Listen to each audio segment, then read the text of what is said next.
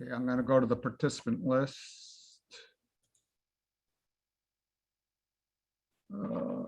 Allowed to record local files. You should be able to do that now.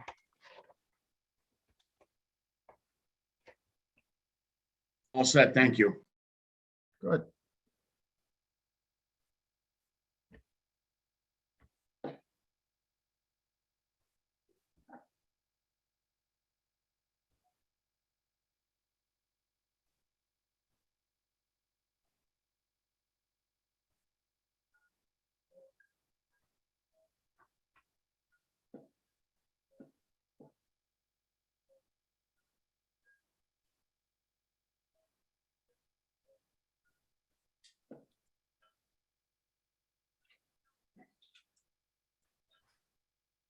Matt, I told Jack Curtania before you came on, I believe, that his hearing was going to be rescheduled. Okay, thanks, Bob.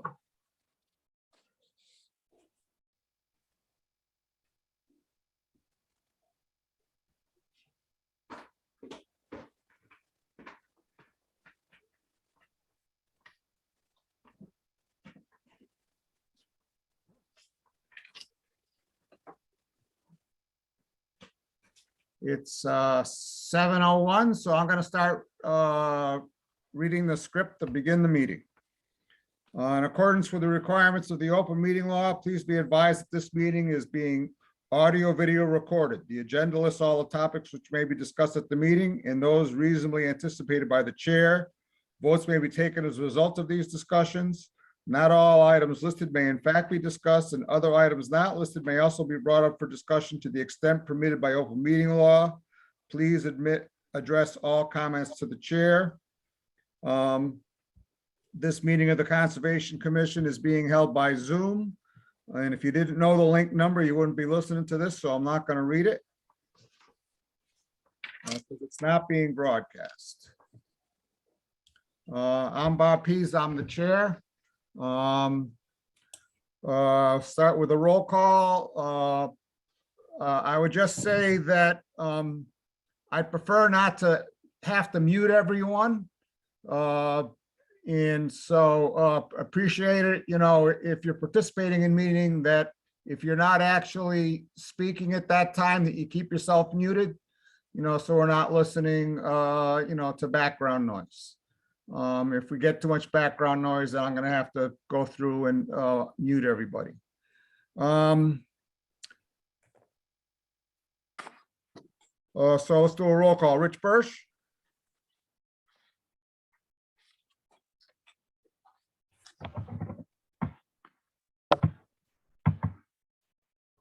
Thought I saw him here. He's got to unmute himself, Bob. And right now, people can't unmute themselves, so maybe he stepped away. We'll come back to Rich in a minute, I guess. Jeff Viviano. Present. Patty Adams. No Patty yet. Katie Childs. Here. Mike LaRouche. Here. Jack Rabbit. Here. Rich, are you with us?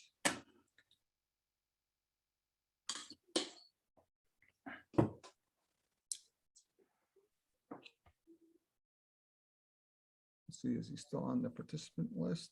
He is. He's still on the participant list. Well, we have a quorum without him, and I'm sure he's just stepped away and he'll be back in a minute. 1, 2, 3, 4, 5. Yeah, we've got five people without, at least 5 people without him. All right. Announcements. Is Jane Howard here? Sorry, Bob, I'm back. Oh, thank you, Rich. I thought you had probably just stepped away. I don't see Jane Howard. I would just say we had another person express interest in joining the commission, and I invited her to the meeting tonight, but I don't see her participating at the moment.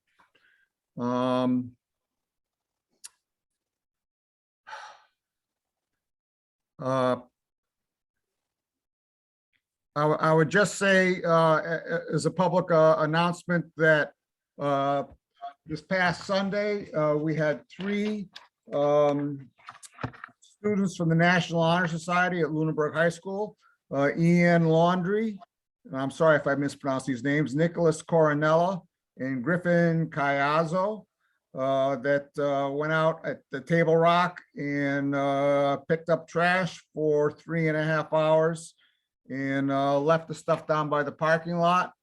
And I asked the DPW if they could pick it up and bring it to the dumpster. And they said that right now they're very short staffed, so they're looking to see, could we find someone to do it? So I was hoping maybe someone had a truck, they could throw it in the back of their truck and move it down here, because I don't have a truck. But it's like 6, Jack. Yeah, I'll volunteer. I got a truck. Thank you so much, Jack. Appreciate it. But thank you so much to those 3 students.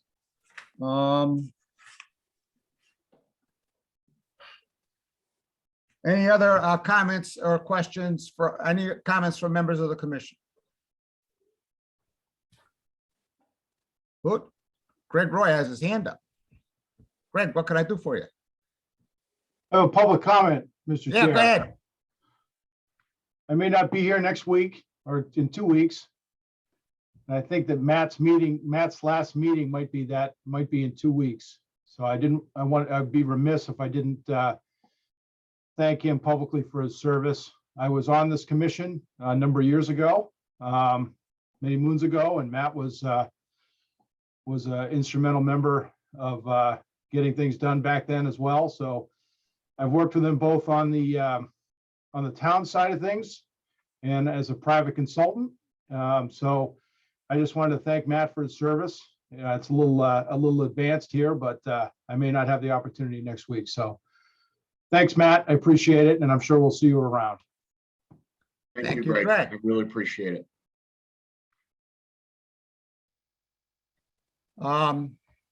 Other comments from members of the public or members of the commission?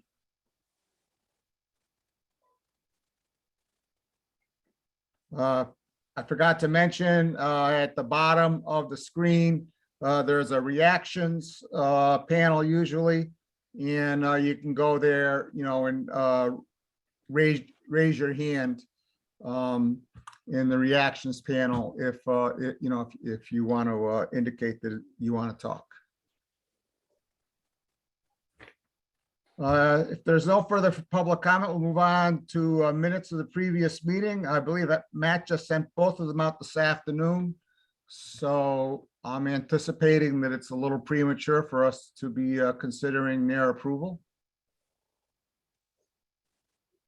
And so then we'll move on to our first appointment. Mary Wilson, report on the Conservation Commission Earth Day event. Thank you, Mr. Chairman. May I share my screen? You may. Very good. So, recall, and Mary, yes, can we skip the appendix? We got 11 hearings tonight. yeah, it's just there for the record. All right, thank I'll you. go through it actually quite quickly here. So recall on Sunday the 24th, we hosted an Earth Day. We actually had a really good turnout, especially considering we only had kind of public advertising available for 2 weeks leading up to the event. We had 38 volunteers that helped out in a variety of roles. We had really good organizational support. Lunenburg Snow Riders came out in force. We had Cub Scouts, Girl Scouts, and also members of the Lunenburg National Honor Society. And then, of course, I want to make certain that I acknowledge the Lunenburg Ledger in helping us to advertise the event. And then they're also this Friday publishing our wrap-up and volunteer acknowledgement. In total, there were 146 in-kind hours that came back to the Conservation Commission lands. We focused on the Lane property, Robs Hill, and the Cowdrey primarily because in the email response that we had solicited from the volunteers, those were the areas where they were primarily interested in working, and we wanted to kind of keep them concentrated to simplify the debris removal. In total, we collected 24 bags of rubbish, 1 upholstered love seat, 8 discarded tires, about 4 barrels of scrap metal. You'll see some pictures in a little bit, which was a whole motley collection of things. And then 1 plastic toy skeleton. And I will make the comment, there were no dinosaurs harmed in the conducting of this event. That's a sample of the flyers we did. We ended up running a flyer in the Lunenburg Ledger, on Facebook pages, and then I had some people help me get them out on our trailhead kiosk around at various properties. And then, of course, after the event was over, we went and removed all of the flyers on the kiosk. Yeah, and for the record, I won't read through all of the names, but you can see we had a really good turnout from the various members of the community and various clubs and organizations as well. Here's photos of all the rubbish. You can see the great barrels of trash. And I think in total we ended up with four pickup loads with everything included. And that includes all the metal we took up to the scrap metal yard in Townsend, so it would be recycled.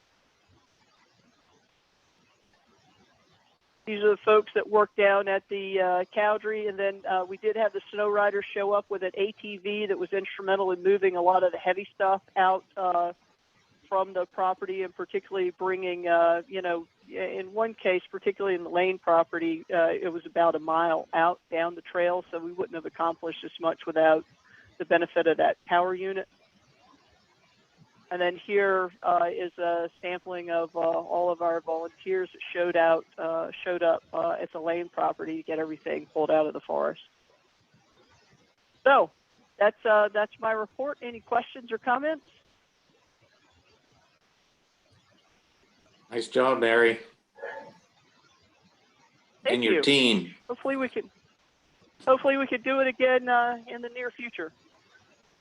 So, Mr. Chairman, I will turn it back to you if there are no other comments. I would just comment, and I just think it's absolutely amazing. You pulled this off in less than 2 weeks with absolutely no support from the commission itself. And I think it's a real testament to your energy, initiative, and organization. Well, thank you. So thank you very much. Our next appointment is Kroll, 398 Sunset Lane, request for a field change. Who was here representing this person? I am, Mr. Chair. Greg Roy. Thank you very Greg, much. you want to share your screen or you want me to do it? I'll share my screen if that's acceptable. That's quite acceptable. All right, bear with me. Okay, can everybody see the screen with the plan and on it? Yep. Thank you very much. Again, for the record, my name is Greg Roy with Dillison Roy. I appreciate your time. I know you have a full agenda, so I'll try to be brief. The commission issued an order of conditions on this property at 398 Sunset Lane a number of months ago. Just as a brief refresher, the applicant is proposing to demolish the existing house and rebuild a new house on the property, along with some site improvements, replacement of the lake wall and so forth. Over the last couple months, the applicant has been working with finally selected a local builder and is working to refine the house specifics of the house plan, and is moving towards getting ready to pull a building permit. And the house footprint is actually getting a little smaller than was proposed to the commission. So what we've done is put together an overlay plan that you can see before you. The red, orangey, peachy type polygon is the proposed house as as it is this evening, as we're proposing it now. And the dark line that you can see underneath it with the cross hatching is what you previously approved. So in most cases, we are actually pulling the proposed house further away from the lake.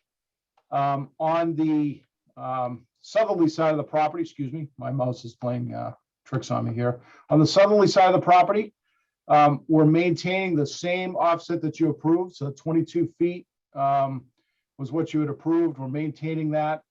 And we're kind of doing a give and take here. The shape in this area is a little bit different.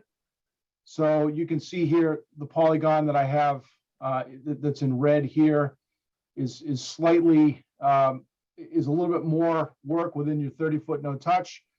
But then you have an area right in here that actually is areas in the 30-foot no touch that we're actually giving back to the, and going to be further out, further away from the lake. So the net result here with the proposed change is a further reduction in the work that's proposed within all of the zones, within the 30-foot zone, within the 50-foot zone, and within the between 50 and 100 feet. So we're actually further reducing the impervious area within the 30-foot by 21 square feet.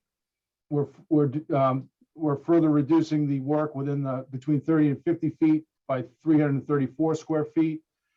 And the proposed plan is a further reduction between 50 and 100 feet of 135 square feet. So we thought that this was a pretty minor change, but we didn't want to let it just roll to the building permit stage without letting you see it to approve it formally. So we thought it would be wise to come before you and just make sure that your board, your commission was aware of it and ask you to approve this as a minor modification to the order of conditions.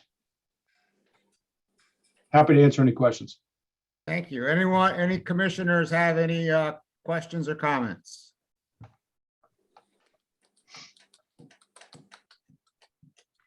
Rich Birch and then Jack. Mr. Chair, seeing as how this is a fairly well-developed site and it is basically a net zero change, I have no problems with this as a field change. Thank you. Rich, anything else, Rich? Nope, thank you, Mr. Chair. Jack Rabbit. Thank you, Mr. Chairman. Greg, can you help me?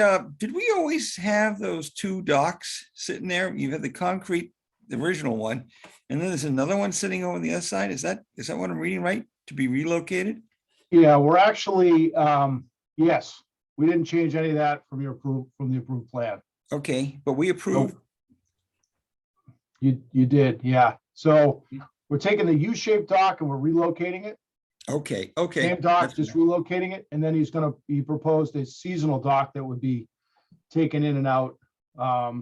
Okay, fine. I thought one of those had some concrete in them, but never mind. Yeah, We're all set. the existing dock, Jack, thank you, Jack. The existing dock does, and so basically, I think we're converting, we're converting the permanent dock into a more seasonal dock. So we're gonna pull out the concrete supports that are in the water. So Okay, both of the docks now are gonna be seasonal. yeah. But there is an additional one that Okay, is. so you're pulling Yep. all the concrete out and, Yep, and that was all part of we're not proposing any changes from the previously approved order. okay, Greg. in that Thank you very regard, so. much. Yeah, Anything else, Jack? no, sir. Thank you very much, Bob.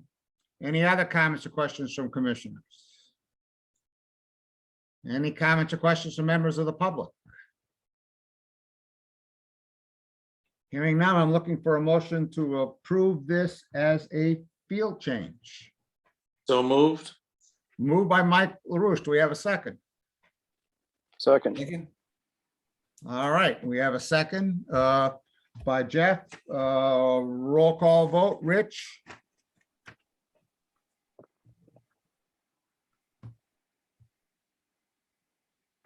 Aye. Thank you, Rich. Jeff? Aye.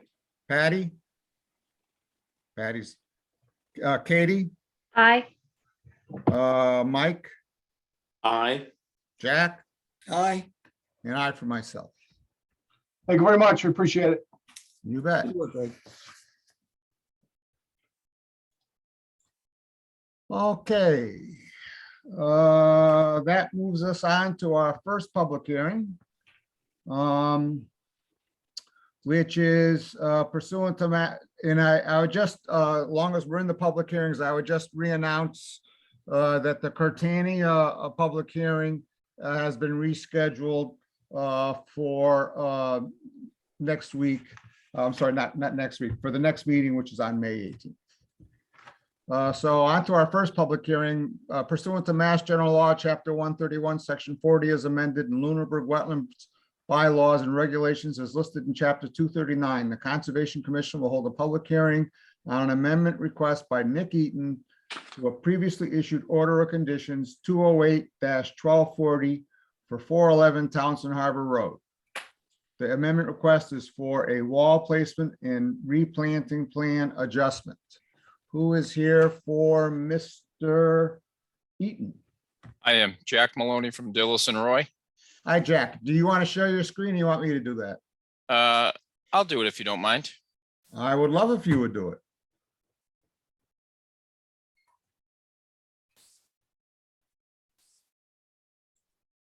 How's that? Can everybody see that? Yeah. Not yet. It says it's paused. I think you're gonna have to do that, Mr. Chairman.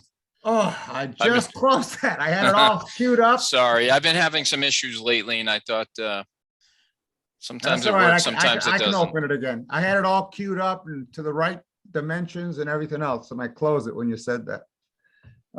So now let's see. This is 141. No, this is 441. 441.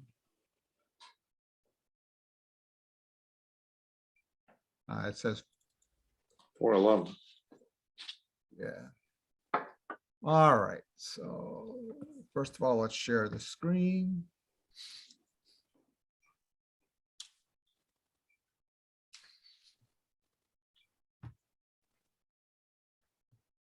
And then There we go. let me blow it up a little. Maybe to 125, maybe to 150. Maybe even more than that. Maybe to 200. Is that enough for everyone to see it, or should I blow it up more in pan and scan?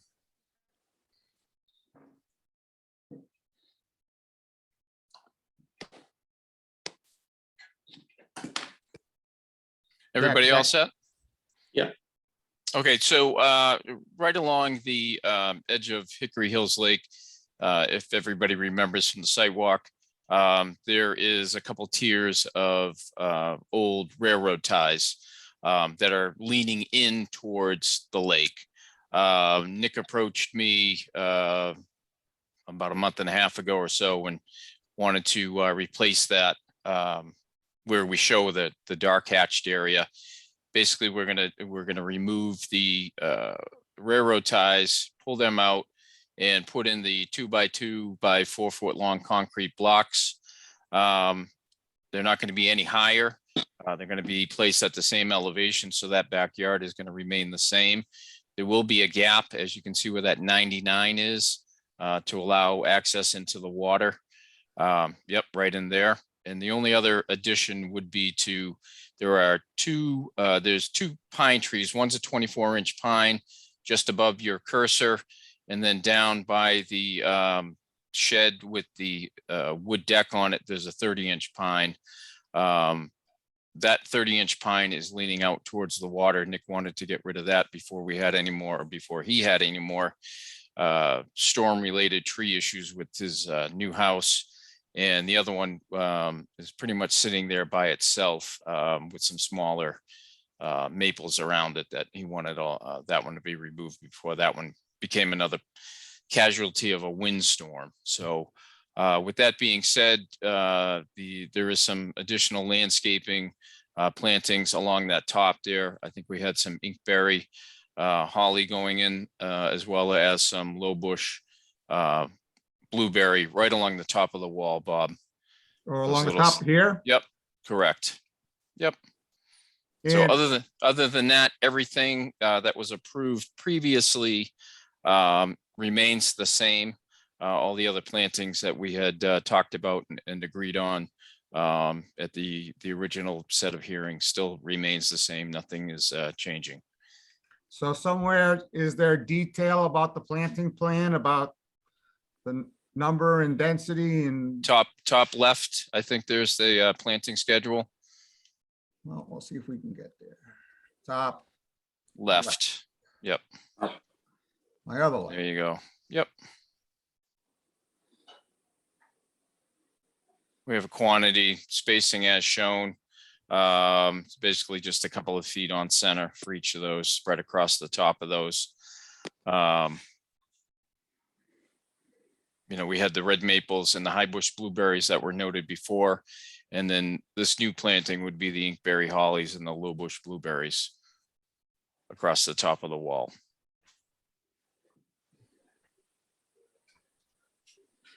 Are there any comments or questions from commissioners?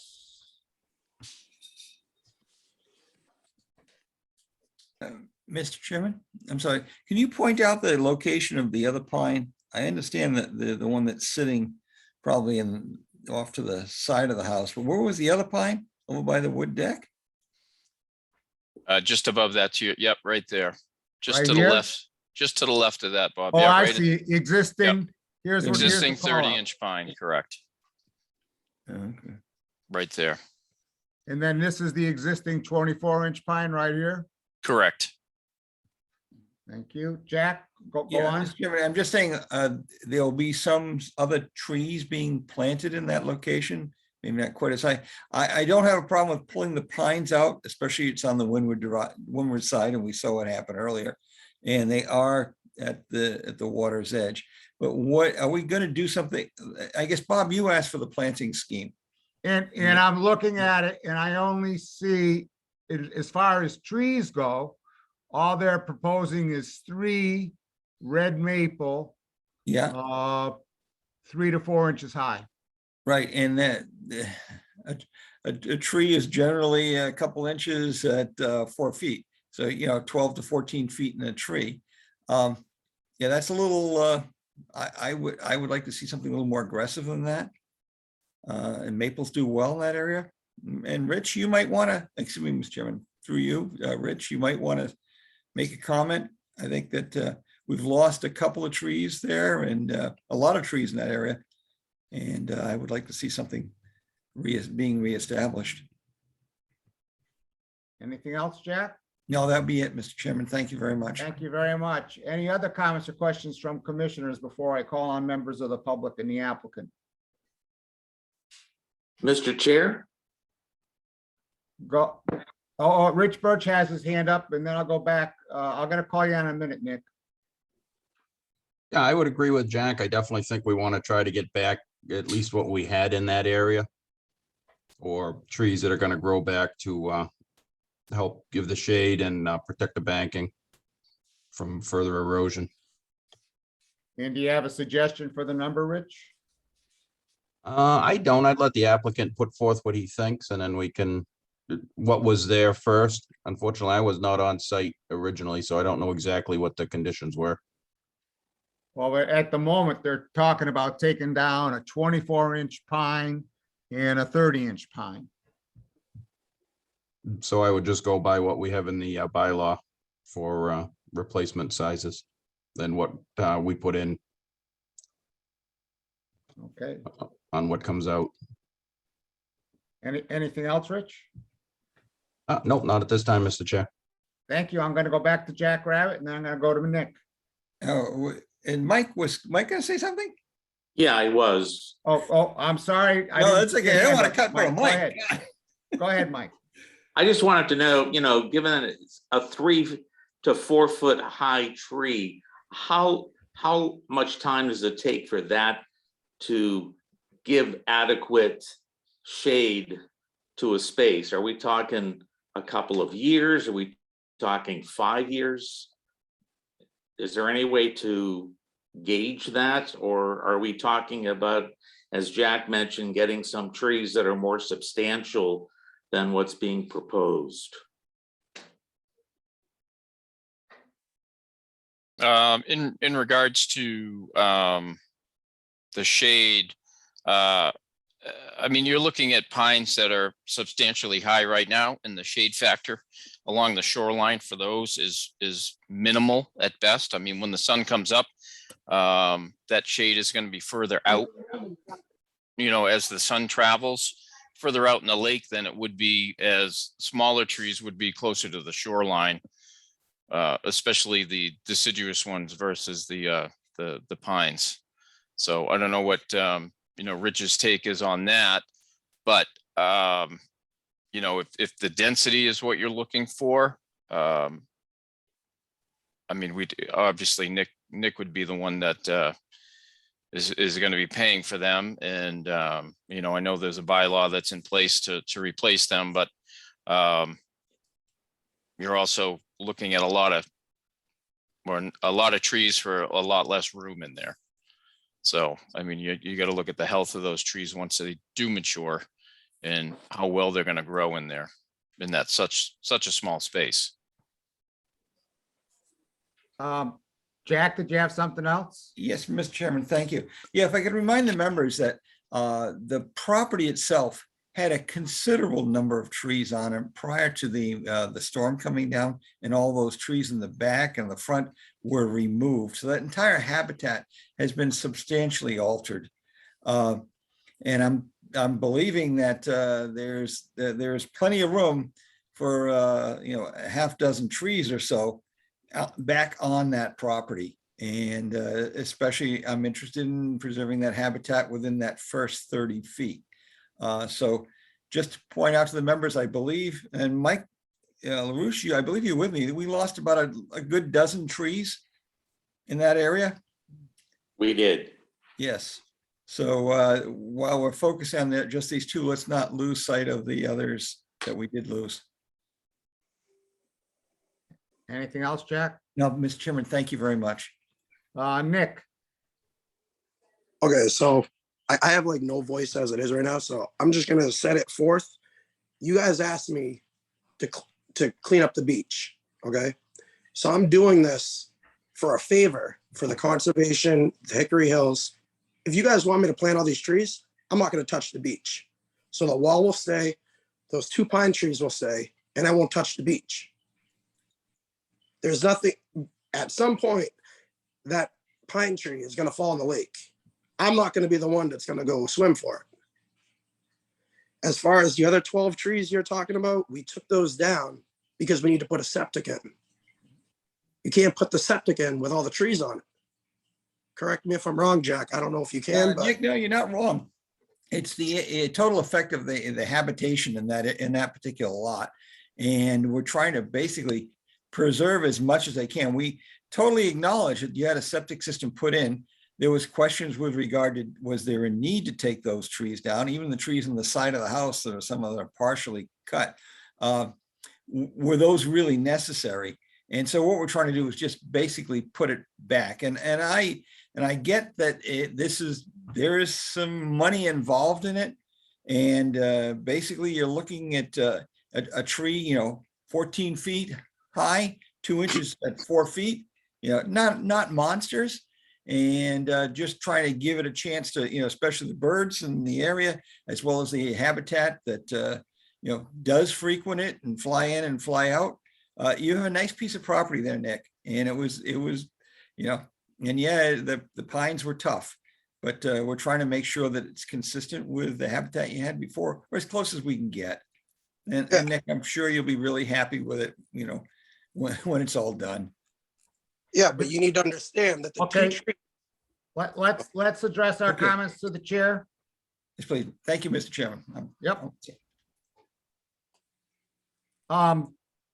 But before I go on to Matt, I would just say, the applicant has an approval for the septic system and all the prior work here, and what we're considering here tonight is the removal of 2 trees and, you know, the placement of a wall and, you know, some plantings along the lake. So that's on the one hand. On the other hand, from my personal point of view, I'm not sure that 3 maples compensates for the removal of 3 little maples compensates for the removal of a 24-inch pine and a 30-inch pine on the one hand, and on the other hand, you know, somebody made the point about how is there room for all of these trees when they mature. So now we're going to call on Matt, and then we'll go back to Nick since Nick still has his hand up. Yeah, through the chair, if I might ask just like a couple of questions of Mr. Maloney or Mr. Eaton. Sure. Okay, well, first of all, I'm just going to lower my hand so it's not sitting there annoying. Okay, so the trees in question within the 30-foot zone that were knocked down and trees that were removed within the 30-foot zone, what were the variety of trees? Because I didn't have the benefit of having any recollection of what was there prior, Jack. Can you answer that? They're actually noted on the plan. There were some maples and oaks that were in there. How many? If you could, Bob, if you could just scroll down the plan a little bit. They're all noted in gray. This is pre-existing, correct? Yeah, but they're labeled on the plan as stumps. So there's a 10-inch maple stump, there's a 30-inch oak stump, 8-inch maple, 8-inch maple.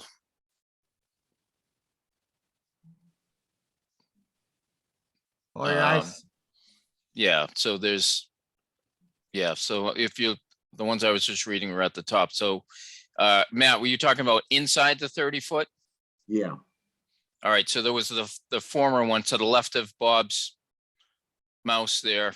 That's one of the ones that fell, I believe, or that's where that that former location was, that stump hole was that. Then you had the 2 30-inch pine trees that fell on the house. And if you go down a little bit further, there was a 24-inch oak stump. Everything else was outside the 30-foot, even though they were cut and there were stumps there. Those were the only ones that were inside that 30-foot. So you had two that fell, one that had come down a long time ago that the stump was pulled. So 1, 2, 3, 4 trees within the 30-foot, and 2 of them came down with the storm. You had 4 trees, and I mean, personally, the way I view it, I discount the one that fell because it was nature that did it, not the applicant. So essentially, if we're looking at the tree replacement, we would have to look at the bylaw and what's in the 30-foot zone. Now, Jack can correct me if I'm wrong, but it almost seems like he's counting trees that are out of the 30-foot zone and looking for replacements for those. But our regulations don't call for that. The trees that were removed to do the septic system were approved under a prior order of conditions without having a replanting. So that's not under consideration for amendment. So from my opinion, from a legal standpoint, you're in doing so, you're relitigating that portion of the order that's not up for reconsideration. So we can't do that.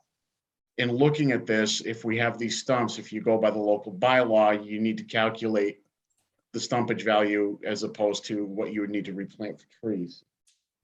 Doing so, my concern would be, you know, creating basically what you had said, Mr. Maloney, was a too high of a density. However, I agree with Bob. I think there should be more than 3 maple trees. I would probably go to 6 and do it that way. It looks like you go along that shoreline, there's room to replant 3 more. We're talking 3 more trees. Okay, that's basically it, just 3 more trees. I think that would be a good compromise. That's just my opinion. And again, Jack can correct me if I'm wrong, and we can move on from there. That's it, Mr. Chairman. Thank you. Thank you. Jack Rabbit, did you have an additional comment? Yes, I did, Mr. Chairman. Thank you very much. With regard to the suggestion that the 6 trees, I'm all in favor of that.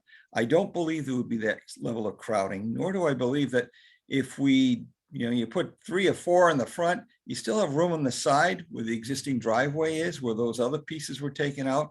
And at the same time, I'm looking at the whole, I kind of look at the 50 as really the start of the habitat zone with regard to what we try to worry about.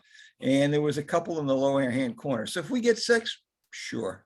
I'd like to see 8, 10, but I'll take the 6 as long as they're viable and, and we're not just sitting them all right next to each other so they all die. So I would support the 6 if that's what the numbers turn out, they look like they should be. I'm just pointing, again, I tried to point out that it was heavily wooded prior to this. But thank you, Mr. Chairman. Thank you, Jack. Nick, did you have additional comments? I think everybody doesn't understand that the 2 trees that fell on my house, I asked like 3 or 4 months before that to cut them down. And I was told no, not by you guys, but by Hickory Hills. So now because you guys told me no, I had to do everything that I just did. I'm not planting all these trees you guys are telling me. If you guys don't want me to, if you guys want me to fix the beach, I'm with you guys. I want to fix the beach just as you want me to fix it. But I'm not going to literally plant all the trees right on the beach line. They were never there to begin with. So I'm not going to replant them right there. It's like I said, if you guys want to make me plant all these trees, I'll keep the beach how it is. The 2 pine trees can stay. When they fall down at some point in the lake, I'll give you guys a call and you can come get them. But I'm not going to replant my whole yard in trees, man. This is crazy. Everybody on the lake literally knows what I went by or what I went through. As far as the other contractor screwing up, I mean, look at all the money that I just did. I built a house, then just had to take it down and pay for it all over again. Now you guys are trying to make me spend thousands to replant trees. I don't even have a house yet. Yeah, I mean, you guys gotta work with me. Nick, I would just comment that we're talking 3 more maple trees. I don't think that's thousands, but No, I said thousands as in like, you have to pay someone to plant them. I mean, look what happened when I hired a half-ass contractor. He did a half-ass work, right? So if I hire a half-ass landscaper, he's gonna do a half-ass job. Like I said, I'm just trying to have my house the way I imagined it. I mean, you look at the house right now, there's no trees on my beach line besides those 2 trees I want cut down. So Nick, are you saying you want to withdraw the application if we're going to insist on 6 maple trees? Well, this was, I mean, you guys wanted me to redo the beach. I thought that was what this was for, was the retaining wall. I never asked to change the retaining wall. You guys are the ones that said we would like to see the beach redone. So if I'm willing to work with you guys, just work with me. That's all I'm asking. Are you possibly saying you don't want to take down the trees anymore? No. I want those trees down just as much. Well, I don't know if you guys want them down. I want the trees down because it's literally, like Jack said, it's literally leaning. One of the pines near the shed is literally, it's on top of the wall. So the tree would have to come down before the wall comes down. You take the wall down, the tree's falling automatically. But literally you could go there and it's literally like going towards the lake. So when it falls, it's going straight to the lake. All right. Thank you, Nick. I'm going to call on Matt again, and then I'm going to call on Jack Rabbit. Okay, so if I may, Mr. Chair, just to ask Mr. Maloney again. Go ahead. Jack Maloney, I'm just going to ask again. I appreciate your patience in this. I'm just trying to figure this out in my head as we go. So the 2 trees that fell in the 30-foot zone, discounting them, they fell by nature. What trees were in the 30-foot zone that were removed? Well, there's one that was at the 30-inch pine in its former location, right where Bob has his cursor. I believe the stump was pulled up when we had the site walk. It was out of the hole. And then the other one was behind the shed. If you scroll down right there, it's right on the 30-foot, the 24-inch oak stump. Everything There was else. never a tree there. I don't know why everybody says there's a tree. There was never a tree there. Well, Nick, those were field located. right after we had our first hearing with all the trees that came down. That was a fire pit that my dad put in like 40 years ago. That was never a tree. Oh, okay. I was told there was a tree there, so, There was never a tree. all right. But anyway, there was a hole there, and there was a stump that was pulled that was sitting right next to it when we had our sidewalk. The only other tree stump was that 24-inch oak that was behind the shed wood deck area. This one? Everything else is outside between the 30 and the 50. Okay, and what trees are proposed to be removed under the amendment? The This, 30-inch pine right there where the cursor is. That's the one Nick was talking about that's leaning out over the water. And then that 24-inch pine. That's right at like, continue down the end of the driveway.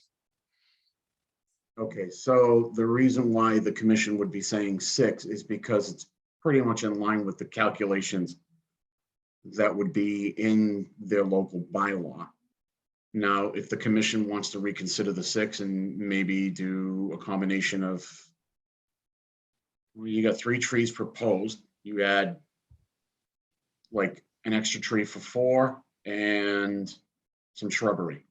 he's already got a bunch of shrubbery, Matt. If you look at the planting screen, the plant. Yeah, no, I planting- see that, and I'm just throwing out thoughts for the commission to consider is all. That's it, Mr. Chair. Thank you, Jack Rabbit. Thank you, Mr. Chairman. I promise, try to be the last time. Through you, Mr. Chairman, I'm wondering what Hickory Hills has been saying with regard to the tree removal and that tree removal request. That I haven't asked. Yeah, have you not filed? No, but I mean, obviously, before I remove any tree, that would be I would have to notify you guys. Then I'd have to notify the lake. I do know that. Yeah. So we have no decision in that one. And with regard to the trees that were removed, I would think that the Hickory Hills does have something to say with it in this regard. And for that matter, even to 3 feet of the water edge, to the height of the water, and I believe 3 feet in, Hickory Hills does have some sort of say in that, because that's where the property really, Hickory Hills Lake Association property. So I would certainly explore that with him, Nick.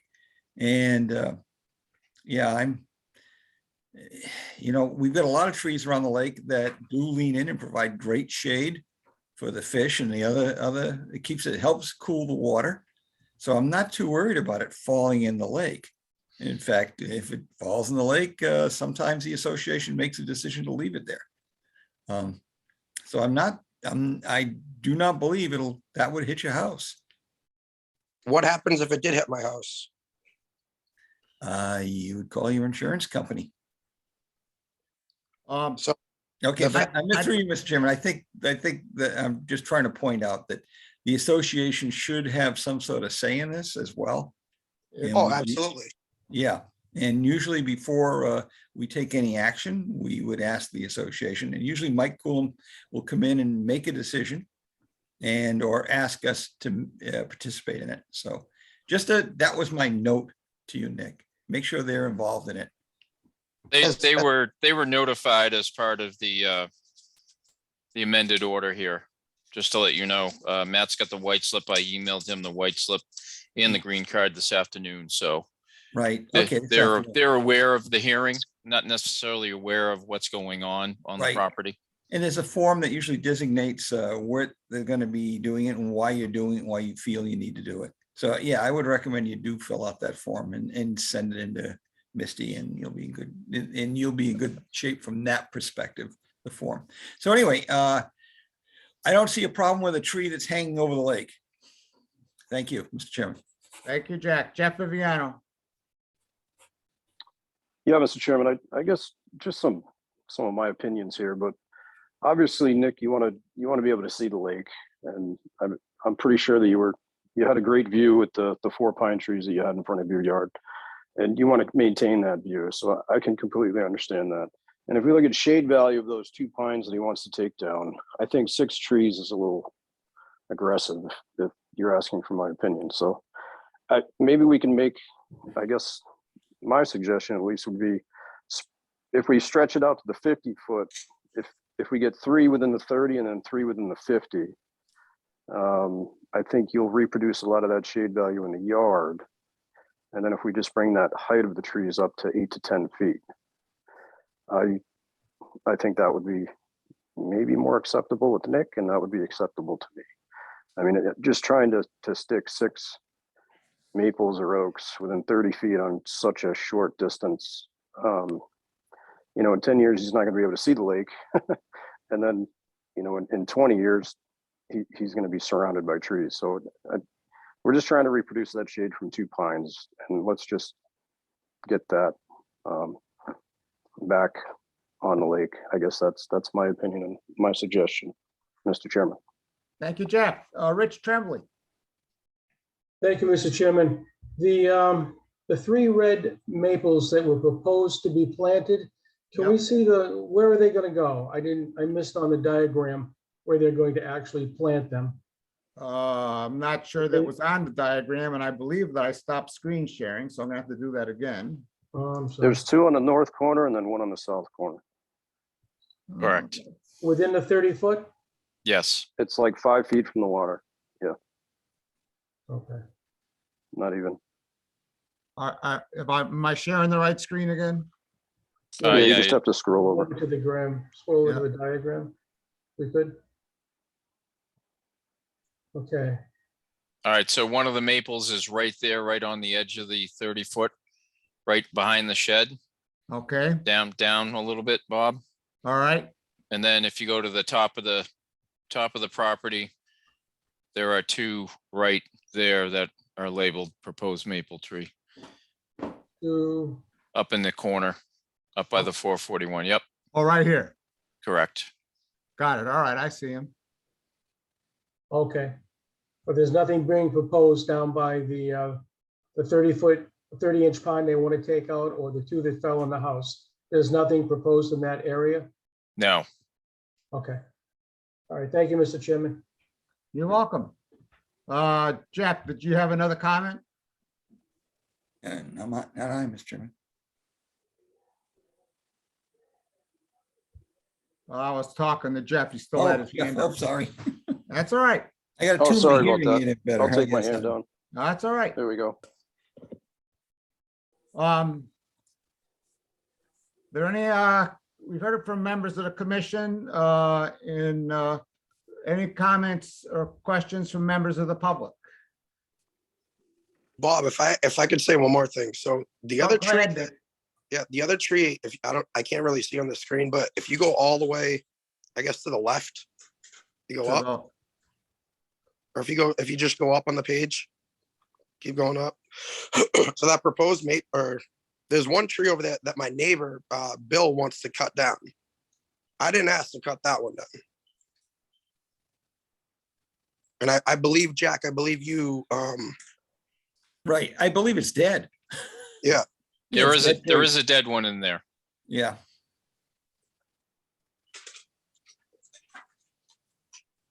least Was we that did a your year point, ago. Nick? Is that you didn't, was that what you wanted to say, that you didn't ask to cut that tree down? Yeah, I'm just putting it out there. I didn't ask to cut that down. Bill asked me, he said, I'm like, hey, if you ask the commission and they say yes, you know what I mean? But I'm not going to replant for something he wants cut down. I mean, replant it on his yard, if anything. Thank you, Nick. I guess at this point, I'm looking for someone to make a motion, and I would expect there would be some kind of language in the motion about the number of maple trees, 3, 4, 5, whatever, 6. Matt White, we're gonna go back to Matt Morrow. Matt, Bob, if I could be permitted to share my screen. you can share your screen now. I'm gonna stop my share and you can start yours. Just give me 1 sec. You know how rapid fire I am on screen sharing. That's why I don't like to usually do it. Yeah. Okay, I just, this is a 2019 aerial of the property prior to the alteration. Here's the 2021 photo during the midst of the alteration. if you look at both photos,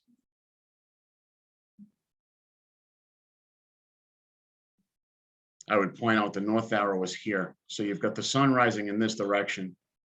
And if you zoom out and you look at the total habitat, because you got to look at the total habitat, not just one micro portion of the habitat when it comes to shade value. You can see you have quite a bit of shading trees that are still left intact, despite what was taken down at 441. And for the majority of the day when the sun swings south and then west, it's evident in both the 2019 photo and look at the 2021 photo. The shadows, if you can see it, the shadows are going to the abutting houses. These are the shadows. So shade value, I understand going to Mr. Viviano's point. I think he raises an excellent point with the spreading stuff within the 50-foot. It may be more valuable to look at adding trees to shade the yard if you're going to look at shade value. Essentially to keep the lawn area that would be established cool more than it would be on the shoreline. So that's just something I wanted the commission to consider. Matt, anything else? No, thank you. Thank you. Jack, you had your hand up? You were looking for a motion. I was. I was. And I would move that basically we do two things within this motion. The first one is to recommend the planting of 6 maples. The second piece would be to help Nick and amend and allow him to take down that dead pine that he's got over in the corner. That wasn't Not part of the originally- application, Jack. Can we modify that? Can we make a modification of that, Bob? Mr. Chairman, excuse me? Only if the applicant asks for it. I think we had discussed this at one of the previous hearings that the commission okayed Nick to take down that dead pine. Okay, and we had, Jack, have we approved that yet? And we approved that particular motion, or was that part of the continuations? Well, we'd actually closed out the previous hearing, so this hearing would be part of the amendment, but at some point during the previous Right. set of hearings, that was discussed to take that down. And I think it was actually you on the site walk that we had that Saturday morning that you thought Right. that that was a good idea. And At that's that what point. yeah, and I believed it had been there. It just hasn't been noted on the drawing that it was to be removed. It was being removed, even though it was dead. And that's the only point. Is I don't want to hang Nick up to have to come back again. And as long as if it had been approved, then we need to note that on the drawing it had been previously approved, I guess. And I'll lower my hand. So Jack, And so therefore, I would just like to make the motion that we approve the drawings as presented with the addition of the 6 maple trees to be determined with regard to working with our agent. I was going to say Matt, but I don't know if it's going to be there by then. So that the locations be determined, but it's 6 trees. do we have a second for Jack's motion? Can I make an amendment? Sure, Jeff, Not go. until it's second. I'm not No, I gotcha. parliamentarian, but I don't think you can make an amendment until it's been seconded.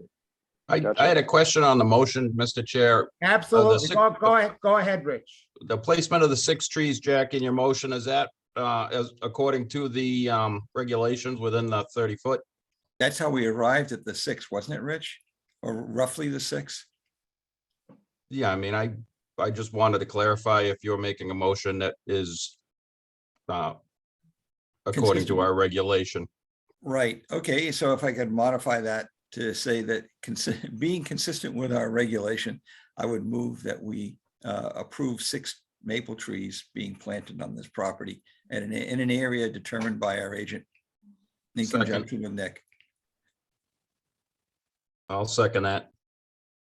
All right, so we have a motion and second. Is there any further discussion or amendments? This, Jeff, yeah, Jeff, is this within the 30 or within the 50, I guess, question?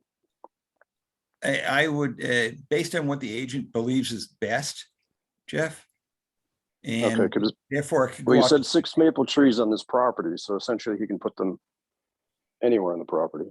So yeah. I think I we'd want was them within the 50, right? I would certainly think we'd want to stay as close to the 50 as we can, but if Matt believes that it would be crowding too much, because there Okay. is some vegetation in there, pick another space. I'm just trying to get the area revegetated as much as we can, Jeff.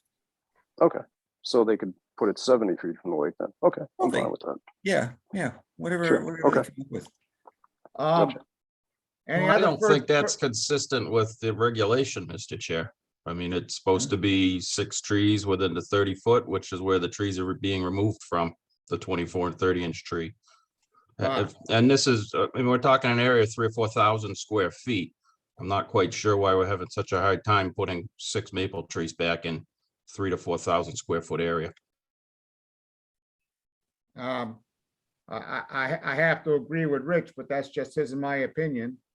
Although I do think that's what the regulation says. Then I would need to be consistent with the regulations and saying within 30 feet.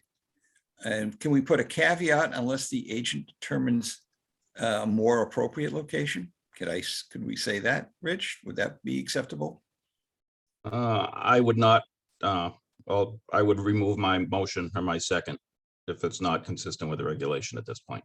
Okay, then I will remove my portion with regard to allowing our agent to make a determination on its location and stay with the 30 feet, which is consistent with our regulations.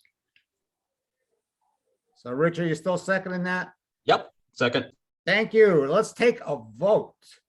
Roll call, Rich. Well, hold on. Aye.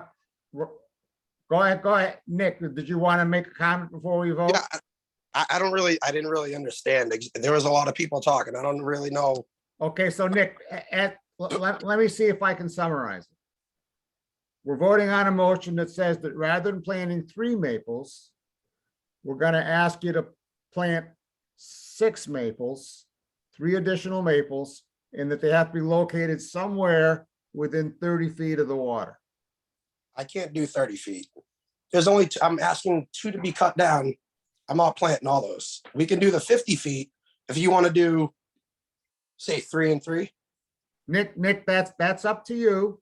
This is what the commission's about gonna No, vote on, and trying what to- you do with it is up to you. I'm trying, I guess, I'm drawing like a freezer now. So if you guys are asking for 6, like I'm saying, how about I'm asking 3 on the lake, 30 foot, and then 3 with the 50. Like Jeff Viviano was saying, I mean, I do want my lake in what do you say, 10 or 20 years, I'm not gonna be able to see the lake. And then in 30 years or whatever he said, then they're all gonna be around the house. Oh, Jeff. So I would ask for 3. I mean, so are you guys letting me cut both the pines or just one pine on the lake? 2 pines, Oh, so it's both? I thought it was just one. no 2. Okay, so 2. And what about the one near Bill's house? That's not part of the motion, but there was some discussion that people thought it had been previously approved. The dead Okay. one. Yeah. So if we do the 2 pines, say if we do the 2 pines on the lakefront, and say we do the one that's near Bill's house that's dead before it hits his house and he goes through the same thing I went through.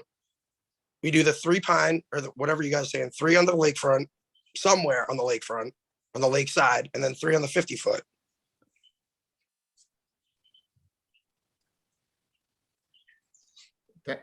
Thank you, Nick. I'm gonna proceed with a vote, Nick, on the motion. Roll call, Rich, Aye. Jeff, Oh, Patty. Patty's not here. Katie, Aye. Mike, Aye. Jack, Aye. I for myself. So Nick, the motion passed. And, you know, what you do with your application now is up to you. You know, if you wish to withdraw it over 3 maple trees, you know, you have that right, I guess, but, well, you do. unless Matt tomorrow tells me I'm wrong. Or you can go through with it and, put in spring for 3 more maples.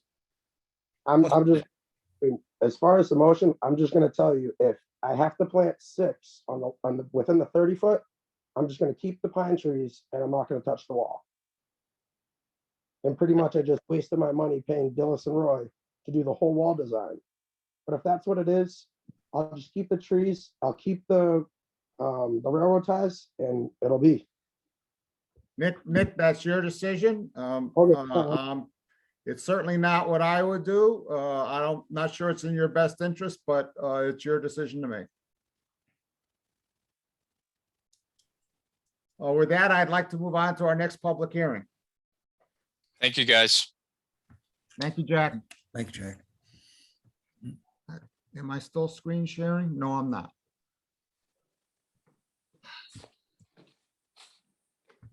Let's see, where are we?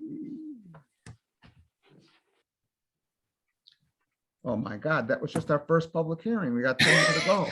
It's scary, isn't it? Pursuant to Mass General Law, Chapter 131, Section 40, and Lunenburg Wetlands Bylaw and regulations listed in Chapter 239, the Conservation Commission will hold a public hearing on a request for determination by Shelby Poulin for the construction of a fence within the buffer zone at 141 Hemlock Drive. Is someone here for Shelby Poulin? Please raise your hand or wave at the screen or something. I'm I here. see a Shelby Poulin. Hi, Hi. Shelby. Would you like me to share the screen, the diagram showing your proposal? Sure, because I can't do it. Shelby, would you like me to share the screen showing your proposal? Yes, please. I can't do it. All right, then I'm gonna do that. First, I gotta figure out which one it is. I called it up ahead of the meeting. I think it's this one. Ah, yes, it's this one. All right, let's share that screen. With the green across. Did everyone see that? Yep. All right, so Shelby, tell us what you want to do here. We want to put up a 4-foot fence along all the blue that I highlighted on the screen with the dimensions on each side that are listed. And if I'm correct, this is the 30-foot no disturb line. This is the lake up here. This is the Yep. 30-foot no disturb line. This is the 50-foot no build zone. So this is entirely out of the 50-foot and it's back toward the street. Yes. Is there any questions or comments from commissioners? Are there any questions or comments from members of the public? This is an RDA, so I'm looking, based on the lack of comment and the simplicity of the application, I'm looking for an application to for a negative determination, which Shelby means that it does not adversely affect the environment and is basically approved. So moved. We have a second. Second. All right. Roll call, Rich, Aye. Jeff, Aye. Pat, Katie, Aye. Mike, Aye. Jack, Aye. and I for myself. All right. Thank you, Shelby. You're all set. Thank you. All righty. Now let's stop sharing the screen. Let's go back to the agenda. Pursuant to Mass General Law, Chapter 131, Section 40, and Lunenburg Wetlands Protection Bylaw and regulations as listed in Chapter 239, the Conservation Commission will hold a public hearing on a requested determination by John Harrison for the construction of a landing and deck area within the 100-foot buffer zone at 205 Sunset Lane, map 129, lot 66. Who is here for that application? Can you raise your hand or speak up or something or other? Hello. Aha, Can I you see hear me? an Olivia Harrison. Yeah, it's her dad, John. How are you? We're using her computer. All right, so what, 1 minute, I'm gonna call up your plan. Okay. You don't need to show us. All right, so let's see. Thanks.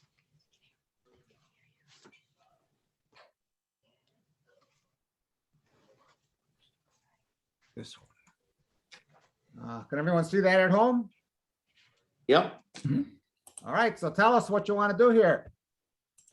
So we've built some stairs to go down to access a dock, and we had noticed next door that someone had built some decks, and we thought that would be the perfect idea for us as well. We do have a couple of trees that we'll be building the deck around, and then some smaller trees that we're gonna take out, but it should be minimal as far as any kind of impact on the conservation, and it'll make it a little bit easier property to enjoy. I would just comment that we have two applications along this stretch of the lake in which people have looked at what was built a little farther over to the left and said, oh, I would like that too. But everyone should understand that during our site walk on Saturday, we looked at that, and we noticed that we had approved a set of stairs with a landing going down to the water, and we did not approve the deck as it's built. So we shouldn't be using that as a model. And generally, we don't allow structures within 50 feet of the lake. Matt Merle has his hand up. Yeah, thanks, Bob. It was actually pointed out to me by a resident, and I never knew this because apparently there must have been a change in the map, that these lots, including the ones that are under consideration, now fall within a rare species habitat. That was a change in the map. Matt, you're not speaking into the microphone. Can you hear me now? I could hear when you said, can you hear me now? Okay. So it appears, based on input I received late this afternoon from a resident, I re-examined the maps, and apparently there's been a change in the map since the last time, which I know there was some recent changes, that this stretch now falls within the rare species habitat that was prior on the abutting property. And the stretches that we're considering now fall within that habitat. The question that is now raised in my mind. You're cut out again, Matt. Okay, how about now? Now you're good. Okay, so the question that's raised in my mind now is whether or not these applicants have to go to natural heritage. I know that the 160 sunset that we're considering for the notice of intent, DEP didn't make any comment on that, so I'm uncertain as to whether there's an exemption involved. Because usually, DEP would make the comment immediately. It falls within a polygon, have the endangered species program look at it. And they didn't make that comment. They made other comments. So Matt, I understand this came to your attention late this afternoon. How would you as our administrator research that?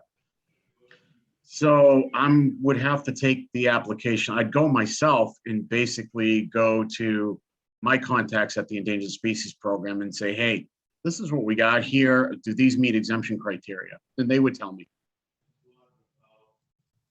Okay. Mr. Chairman, Go ahead, Jeff Viviano. do you know why it was changed into this new endangered species habitat? Is it the bald eagle nest or? I don't know. They won't, you have to pay them a fee of like $300 for them to tell you. Or you have to file something that falls under their jurisdiction before they'd even reveal it. There were changes in the maps made basically all over the state back in, I want to say last fall. So, It's so, very subtle, but it does cover those lots. so Matt, does this show up on Mass GIS, Yeah, it shows up on the Mass Mapper. Mass Mapper?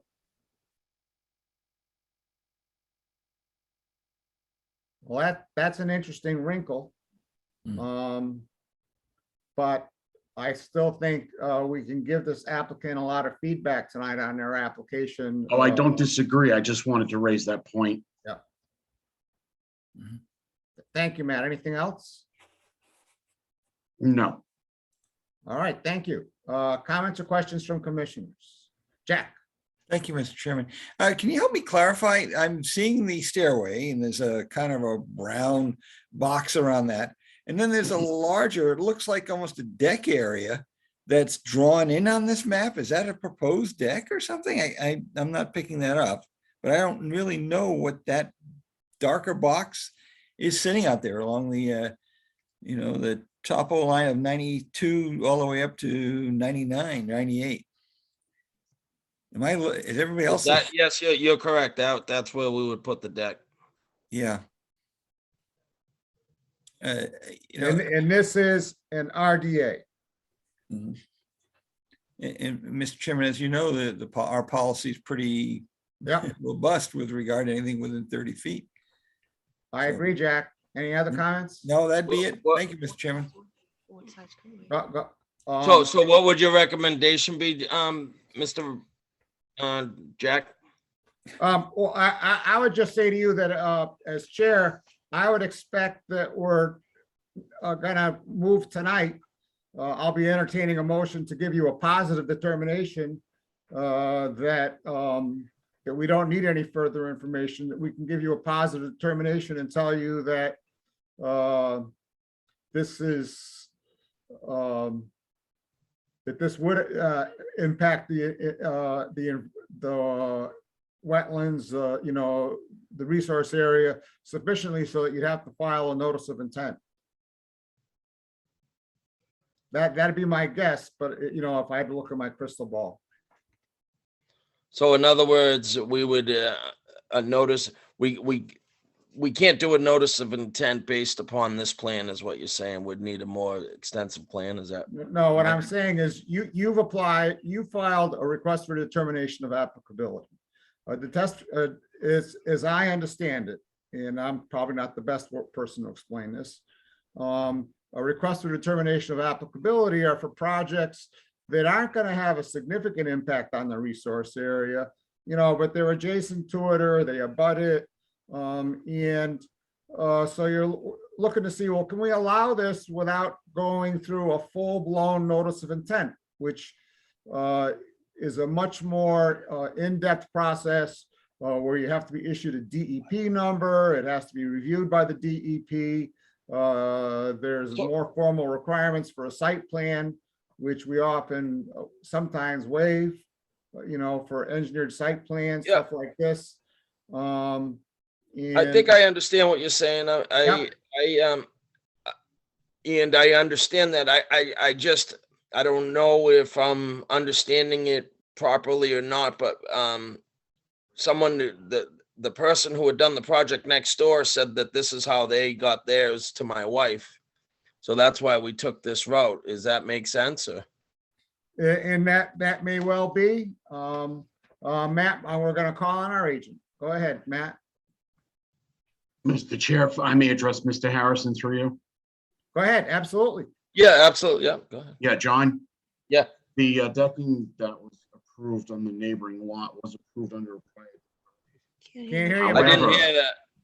I said the decking that was approved under a prior determination. However, an examination of what was constructed versus what was approved, there are major differences. So that lot actually is currently in violation and the owner is going to be appearing at our next meeting to discuss it. I see. So there's more to that than meets the eye. I got you. So I got a question for you, the board, whomever, to kind of streamline things for us. Any guidance? Of course, we're gonna hire someone to do a more extensive plan, but any suggestions on what would be applicable in this situation so that we can kind of come to a meeting was something that you guys would be welcome to. I can only speak for myself. Okay. And I'm sure other commissioners may want to chime in, but for myself, we have a 50-foot no structure zone. We have a 30-foot no disturbance zone. We have a history of granting people the ability to put in stairs when it's a steep slope down to a dock area so they can safely get down to the dock. And that we don't generally don't allow people to like expand the stairs, to make landings that all of a sudden now the landings turn into a dock, a deck, kind of thing, sort of like what's happened, adjacent to that. So if I were you, I wouldn't spend a lot of money on an engineer proposing this deck like it's shown on this plan, because I don't think there's, from my personal point of view, much chance that it would ever get approved. Okay, just a minor observation as I drive, quite a bit throughout the days I drive from Townsend to Lunenburg, and I take the road up along Hickory Hills. And I don't know if all that was done back in the 60s or something, but it certainly looks like there's been a lot of additional work done to stuff that's right and almost very, very similar to this. And I don't know, I just think if there was something we could do to just flatten out, even if it was a 4x10 area, it would make that a lot. Well, you're free to propose it. I would say that if you're talking about along Townsend Harbor Road, most of that was, I think, in fact, all of that, with one exception, was done before the 50-foot no structure. And then we have to dive in the water and grab it. It just seems like it would be the best for everybody. Even if it was just a small 4x10 area that we could just be able to sit and relax and put a soda down and get out on the dock and stuff. Does that make any sense at all? Or? Well, I'm gonna call on Jack Rabbit. Oh, thank you, Mr. Chairman. Mr. Chairman, what you expressed was right on target. We do allow a suspended stairway, and a few different posts to keep it away from, the embankment and the steepness. Yeah. And that's what we allow. We've had, I believe in the past, Mr. Chairman, as you pointed out, we've allowed a little step off area. So if someone's working, a little older, like myself, and certainly not you, Bob, you'd run up the stairs, but in either case, to just kind of get off and step off. That's what we've allowed. The other point that Mr. Bursch brought up last session, was the issue of parking. And I don't believe we've had a resolution on where folks are going to park. And is it the road or whatever? And then again, that starts getting into the 50-foot zone. So I haven't heard that yet. And I haven't heard any. I don't believe parking will be as much of an issue this year, is because it's only going to be family used this year. So that parking shouldn't be an issue. It'll be a 1 to 2 car parking. That's not gonna. We really don't even have to come onto the property. Or if so, maybe 1 foot. So shouldn't be an issue. Anything else, Jack? No, Mr. Chairman, I think that, to his point, there's only a couple cars, but we know there's 4 sites in a very small area. And I would seriously ask to have our safety officer take a look at that and what we might do if that were allowed. And I think there's a couple hurdles that we've got to get over before we even think about. At a prior meeting on a different hearing, Rich Birch pointed out that the parking will probably take place within the buffer zone, and but I'm anxious to hear what Jeff has to say, and then if you don't mind, Jack. No, I'm all set. Thank you, Mr. Chairman. Yep, Jeff. Yeah, thanks, Mr. Chairman. I think it'd be best if we looked at 205 Sunset. I think that was the Coffrin and Beers property. There was a 7 by 10-foot landing and then a 6-foot by 8-foot landing, which is about 120 square feet. So, I mean, people want to use the lake and they have this property and rights to access the lake from that property. And I think what happens a lot of time is they put a set of stairs in, and then a lot of the land down by the lake gets kind of trampled, and you kind of lose that stability in the shoreline. So using that kind of as a basis that we did at 205 Sunset, 120 square feet with stairs. I think that would be a good way to determine how we can, I guess, proceed with a lot of these different lots around the lake. At least we kind of approved one. So I guess we can't approve one and not approve others, but that's just my opinion, my suggestion. Thanks, Mr. Chair. Thank you, Jeff. Rich Birch. Mr. Chair, this small area is becoming quite an area of contention. And I know that we do have an approval for one small site with a deck, but the overall use of this small area is getting to be what I feel to be too much pressure for such a sensitive area. Once we start to get erosion in there and more development in there, you won't be able to get the vegetation back. It'll be very hard to try to control erosion moving forward. Every time we put more development in these areas, we limit any further vegetation from growing. For this specific spot here, I would be in favor, as we have in the past, for access through the stairway, but I would not be in favor of any future development of this site. One of the proposals at the last meeting actually had them parking off the street in what I think was within the 30-foot buffer. So I think we really need to take a further look at this area.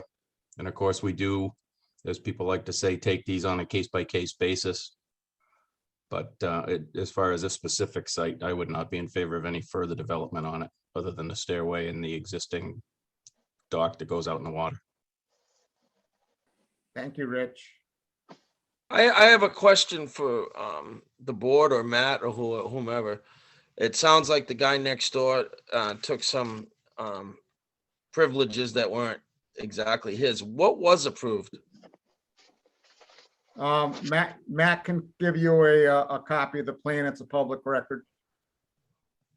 Just a brief synopsis would do. I have that in front of me, Bob, if you'd like. Go ahead, Jeff. It was a set of stairs to a 7 by 10-foot landing to go around a tree, which it doesn't appear it did. And then there was a set of stairs to a 6 by 8-foot landing to be on the shore. So that's what was approved? That's what was approved. I would just throw out, to Richard's comment and also to Jeff's comment about, to Richard's comment about, the area gets beaten down. And the Jeff's comment about how we allowed we are allowed 120 square feet of landing that the commission may wish to consider in the future, saying, like we'll allow you to put in a set of stairs in a small deck, but you can't step off the deck. You can't step on the land. You can't step on the habitat. You must stay on the deck. It's not just a no disturbance zone. It's a no touch zone. You can't walk on the land. I'll tell you that we would be very welcome to that, because that we're not out trampling. We don't go swimming from there. Everything gets done off the dock, and maybe we may go over and prepare a lunch or whatever. But if we have a little flat spot, we would have no reason to ever go down into that area, and the vegetation would grow a lot better. And I would be very welcome to that. That'd be a blessing. Sir, that's just my idea. It requires the 7 members of the commission. And now I'm going to go back and call on Rich Birch. Oh, sorry, I forgot to put my hand down. Now I'm gonna go back and call on Jack Rabbit. Thank you, Mr. Chairman. I might also note that the other individual has actually placed his deck in the water and actually built a platform into it with, actually pounding into the embankment, which is something that we would not have approved. But and the other point, Mr. Chairman, I find your idea and suggestion very intriguing. Thank you. Thank you, Jack. But before we vote on a positive determination, I would love it if any members of the commission have any guidance they would like to provide the applicant, for, a potential future, notice of intent filing. Jeff? Yeah, Mr. Chairman, I would just suggest a set of stairs with, not an enormous landing, but, 120 square feet on the shore. And if they were to provide some more plantings along the shoreline, that would be greatly appreciated. I would be in support of that. May I ask, what would you like to see planted? Just something that's native in the area, mountain laurels, Okay. blueberry bushes, maybe some small white birch, or if you want some trees, that'd be great. Some maples, oaks. That will definitely go a long way with this commission. I would also say that if we were going to take and pursue the suggestion that I threw out there, that there be a railing surrounding the entire thing. Except for the access point, correct? Yeah, except for, except for where you get in and Yep. where you get onto the dock. So. Yep.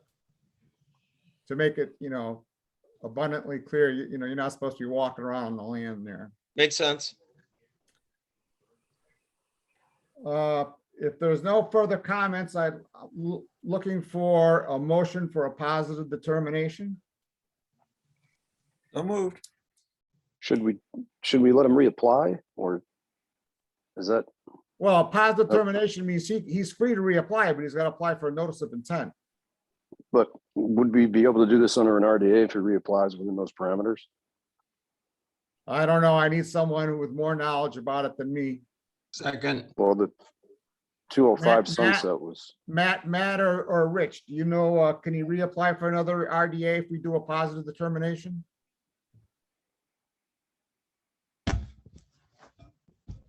Yeah, if the scope is different than what was on this plan. Okay. Thank you. So we have Jack made a motion. I think I heard Rich make a second.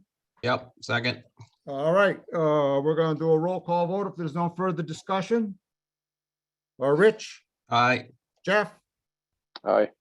Katie, Aye. Mike, Aye. Jack, Aye. I for myself.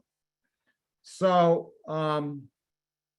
you either have to apply for a new RDA, if you greatly reduce the scope, or apply for a notice of intent. The RDA is a much simpler process. And you may want to come back to the commission for guidance on which kind of application you want to do, except it is totally up to you which one you do, so. Do I have an opportunity to ask one last question here? Absolutely. The RDA on an RDA plan, briefly, what would it what would you need? Would you need a cross section of the deck, or show what we're gonna do to make sure, like wattles and stuff like that, or what is it Yeah. exactly? You're gonna want to show, an aerial, and a view from above, showing the location of everything, and showing existing trees and stuff. If you're gonna plant stuff, you're gonna want to show where the stuff is planted and give an idea of what would be planted. And So something similar to this, just smaller, and add on the plantings and such. yep, Oh, great. yep. I appreciate you guys' time. and we'll put something together and hopefully be back as quick as possible. All right. Don't forget about me. There's a song like that. Have a good night. Thank you. Let's see. That was 205 Sunset. Pursuant to Mass General Law, Chapter 131, Section 40, and Lunenburg Wetlands Bylaw and Regulations is listed in Chapter 239. The Conservation Commission will hold a public hearing on a notice of intent by Glenn Mackey to construct, replace a culvert at 160 Mass Ave. Am I still sharing my screen? Yes, I am. Let's stop sharing the screen. I saw a whole room full of Mackey people before. Oh, they're still there. Let me share my screen. This is the one. Oh, that's not the one. Let's get rid of this. Share my screen. If you'd like, I can share mine. My name is Mika Lasala. I'm from SJ Mulaney. Sure, yeah, I'd be happy to have you share the screen. Before I spoke, this is what I was going to share. That'll work as well. All right. This is the before when I spoke to the room full of people, they said, "Oh, we have nothing to share." So yeah, they're listening in too. So if they have any other questions, you can direct directly to the property owner. I'm here representing them. If you can tell by my voice, I have a cold, so I didn't want to get them sick with my my spring fever that I have. The plan that you're looking at right I'm now. sorry, what firm are you with, sir? My name is Mika Lasala, and I'm from SJ Mulaney Engineering. Okay. And the plan that you're looking at in front of you is a plan from McKenzie Engineering that's collaborating with us on this from a structural perspective. So that's the actual structural plan. Well, if you're familiar with the property where Mackey Lumber Center is on Mass Ave 160, over the winter, that existing culvert that's going through their parking lot began to collapse. And they reached out to McKenzie Engineering, and McKenzie reached out to us to help them through the repair and permitting process of their existing culvert and to see what can be done reasonably. What's going on through their property, there's 160-foot existing arched corrugated metal culvert that used to have a corrugated metal bottom, but it's corroded and eroded over time. And that discharges into a former ice pond. That property had been used historically for ice harvesting and is dam controlled at the lower end to the south. If you project over, what we're proposing to do is to replace that existing 12-foot arch with a 14-foot wide, 6-foot high concrete culvert with a precast slab top. And the proposal that we have is that this will be done in 3 phases, with starting at the downstream end up. And again, obviously this will be done during summer, during dry conditions when the water levels are lower, and a weather pending type of installation. That we would do this in 3 phases, enabling the building center to remain open during the construction, as this is the main entrance to the property. We would start at the lower end after erosion controls are placed. We would propose to lower the pond elevation by approximately a foot to help de-water, because the elevation of that pond is basically the invert of the culvert. Put in our erosion control and expose the 1/3 of that culvert, the lower end of it, and construct the cross section as you see it, starting with a concrete footings placed down with blocks placed on them, the large concrete blocks, and then removing the existing portion of that culvert that's in place, again, to minimize siltation. The options that we were looking at was to minimize the alteration, minimize the siltation that would occur during the actual installation process. So once the outer concrete blocks are placed in, we could remove the cut torch, probably collapse most of it, the existing culvert out of it, and then place the concrete slab on top, backfill that, and then move on to the next section. Those interim sections would be sandbagged and filled temporarily as we continue the block construction through it. We had contemplated doing it as it was previously, but that would involve exposing the entire area and would force rerouting of traffic throughout the business, and just it would result in creating a bypass flow around where we're working. So the proposal that we have before you is a system that would enable that stream to flow while the repair is being done, to minimize pumping, minimize siltation and sediment into the stream area. If you share the screen with the other drawing that we have, it probably clarifies a little bit better my site plan, the sheet 2. Mike, you have that right handy? Yep. Why don't Yep. you share it? I'll stop sharing and you can share it.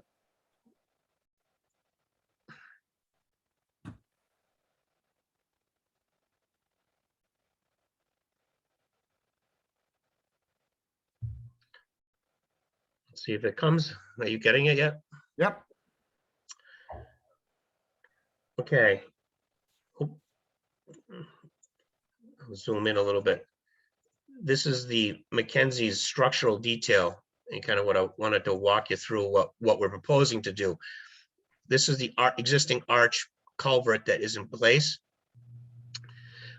During low flow conditions, we would place a 30-inch or 224-inch ADS pipes in the existing stream channel, sandbag that to secure it in place.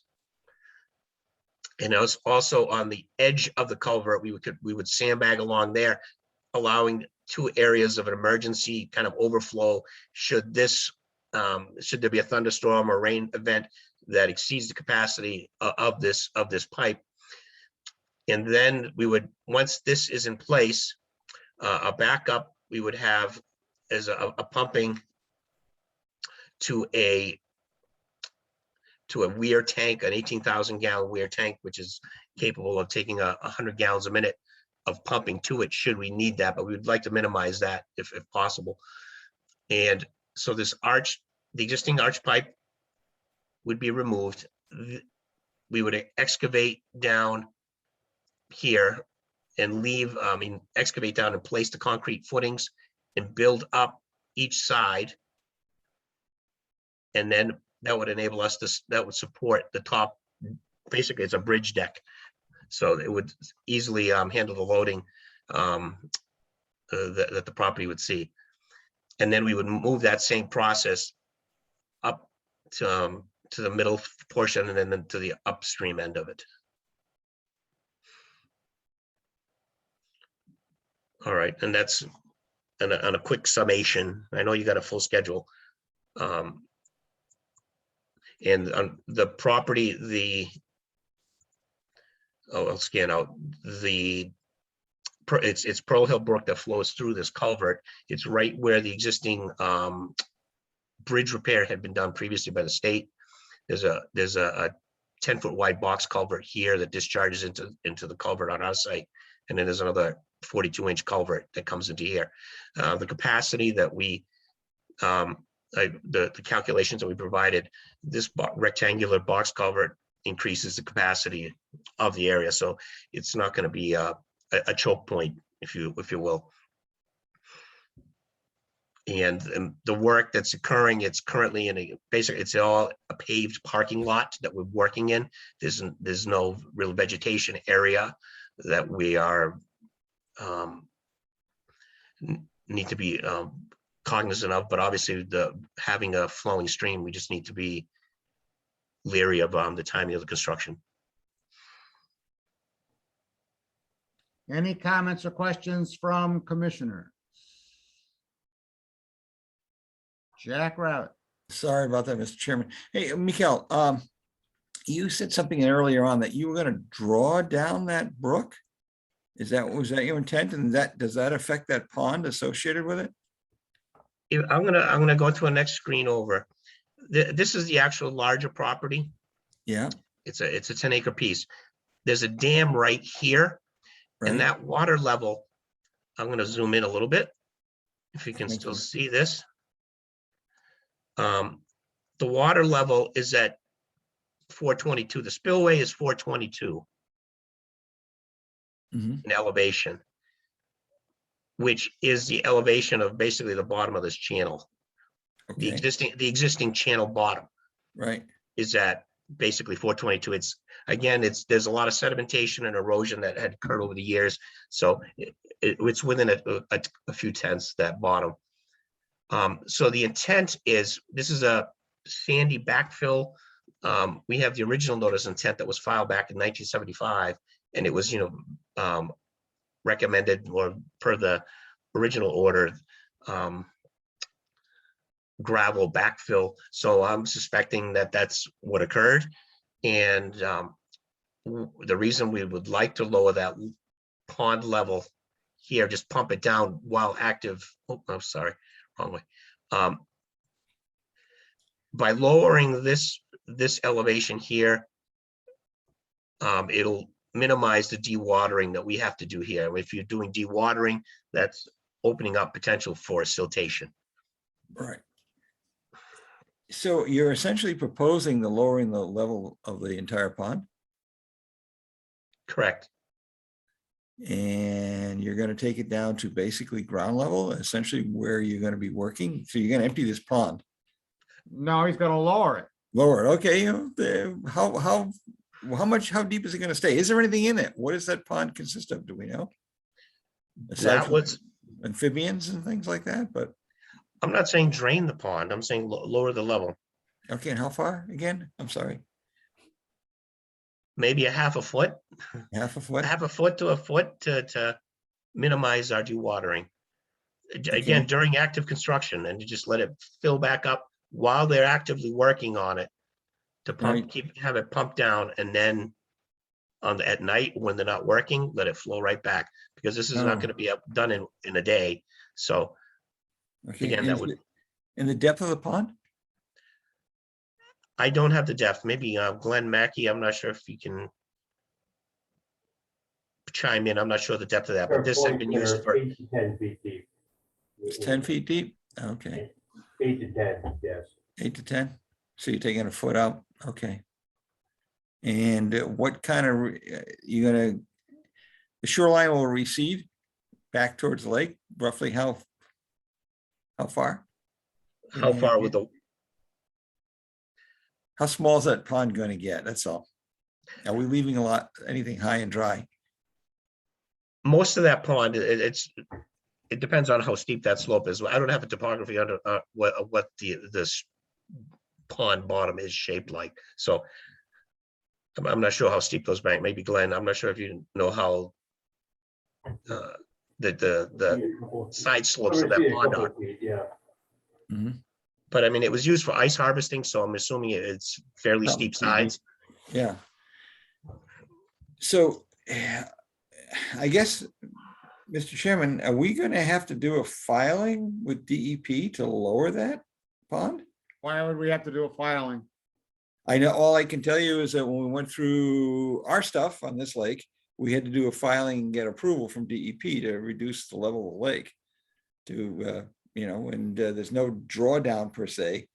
And so you're reducing the lake. I'm questioning whether or not we do have to go that route. Thank you, Jack. I'm sure Thank you, somebody Mr. can Chairman. find that out. They have no DEP number, so it's going to be Yeah. continued in any case. Do you have any other questions, Jack? No, no, thank you, Mr. Chairman. Thank you. All right, thank you. Let's call on Rich and then we'll see what Matt has to say. Thank you, Mr. Chair. Have they submitted a schedule of work as far as how many days they're going to be in construction with the pipe laid and the pump, the stream not flowing naturally? It's gonna be, I'm not sure if this contractor that they've selected has has done that, but it's going to be approximately a month project. Okay, so 30 days is what we're looking at from start to finish. Yep. Okay, and did I hear you say that you're gonna drain the pond down during the day and then let it refill at night? That's what I was suggesting, just to minimize the watering. If that's an issue, we'll just have to pump a little bit more, I guess, is the. We were brainstorming as to techniques to minimize what we need to dewater on this property. Yeah, and what level, I guess I didn't quite catch what level you're bringing it down to, if it's at 422 natural? 422.5 to 421, 421. Okay, so you're a taking foot it to down 6 a foot. inches. Okay. Yeah.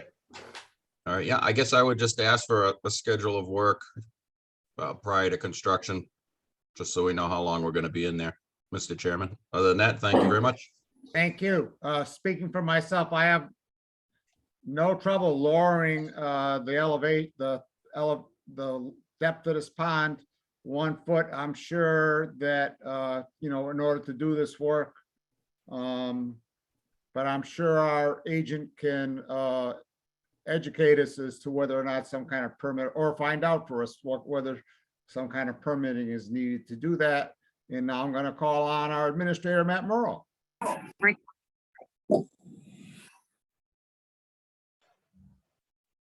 Matt's muted. Well, he can unmute himself. He's a big boy.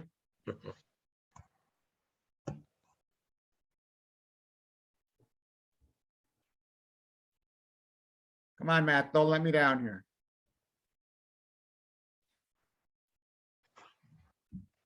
I'm gonna lower Rich's hands. Oh, there he goes. Matt, you have the floor. Okay, so I just wanted to mention, going to Mr. Rabbit's point, no, there's nothing separate as far as another NOI that we need to be filed for the on its incidental to the work, so it would be considered under the same scope. Thank you. Thank you, Matt. Are there any other comments or questions from commissioners? Are there any comments or questions from members of the public? Mikhail, I'm sure you know the DEP has not issued you a number yet. That is, yep, I checked And, today. we always advise our applicants to take and get a copy of the canceled check and send it to the reviewer. Because sometimes the part of the bureaucracy that tells the reviewer it's been paid is way behind. I know they so received it. Mr. Chairman, I know they received it. I got the certified receipt, but I haven't, we'll have Mr. Mackey check if they cashed his check yet. I would urge you to get an image of the copy check and send it to the reviewer. In the past, we have found that sometimes that accelerates the issuance of a DEP number and review. I included a copy of the image of the check with the application in my. Yeah, but that's not the canceled check. Oh, not the cancel check. Okay. Yeah, the check showing, that receipt has been, payment has been made. Gotcha. Jack Rabbit again. Thank you, Mr. Chairman. Mr. Chairman, I have distinct memories of us having, when we did file for the Hickory Hills piece, that we not only had to go to DEP, we also had to go to Fish and Wildlife. And that was the point of the conversation. I don't know whether it passes through or they have to go directly to Fish and Wildlife, or the two parties have to get together. But I know that Fish and Wildlife was involved with us, and I suspect if we're playing with a pond or a lake, we might be seeing the same thing. And Mikhail, it might be worth just to take a quick look and save yourself some time. I'd like to see the project go through. Mikhail, Okay. did you include in your NOI filing text description that you were planning to lower the lake, the pond by a foot? I did. So the DEP is going to already get that, and I'm sure the reviewer will pick that up. Now let's go, but Mr. Rabbit's suggestion is well taken. Make sure you dot that I and cross that T. Matt, again. Again, I reiterate, the standards that Mr. Rabbit is applying apply to lake management and drawdown over 36 inches. This is a totally different animal. There's no Fish and Wildlife involvement in this unless there is another mitigating circumstance with respect to the culvert replacement, which DEP will determine. So they're really, I mean, the standards and the extra procedures that are being outlined apply to lake management and repeated yearly drawdowns.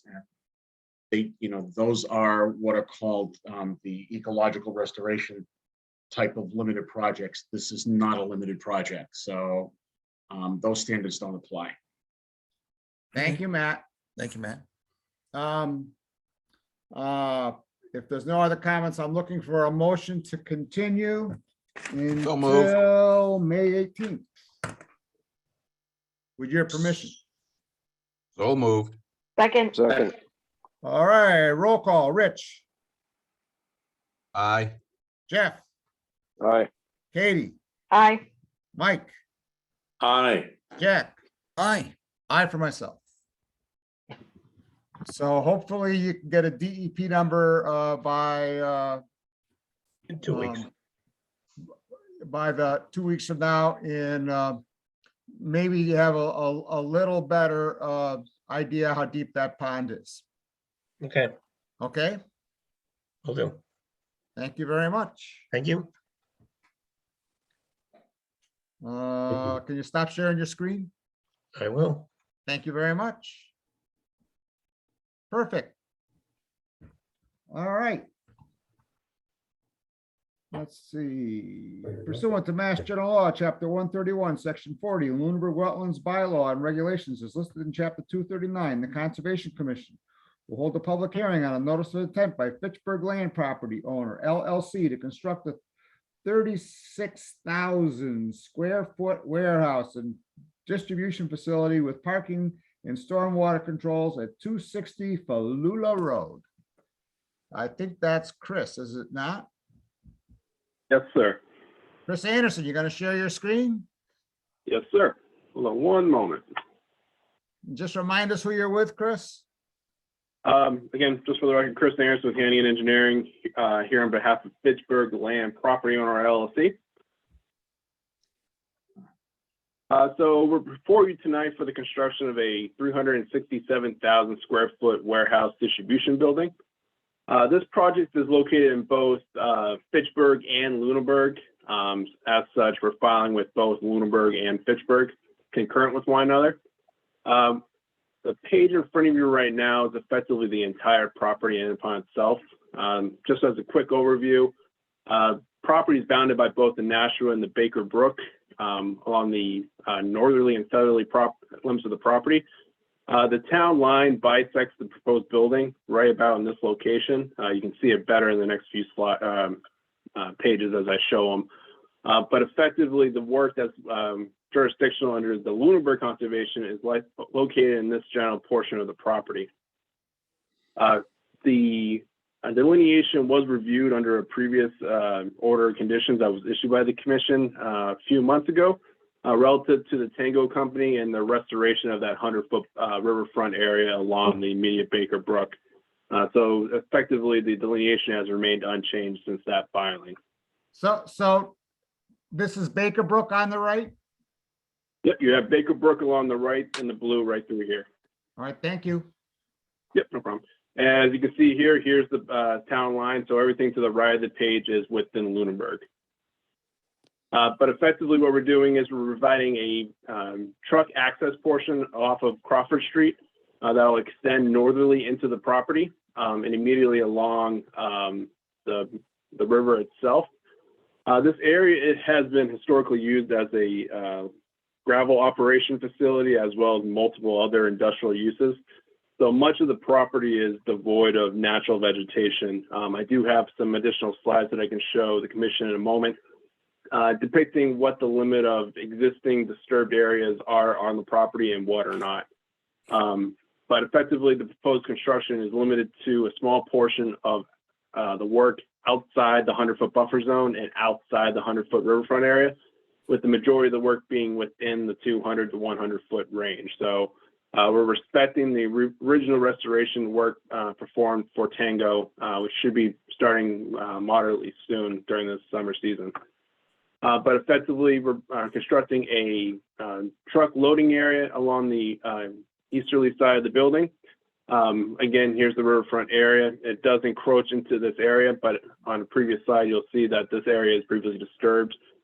In this area, you'll find just a general open pit that's been utilized by many uses, but currently is just sand and underlaid with a 6-inch concrete slab.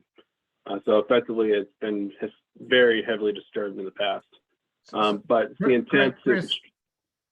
I'm sorry, does it show on the plan where the current slab is? It's under the ground, unfortunately. So if you were to go to the site now, all you see is a sand pit. But once you scrape off that first few inches of windblown sand, it's a concrete slab. And that would be located in this general area. Okay, thank you. Sorry to interrupt. Yeah, no worries. With that being said, with the exception of the paved areas that we're proposing in these disturbed areas, we are proposing some additional grading throughout the site within the riverfront area itself.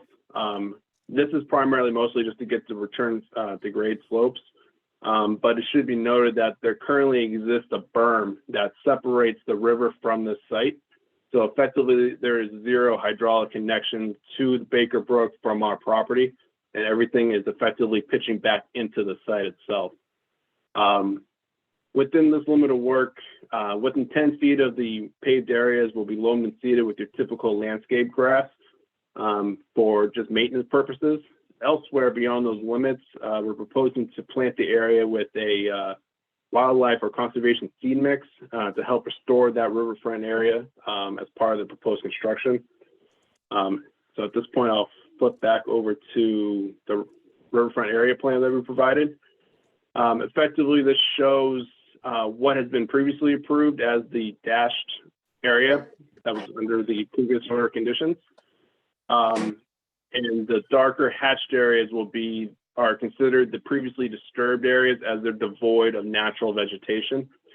And the slightly cross-hatched area is effectively, quote unquote, disturbed, but it's heavily covered with invasive species. And as you see here, we've broken down the areas into permanent alteration, restoration areas, and areas to remain intact. But effectively at the end of the day, we're proposing approximately 38,949 square feet of permanent disturbance, which is a combination of undisturbed and previously disturbed areas. And at the end of the day, we're proposing a restoration of the riverfront area of 48,440 at a ratio of 1.24 to 1, in excess of the 1-to-1 ratio required under the Wetlands Protection Act. But effectively, we're maintaining the 100-foot buffer zone. So we're not proposing any work within that, and we're primarily doing riverfront work for this project. That being said, I'll open it up to the commission if they have any questions.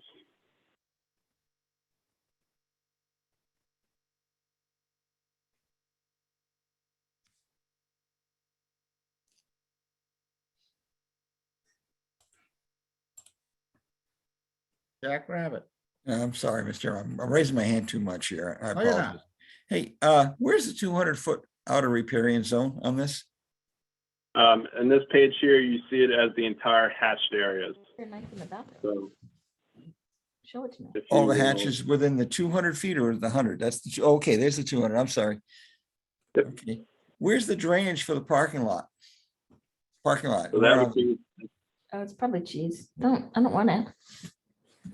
so the drainage for the Mention system, the conservation. parking lot goes to Brooke several sent underground me a storage message facilities. wanting to know if, ask me something, and I guess her best friend Jenna's Someone is parents are spoken coming on. on tonight to try to defend or to rebut a claim. I don't know. I just wanted to follow. But then I'm Can curious. anyone see who's talking? That's so I It's can. Chris Anderson. Whoever Chris Anderson is, you have an open mic. Karen Yeah. K-I-R-I-N is the one talking. Yeah. All right. Sorry about that. So in this page here, you can see here's the 200-foot riverfront. The drainage for the actual parking lot area goes to several underground storage systems, which then directs the runoff further south towards the municipal drainage system within Crawford Street, and that discharges into that system. So there's no direct discharge into Baker Brook. Okay, and so it all basically gets hauled out of Lunenburg. You municipal Effectively, all the system. stormwater gets moved out of Lunenburg and into Fitchburg. Okay, so we have no, okay, thank you. Thank you, Ms. Buren. Any other comments or questions from commissioners?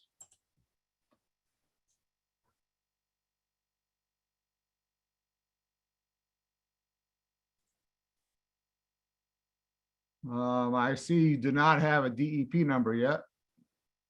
No, sir. I checked about 5 seconds before I signed on to the meeting, and it hadn't popped up yet.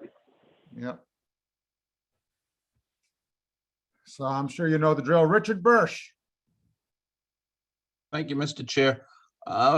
Chris, if you can just pan down on your plan a little bit, it looked like you had a large paved area that was inside the fair amount inside. Yep. What is that large paved area for there? That would be used for additional trailer storage areas. Okay. And how did you come up with the need for that many spaces? It's based on the anticipated use of the building. These facilities always require additional trailer storage for their uses. But as I stated earlier, what we're doing is we're also maintaining that berm that exists along the riverfront. So again, all the water again is being pushed back towards the drainage system and into Fitchburg. Okay. And we'll do additional restoration work in this area as well. All right. And did you have any plans? You had a lighter hashed area a little bit further up that you had commented was full of invasive species there to the left. That area there, yep. Yep. So this you is the area that, sorry, go ahead. Continue with your plan. So effectively this area we're going to remain to be intact and not do any additional work. Okay. Would it be helpful to try to continue to renovate that area as well and get the invasive species out of there so they don't continue to spread back into the areas that you are looking to restore? I don't see a particular reason why that would be a negative impact. We can kind of follow the same pattern that was originally approved: spot eradication and replanting in certain areas.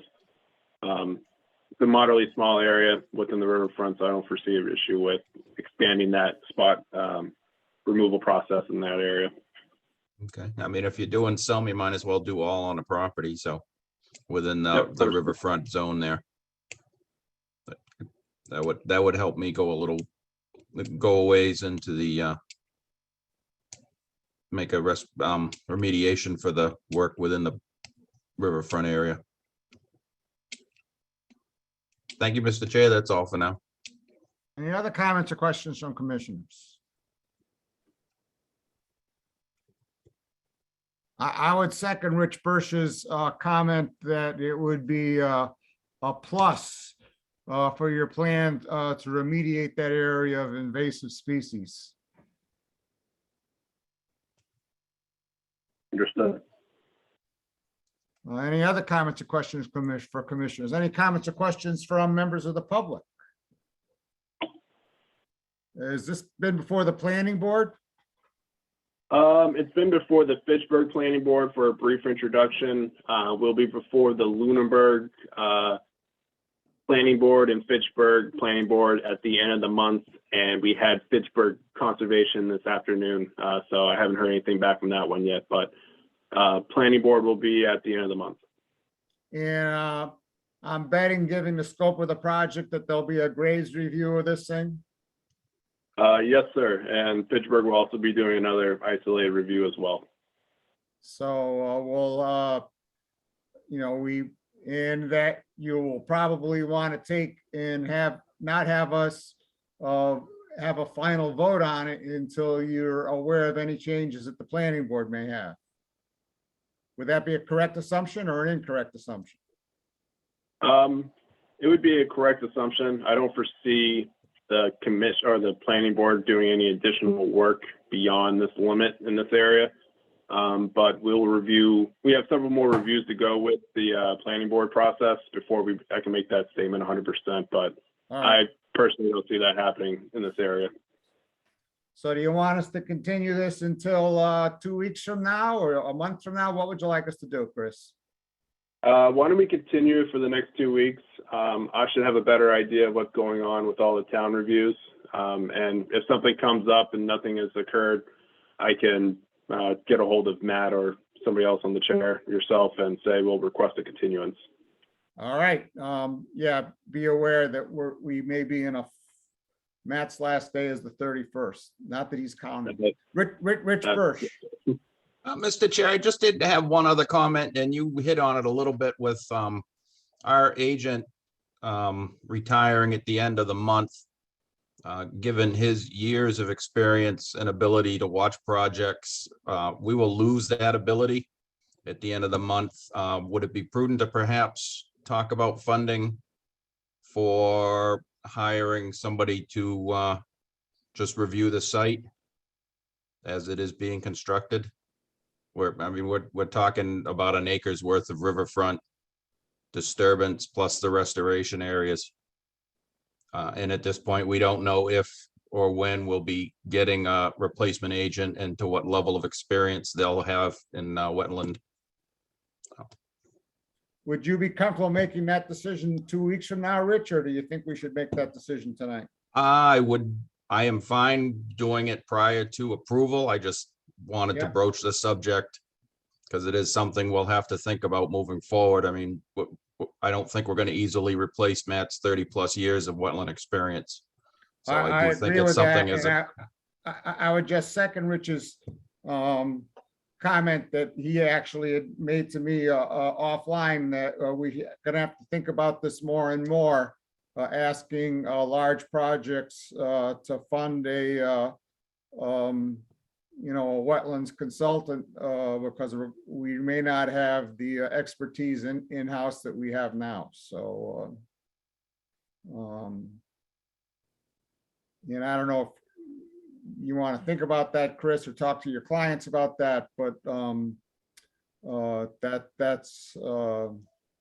that may be a consideration, when we talk about this 2 weeks from now. Hopefully, I would hope that by 2 weeks from now, we'd have a better idea where we stand with a new hire for Matt. So. Understood. I'll approach the subject with the applicant. Thank you very much. Chris, Bob, sorry, I apologize. This is Haley Pelzola. I'm with the Fitchburg Land Property Owner. I'm Chris's client. We're familiar with this process. We do this with other municipalities across the state, so we're happy to fund a peer review of this site. Yep. Thank you so much. Thank you. Really appreciate it. Yep. I'm looking for a motion to continue until our next meeting, which is on May 18th. So moved. Second. All right, roll call. Rich. Aye. Jeff. Aye. Katie. Aye. Mike. Aye. Jack. Aye. And I for myself.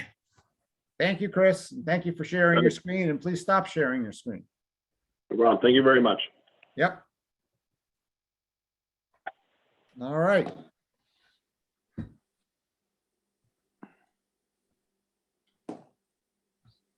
On to our 6th public hearing. Pursuant to Mass General Law, Chapter 131, Section 40, Lunenburg Wetlands Bylaw and Regulations is listed in Chapter 239. The Conservation Commission will hold a public hearing on a request of determination by Jason Zirkle for landscaping and regarding a 20 by 25 foot section of front yard, removal of a 14 by 20 foot section of driveway to be replaced by a stormwater control feature, replace a section of driveway with new pavement, and the placement of vinyl siding on the garage at 379 Townsend Harbor Road. Is Jason or someone else here? Yes, this is Jason Zirkle. Hi, Jason. Hello. 1 second, Jason. I'm going to try and call up your plan. Thank you. Doesn't sound like Pauline either. I'm using Pauline's computer. Yeah. All right, so let's try and call up that screen. So that would be this one. So this is what I found online for a diagram. Yep. This is what we So- submitted. Go ahead, talk to us about this. Okay, so basically, in the front yard over here, we are looking to regrade what's currently there. It's just kind of a hard pack. There's no grass growing or anything, so we're gonna have that regraded. And we actually looked into having some turf put down since we cannot get any grass to grow. And is where it is on top of our septic system, you know, portions of it will have to be rolled up and moved out of the way for pumping the septic and that kind of thing. And then the biggest portion is replacing our driveway. There's sections of the driveway that are uneven and cracked, and we are looking to, again, remove a section down by the end of the house and put in a stone pit, basically, I guess. You know, we're roughly 3 to 4 feet below Townsend Harbor Road down here, and the water runoff is substantial when we get a good rain. So, you know, the stone pit there will, you know, catch a lot of that runoff from the road and, you know, reduce the runoff into the lake and stormwater and every other contaminant that goes in there with it. And So Jason, then what's your present driveway made of? it's asphalt. Oh, so you're planning to take out asphalt and put in loose Replace it with new stone? asphalt, correct? Thank you. Sorry to interrupt. That's okay. And then the garage that's existing, right now it's just barn board siding on there. It's got some holes and some stuff that's falling apart, and we're just looking to, you know, go over the existing with new vinyl siding, replacing the existing windows that are in there. There's currently 3 of them. We're just replacing those windows with new vinyl windows, you know, more energy efficient. That's basically what we're looking to do, you know, over the next several years. Thank you. Questions or comments from commissioners? Jackrabbit. Again, I apologize, but I did have a chance to go over and visit the site. Jason called me up Saturday afternoon. Says, where is everybody? We owe him an apology, by the way. But in any case, I did have a chance to go in. The property is, you know, you get Townsend Harbor. His driveway does a steep decline. You know, he's pulling in water off the street. I had a chance to step through and I took some pictures, but unfortunately my computer crashed badly and it's still not all there. But in either case, his front yard didn't have a problem with it. If you look over to the left-hand side, if you're looking at it, that left-hand side is a good 50 feet away from any kind of water because he's on a little bit of a peninsula there. The replacement in that small area, Jason, there was a little bit of grass that you're going to be swapping out for the asphalt. Is that correct? Yes, up at the top where the grass is next to where Townsend Harbor. Yeah. Right now, there's about a parking spot for about a car. We'd like to extend it out another 6 feet, kind of even with the edge of the stairway, just to accommodate for 2 vehicle parking there in the wintertime. Yeah, and he's correct. It's about a 1.5, and then there's a pile of grass. But and so he is increasing the amount of impermeability, but he's well beyond the 50 feet. In fact, he's coming back and he's I believe he's giving us some more permeability. If you look to carry on down, he's looking at add the drainage, that number 2. Now, Jason, you hadn't received the full specifications on that sump that you're putting in there. What are you saying, like it's 4 feet deep or something crazy and crushed rock? And the water that's sheeting off both his house and the coming down the driveway would be actually going into that drainage area. we haven't seen is Eric doing the drawings on that for you? I believe he is. Yeah, we're talking about, going down 4 feet and Yeah. going out from the end of the driveway 4 feet, the full width of the driveway, and just filling the whole thing up with stone of, various sizes to allow for water to just fill that pit up when we get those heavy rains and just eventually soak into the ground. Yeah, so if you look there, he's actually, and then by the way, if you look at that, no, the 20 by 14, he's removing asphalt out of that particular area and adding permeability. I'm assuming he's going to grass it or something like that, but it's pretty sandy down there. With Yeah, there's a lot regard, of sand everywhere. yeah, with regard to the shed, yeah, it does need some help. And when Jason was showing me parts of it, I was, yeah, we definitely want to let him do the work in that area. Not that we would have any real problems there. If we could go back to the other drawing, Jason, just want to finish. That I'm was sorry, me, Bob. not Jason. Yep, that's Bob's guy. I'm sorry. Oh, it's Bob doing that. Oh, okay. Thank you. Sorry about that, Mr. Chairman. It's all right. And so what I did note was that to the garage, there'll be obviously a little bit of work there. He's got that shed. The property line is right close to that area. And I was wondering, Jason, you have a trench that's to the right of that garage, Bob. There's property line, but also there's the lake. And I was wondering why we had dug a trench along that property line. That's all. And perhaps you can. The trench does not belong to me. It belongs to the neighbor. They did that to try to redirect the water so that it didn't completely wash out the beach area that's there. Sure. So there is a water problem. There's a big flow problem, and yeah. Perhaps we could come up with something better than just digging the trench, because the trench, if it's carrying a lot of water, is basically dumping that into the lake with all your sand as well. So that was my take on that particular site. I didn't have any problems with his remodeling his driveway or the garage or the front yard. It looked all pretty acceptable. But again, that's just myself, but I would recommend we, based on what we saw, let him proceed. Just go fix that trench question of the drainage. And by the way, that drain, if it's, I think it was 4 feet deep, and you said maybe 4 feet wide or something like that. Yes, Jack. If it fills, you might come up with some sort of a drainage system for that versus just having it overflow. Just a thought. And again, I'd like to see Eric's drawings on it. Okay. Okay. I'm sorry. Thank you, Mr. Chairman. Take my hand down here.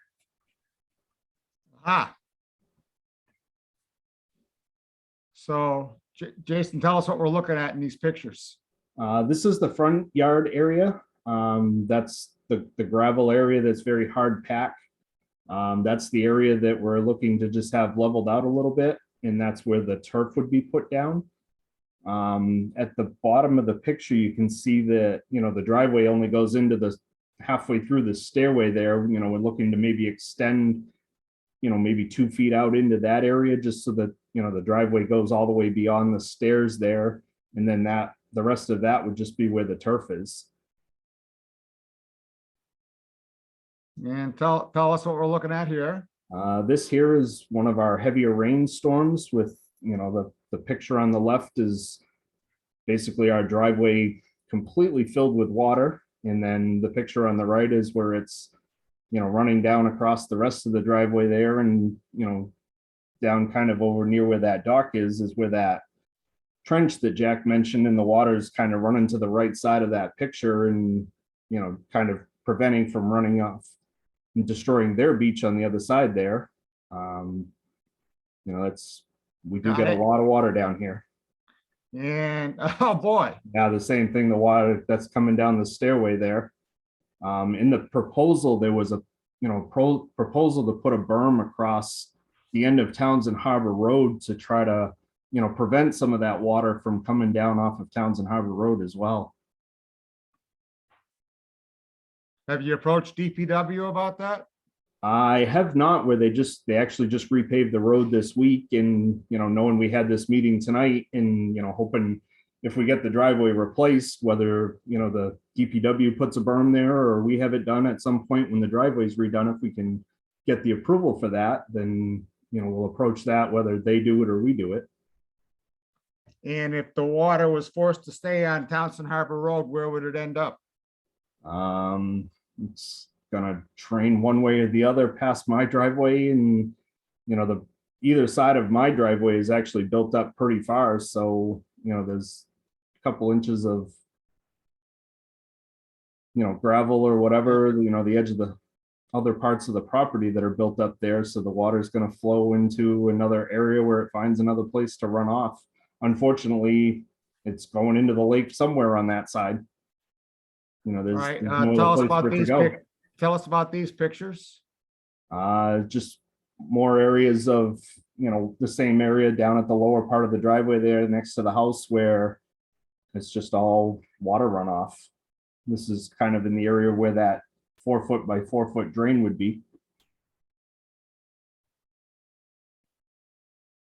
And then as you can see in these pictures here, that's the lower part of my garage on the side there where, years of, not being taken care of. And, Yep. the previous owner was an elderly lady that, wasn't able to get out there and upkeep it. So, that siding's all rotten away, and that's what I'm looking to put over vinyl over and replace it. Thank you, Jason. I'm Thank gonna you. call on John Walton, who has his hand up. Thank you. I thought, no, John Walton does not have his hand up. Never mind. Any other comments or questions from commissioners or members of the public?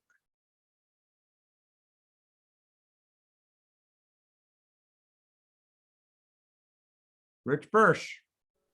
Mr. Chair, I just wondered if there's any way we could get some of the buffer lines put on the plan prior to approval. I think that's a great idea. Listening before to Jack, there was some talk about somebody else was doing a drawing or something. What's that all about? My son-in-law, Eric Martineau, is, he does excavating and that kind of work. Yep. He's the one that proposed, digging the trench there or, digging a pit at the end there and, filling it up with some stone. And Yep. so, I could definitely have him submit something and, as far as to what he's going to do. And so, but what Mr. Birsch is talking about is taking and showing on your plan, where is the line, about where is the line where you're 30 feet from the lake and where is the line where you're 50 feet from the lake? Oh, okay. Yep, I can add those in there. Okay. Is there any other comments or questions or commissioners or guidance for the applicant, since it appears, I don't know how people feel about it. Robin Jacobs. Go ahead, Robin. You can unmute yourself. There we go. Good evening. So we're the abutting beach, and we're very happy to see that this work is getting done. Most of the project is a non-issue. What our concern is our 30-year investment. We've been very patient with the beach being washed into the lake over the past years. And my husband did dig that trench, and we do go down there and have to clean it out before every heavy rain. We have to watch the weather and clear it. So we're very happy to be seeing this work get done. Our concern is any future liability. Has there been any engineering work done to show the redirection of this water flow? The property and any work that's going to be done, where the drawing that is up on the screen right now, I don't believe is accurate compared to actual drawings that are submitted with the town. And it's the one in consideration is, let's see, we're down at the bottom where it says HH Lake. To the right, there's a line vertical that says property line, and it's directly in line with the garage. That line, we do believe, actually is 4 to 6 feet towards where it says HHL. So we just want to make sure any work that's done is done within the 379 property. And that they're responsible for, you know, what happens with this water flow after they are done with their work.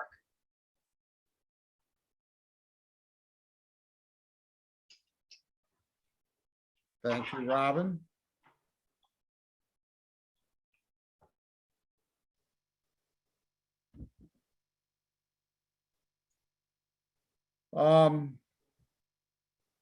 What are the commission's feelings about this application? Do we want to wait and, to see the 30 and the 50 on here? You know, are there questions that need to be addressed? Do we want to continue it, or do we want to pass it with conditions for a revised drawing? What are the what is the pleasure of the commission?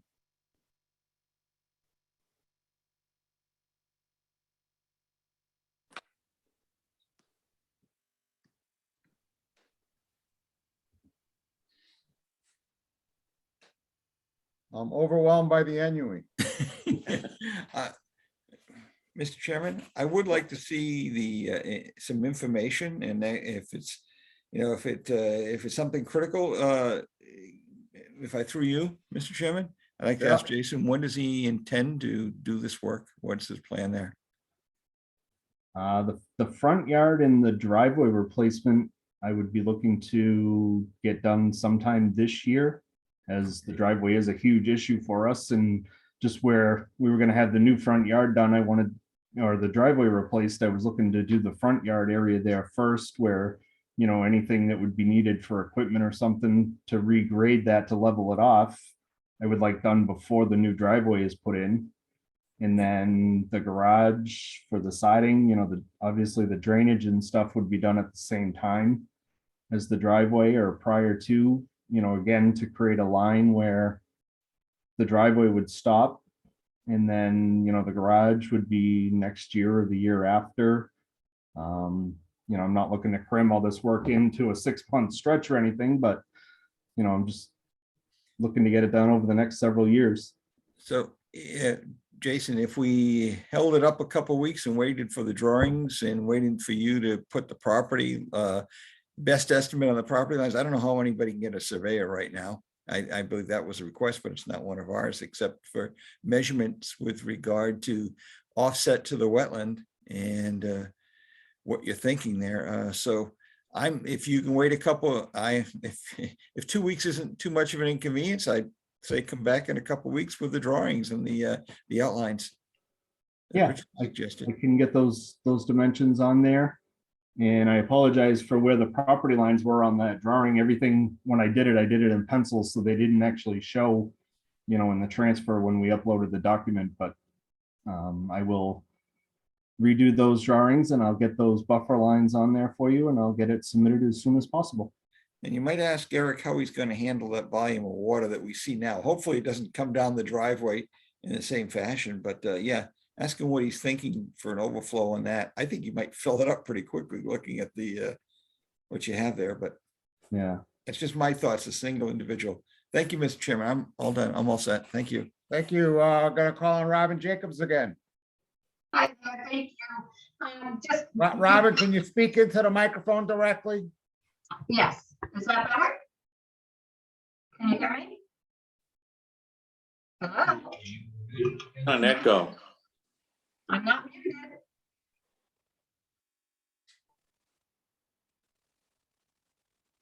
Hi, can you hear us? Robin. Can you hear me now?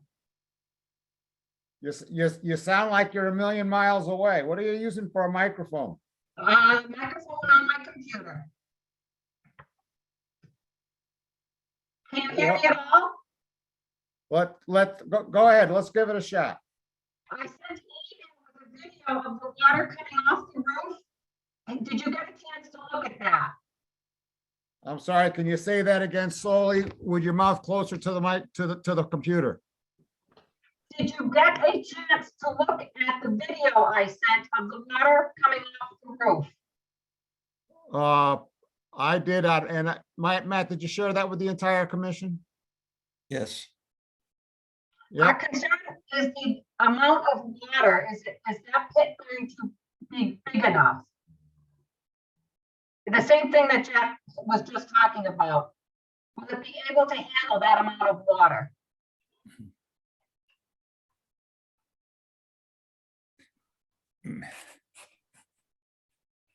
Bob, can you tell me what she said? Because I couldn't make out what she was I saying. believe what she said.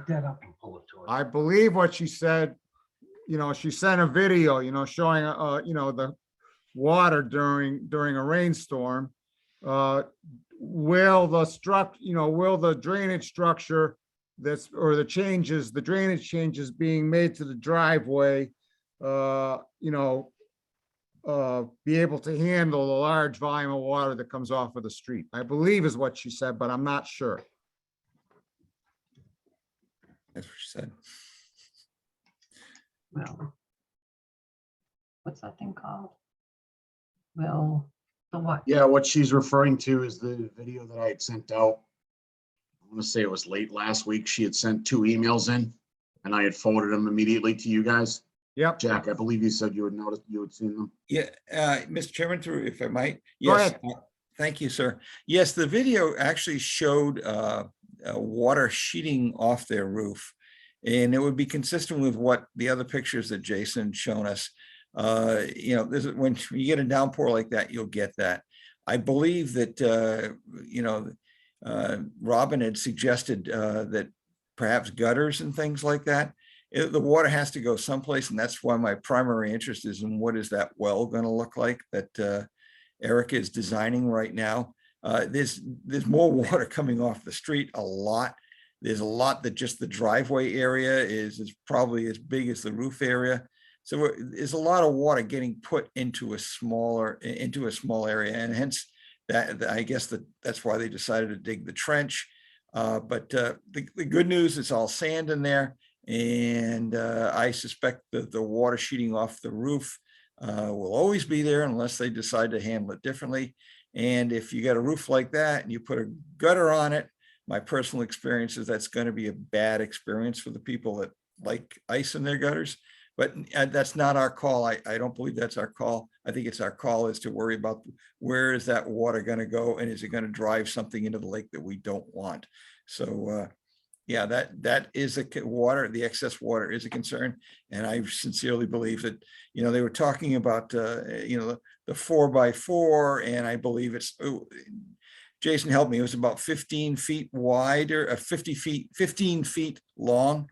So you might fill it up on a bad storm, but I don't know what the perk rate is going to be or anything like that. So that was a concern. And so we're anxious to see that.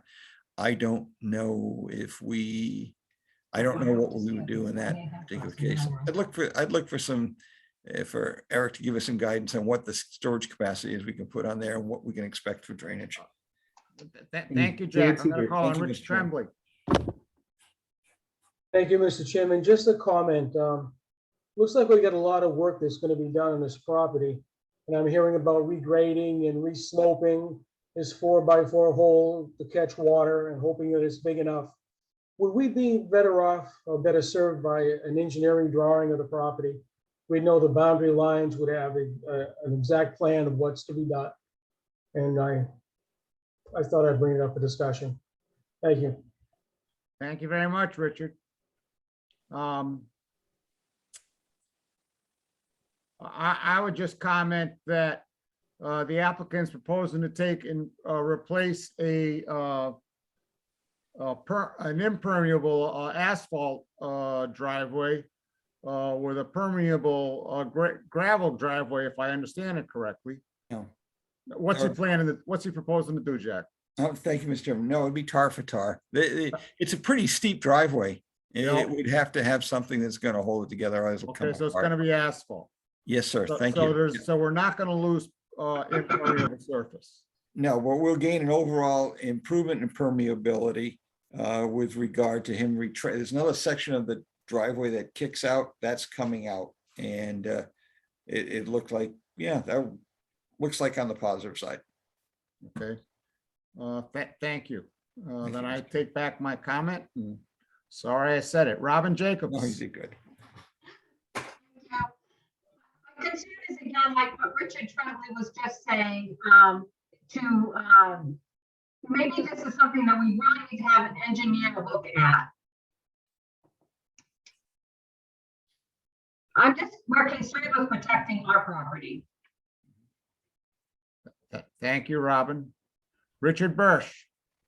Mr. Chair, at this point, the applicant has provided an application for minor improvements to the area.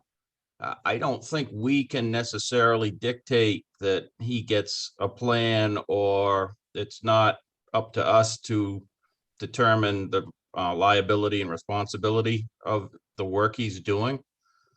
I think that's more up to him on how far he wants to go. It looks to me, there is an area marked 20 by 14 that they're removing existing pavement, and I don't see a whole lot of additional impervious surface being added. So it really is that not going to change a whole lot of the conditions that are on site now. I mean, if he puts a berm, he's going to redirect water. Is it going to slow it down between Townsend Harbor Road and the lake? Probably not. A 4 by 4 by 20 trench filled with stone. You know, you're going to gather about 1,500 square feet of water 1 inch deep. You know, you're talking about a third of an acre, half of that uphill from where he's looking to put the trench. So that I think the trench may help on the smaller storms, but the storm that was shown in the video, probably not. So I think we do need to be a little careful on things that we ask of the applicant at this point. But like I say, the application is very minimal in changes to the site. So I don't see a whole lot of changing to the water flow as it exists today. So if I was going to suggest, if he's looking to improve the water situation, that he does need to hire an engineer to do it properly, to make sure that he has the grades and the storage capacity to stop the water from flowing into the lake and what it sounds like onto the neighbor's property. But I think we're being asked to do things that are not in our purview at this point with the application before us. Thank you. Thank you, Richard. I agree. I would also note, if you're taking a look at the aerial view that I've shared on the screen there, that you know, it's unfortunate, but the way the property lines are configured, it's kind of inevitable that water is going to flow, you know, from Mr. Zirkel's property onto the abutting property. I know that's an unfortunate situation, but there's a lot of laws of physics involved here. I do think, I wish the plan was a little darker, but I do think it's adequate for the amount of work that's being proposed here, and that the work being proposed is a net positive. So I go back to my original question about, and maybe I missed it, about, you know, did we want to approve this tonight with conditions, or do we want to delay it 2 weeks? I know you, Jack, you talked with, you had a discussion through me with the applicant about, would he mind waiting 2 weeks? And maybe we already did have that discussion, and I'd forgotten that the outcome that he agreed to wait 2 weeks and submit it with take a try and refine the property line a little better, and put on the 30 and the 50. I believe you're correct, Mr. Chairman. All right, so I'm looking for a motion to continue this for 2 weeks until May 18th. So moved. Second. All right, a couple of motions in a couple of seconds. Roll call. Rich. Aye. Jeff. Aye. Katie. Aye. Mike. Aye. Jack, Aye. and I for myself. So Jason, we'll see you 2 weeks from tonight. Please try and get that plan in as soon as you can. So Matt can get it off to us in advance of the next meeting. Okay. And can I ask one question? I mean, Absolutely, ask away. so we're gonna wait on the driveway for all this, this other information and stuff. Is it possible that that front yard area, is there anything that I can start doing some work there, or do I need all that other information beforehand? What are you planning to do in the front yard? Just a little bit of regrading there's a slight hump in there. Just wanted to flatten that out a little bit, and then we're just putting some turf down. Anybody have any objection to him starting that work? No. It's completely on the opposite side of the house from the lake. Yeah. Jack, Mr. Chairman, I believe it's outside of the 50 and the regrading is not significant. I would concur with your opinion, Jack. Thank you, Mr. Chairman. Given the lack of objection, I would say you could go ahead and get started on just that limited part that you just mentioned, Jason. Thank you very much. Thank you. On to our 7th public hearing. Pursuant to Mass General Law, Chapter 131, Section 40, Lunenburg Wetlands Protection Bylaw and Regulations is listed in Chapter 239. The Conservation Commission will hold a public hearing on a notice of intent by Ken Mattson for the construction of a single-family home within the buffer zone at 71 Watt Street. Who was here for Mr. Mattson? This is Chuck Karen Environmental Consulting. Aha. Presenting Mr. Mattson. Mr. Chair, Yep. I have a long day tomorrow, so I will be signing off as you still have quorum once I leave. All right. Thank you very much for letting us know, Rich. You guys have a great night. Thank you very much. Hey, Rich. Thanks, Rich. Good night, Rich. All right. Okay. So Chuck, do you want to share the screen or you want me to do it? I will try to. I usually screw this up somehow. Oh, well, then I got it all queued up. So Okay. to the right magnification and everything else. So first, let me do a new share. And this is the part we want to see, because the only part that's in the wetlands is the driveway. Tell us what you're going to do with this driveway here. Okay. Well, basically, this is lot 6 of the project that Ken is doing it. Okay. It has frontage on Watt Street and Flat Hill Road. The notice intent is for the driveway going into the house. The house itself is, I think, over 200 feet away from the wetlands, and the septic system is well beyond that. There's a wetland and a slight depression along Watt Street to the east of where the driveway is going. Yeah, we did a site visit there this Saturday, and I think 4 commission members went and looked at it. Okay, good. So we've got the driveway going into lot 6, tucked up against the lot line, as far away from the wetland as we can practically get. We end up with about, I think it was about 14 or 1,500 square feet of the driveway is within the buffer zone. It's entirely outside of the 30-foot zone. And we have about 440 square feet of the driveway ends up in the within the 50-foot zone. As you can see there, there's, the 50-foot zone goes essentially up to that property line, so you can't get through there without getting into it. It's graded, so we're trying to sheet flow as much runoff as possible. But we also have right down in that same area, a rain garden proposed to basically to manage the runoff coming off the driveway and parts of the lot. This project did go through the town's stormwater review process, and the engineer, and we submitted has a stormwater report, the DEP checklist, stormwater checklist, which this complies with. That's it. I mean, basically proposing to put, there's very minimal grading through that area, or it's really generally less than a foot change in grade for the driveway. And Chuck? erosion controls between all the work and the wetland. Chuck, you didn't tell us about what you're gonna make the driveway out of, where it goes by the wetland there. As far as I know, he plans on paving it. Okay, because it's, then why does it show it all those, all that, those little circles? What does that represent? How come it's?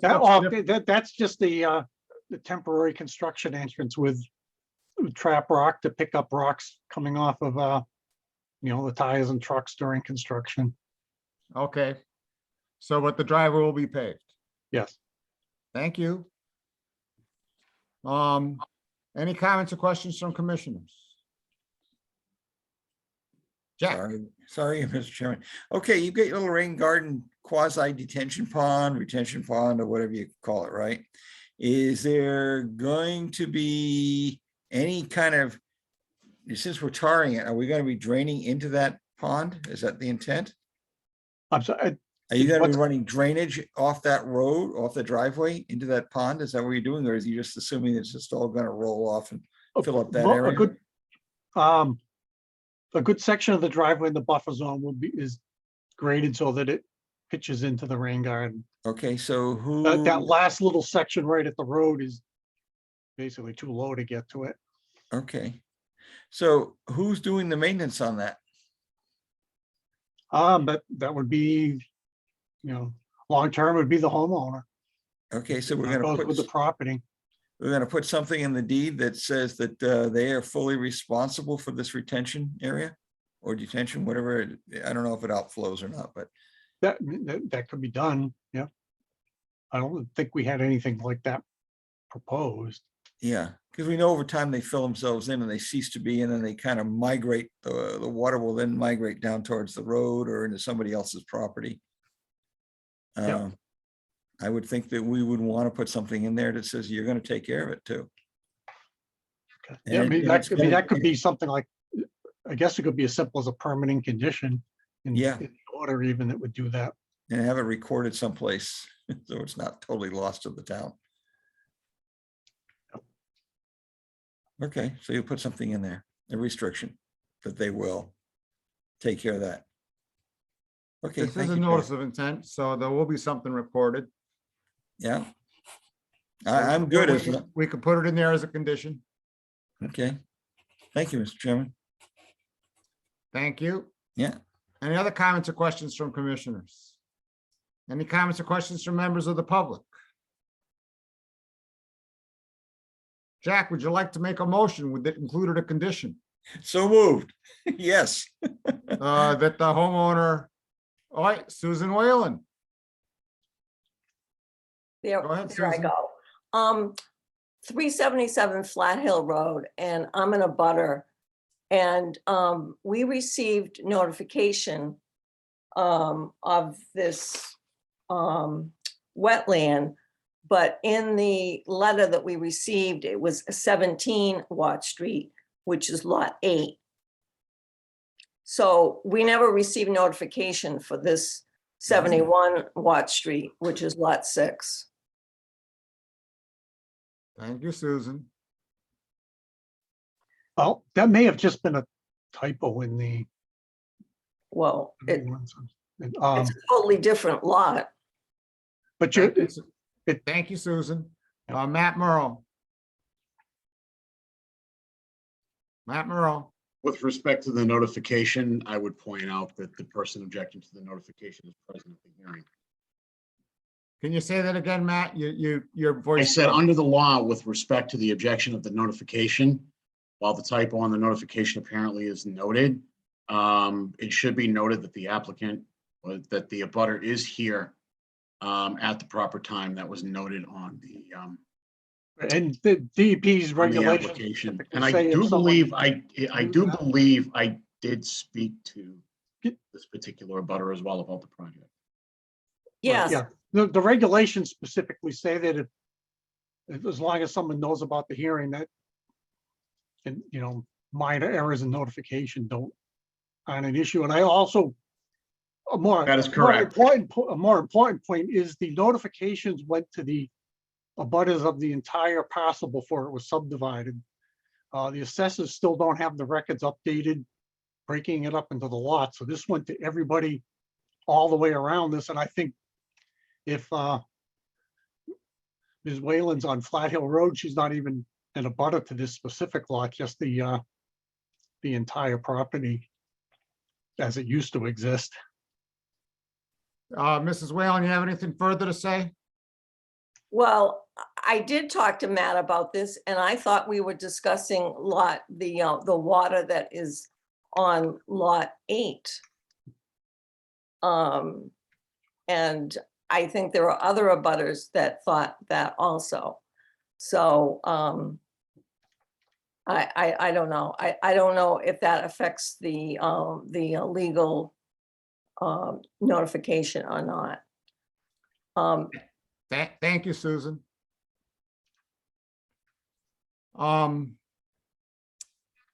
Any other questions or comments from members of the public or the commission?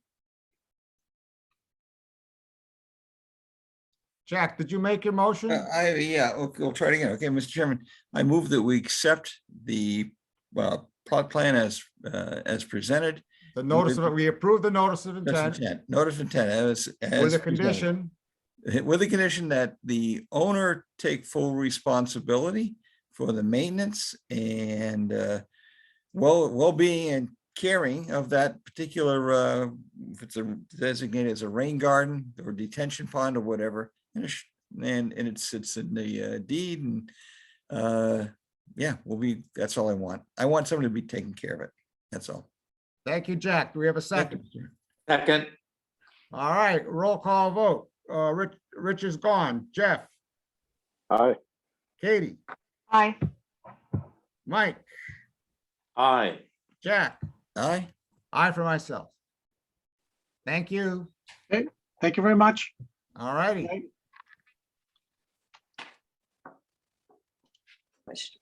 On to hearing number 8. Pursuant to Mass General Law, Chapter 131, Section 40, and Lunenburg Wetland Protection Bylaw and Regulations is listed in Chapter 239. The Conservation Commission will hold a public hearing on a request for determination by Patricia Vale for the removal of trees within the 100-foot buffer zone at 92 Wilder Road. Is someone here for 92 Wilder Road? Mr. Chairman? Yep.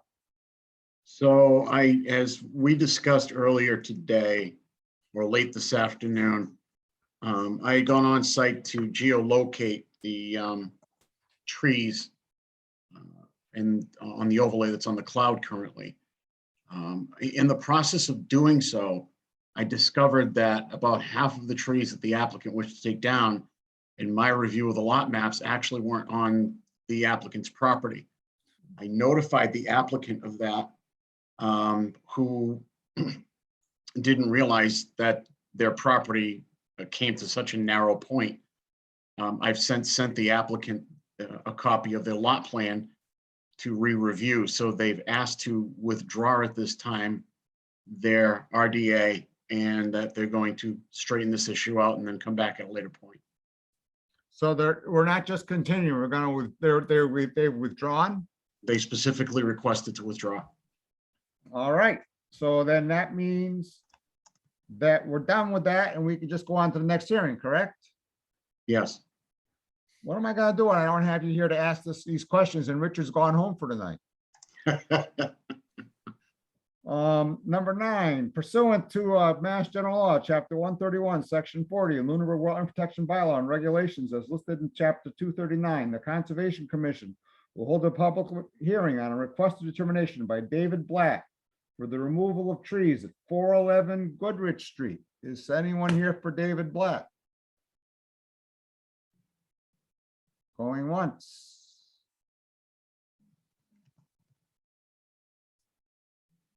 You know anything about Mr. Blatt's presence or lack of thereof, Matt? No. Neither do I. I'm looking for a motion to continue until our next meeting on May 18th. So So moved. moved. Second. Katie, you can have a second. Here you go, Thank bro. you. All right. Roll call, Jeff, Aye. Katie, Aye. Mike, Aye. Jack.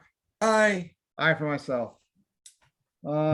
Pursuant to Mass General Law, Chapter 131, Section 40, and Lunenburg Wetlands Protection and Bylaw and Regulations as listed in Chapter 239, the Conservation Commission will hold a public hearing on a notice of intent by Matthew and Tara Nazarenko for the construction of stairs, landing, and a dock within the 100-foot buffer at 160 Sunset Lane. Good job with my last name. I'm sorry, Matt. How did I do on your last name? You did fairly well. Thank you. Nazarenko. Fairly well. How do you really say it? Nazarenko, just like it's spelled. Nazarenko. Okay. Matt, you want me to call up your plan? I can pull it up if you want to have Oh, it right that'd be here. wonderful. I'm just going to cut to the chase given the time. I submitted an alternate plan. Let me know when it comes through. Yep. Okay. So this is an existing staircase and landing. This is what the existing lot looks like. We have stairs down to a 4-foot landing, and then these are there's a couple stairs, and then there's some granite steps here, and this is all loose rubble down to the dock. Yep. What we're proposing is put a 120 square foot deck and then steps down to the lake so that we don't have to walk on the loose ground, and it's safer for everybody. I know Jack mentioned when he did the site walk, he was uncomfortable walking down there due to the conditions, and we'd like to make it easier. And this is the same size as what was approved for the Beers lot on, what was that, September 15th, 21. And can you go back to the previous plan that shows the existing? Thank you. And did you hear the discussion about railings and not being allowed to step off the deck kind of thing? I heard the conversation. I don't know. What did you think of it? There's a little beach rock area here, and that's where we put our kayak in. So that'd be challenging. So the reality is there's nothing right here, and right here as well where we're walking, it's eroding into the lake. And I'd even want to plant blueberry bushes up here because there's nothing holding this bank up in the road. So we're not going to walk. This would help us not walk down in this area. Thank you. Comments or questions from commissioners?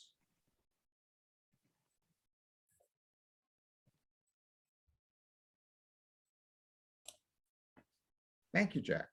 No, thank you, Mr. Chairman. Mr. Chairman, your proposal on the other piece of property was intriguing. The 120 square feet, the 10 by 20 or something, 200 square feet, excuse me, whatever that is. It's 120. It's 9 by 13, just over 13. Yeah. We haven't necessarily approved that. Additionally, if you've got kayaks and things like that, which I do as well, you appreciate that the fact that you can put the kayaks on an area that's not in the bushes or things like that. And so I believe the other proposal looked at, basically they're going to pull their boat in and it's going to be close to their boat, and they're probably going to put some other things there.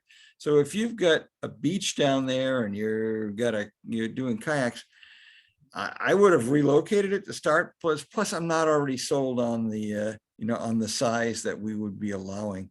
So I would think at this point, Mr. Chairman, we're consuming a big chunk of space. If we moved over, if we took that stairway and ran it straight down, and hopefully we didn't, there's a tree maybe, or come up with something else, it might work a little bit better. But again, I'm not, we've had people pull out other structures within the 30 feet and, gazebos and things like that on their property. And so now we're getting into a real interesting area where we're saying, okay, there's no other place, and I get that, and we want to keep people off the, embankment as much as we possibly can, and hence, your stairwells are all going to be caged off so kids can't jump out and go play on the side of the hill. So I wouldn't be ready to say yes to Matt at this point. That's just my point. Thank you, Mr. Chairman.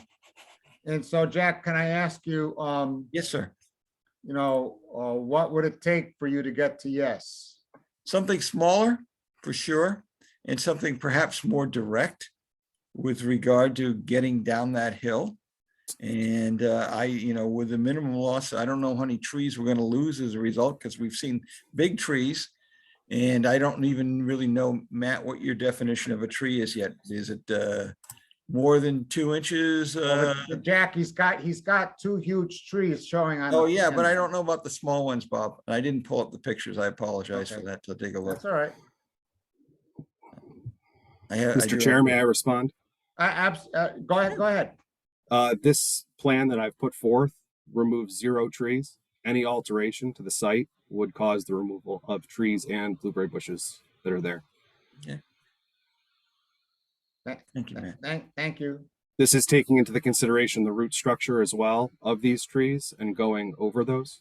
So we would not impact the land at all. There are no trees that would come down or be touched. Mr. Chair, one other point was, Go ahead, Jack. you and I had spoken with regard to the traffic concerns, and Yep. now we have another concern with regard to the Heritage Foundation, and with regard to, I'm not sure what it is, that landing turtle or something. I believe it's the bald eagle's nest. I was looking at the map while we were talking about that, and that was actually, I don't know if I should come to the next meeting and comment on that, but I would suggest the Conservation Commission that somebody look at that, because the bald eagle's nest, while there is one still there, they moved to the other side of the lake, and that part is not on that map. So just something to take under consideration. They did move across the cove. And you were thinking about potentially getting another parking location not on that corner or on the... No, this involves no parking. I live up, I walked down on Saturday to meet you. There's no parking involved in this. Yeah. Jack, did you have something else? No, Matt's doing a good job answering some of my questions. It's just, again. Thank you. I'm going to call on Matt right now. If I can't, am I down? Yeah. Let me just lower my hand again. So with regards to the natural heritage, DEP did not make a comment on this particular lot for that. The only thing they asked for a revised plan, something along the scale of what's been resubmitted. By the way, Matt, I don't know if you sent those to DEP, but I did, just in case you didn't. I appreciate that. Thank you, Matt. You're on top of it. The reviewer does have them. So the question is that, is this exempt from MESA review? And that's something I have to take a look at, because this is an existing lot. It's an existing developed lot. And there's actually no removal of trees being done here. So because there's no vegetation removal, it actually might wind up being exempt.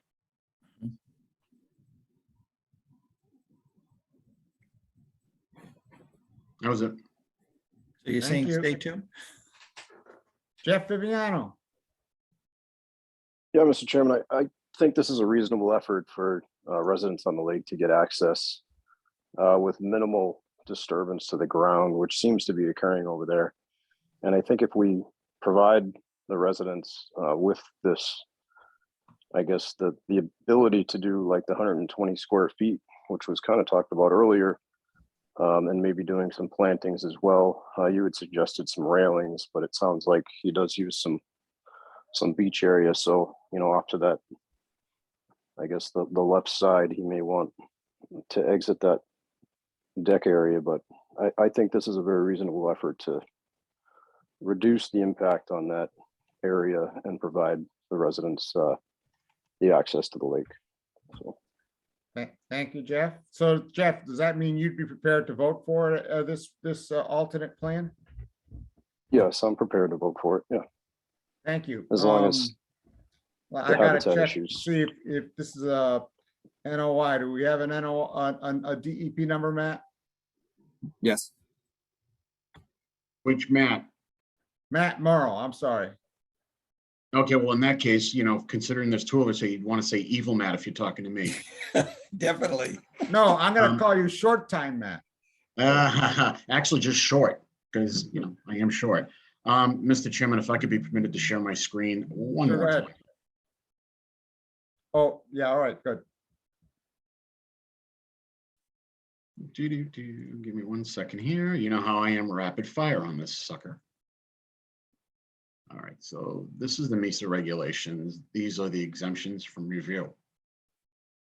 So under section 5, for their exemptions, construction or removal of structures that are secondary to the primary residence and located within an existing paved areas and lawfully developed and maintained lawns or landscaped areas or residential properties, provided there are no expansions of such existing paved lawn and landscaped areas. So what that's basically saying is if you have a already developed area that's being used for a residential purpose, in this case, access to the lake, and he wants to put a structure on it, and there's no expansion of like lawn area, like you're not taking any undeveloped area and creating new developed area, and you're just placing the structures on previously developed areas that are already in existence, it's exempt from MESA review. If he started taking down those large trees, then he might have a problem, but he's not doing any of that. He's just placing structures there. That's it. Thank you. I'm reading the DEP's comments. Yeah, also on the DEP comment, I would note they make a comment about a great pond. That comment is inaccurate. Yeah, I know. They always call it a great pond and it's not. Right, so I spoke to the agent about that, and she did send me a subsequent email that I don't have handy, but that, yeah, she understood that she was in error, so. Because if you actually look at, you got to go by what's on the Great Pond list legally, and Lake Shirley is not on that list. It would be Lake Whalum and Massapock that are on the Great Pond list in Lunenburg. Thank you, Matt. Jack, you have your hand up again? Yes, I think, but it was Jeff ahead of me though, I think. Oh, I'm sorry, I didn't notice that. Jeff, go ahead. sorry about that. Didn't lower it. There we go. Okay, Jeff, thank you. Okay, 2 points, Mr. Chairman. And the first one is Matt, I believe, and either Matt can correct me, I believe that's a separate piece of property. It's not actually considered the same lot. Would that Yeah, be- Jack, I knew you were going to go there. Actually, it's secondary to a residential use, so it does qualify for the. It does, it's considered secondary, okay. Okay, well, that's part of it. The other thing, if we put the drawing up again, and if I can chop, and I just had a thought, if I could. Matt. Okay, if I'm looking at that platform and I'm seeing those two trees, what if we took that temporary dock and that platform that sneaks off to the right, then drops down some steps and goes left? What if you just took that and attached those steps right to that platform on the left and go straight down and move your existing temporary dock out there? So that's a good question. The dock is in the only cleared spot. Let me try to pull up the pictures. Okay. Is that the one we got the tree sitting there that's going over? No, that's the next one. Oh, okay. So you can see here in the pictures, there's trees, and these are all blueberry bushes. Yeah. All the way across the lot on the lake, there are blueberry bushes, except in two places. One is where the dock comes in, and the other is where the kids get out of the water, where it's shallow. It's more over here. Yeah. So if this was attached to that landing, There are additional trees that I didn't mark, like this pine right over here. There are more trees as you go Oh, to the okay. south. I didn't see them. Yeah, I didn't mark every tree on the lot. I just marked the pertinent trees for this plan. It's kind of vegetated like what you see right here as you move over, except for this one area next to the south of this 4x4 landing. There's nothing there. So It's there's just nothing, okay. If I'm looking at the stairs right now, straight on, if you were to shift those stairs over to the left and have them come straight down, I wouldn't need that little platform on the side, would I? Excuse, can you repeat that? Sorry, Jack. Okay, I'm sorry. Okay, I'm looking up the hill, straight Yeah. down our dock, up, and you've got the stairs to the right. Yeah. What would happen if I took those stairs and shifted them over Here? Yeah, to here and come straight through, and then you put the little platform down there? I Yeah, get rid of some so of the stuff. we've looked at the platform down here. This is like a 3-foot drop, and we just can't get the steps in. These are blueberry bushes. There's a tree here that comes up, and there's some vegetation here and a tree here. So if we shift this over, number one, it's all sandy, silty right here. So this is all going to start eroding. And then we have to remove more vegetation if we shift anything, and it'll cause more disturbance to the land. So as we looked at what we were going to do down here, Yeah. we tried to put forth the proposal that caused almost no disturbance to the land. The only thing that we would be doing is taking these rocks out that they don't appear to be natural. They're cut granite. And these stairs would be extended and then tied in right here to the dock, and nothing would be going into the water. That's the intent of our plan. Okay. And those stakes are essentially where that platform is going to sit. These stakes were for the design that I didn't even want. We're at 10:16 at night. I didn't even want to talk about the one you guys wouldn't want to approve. So we just jumped into this one. Oh, we like staying up late. Yeah, well, thank you for being on the really commission don't. and doing that.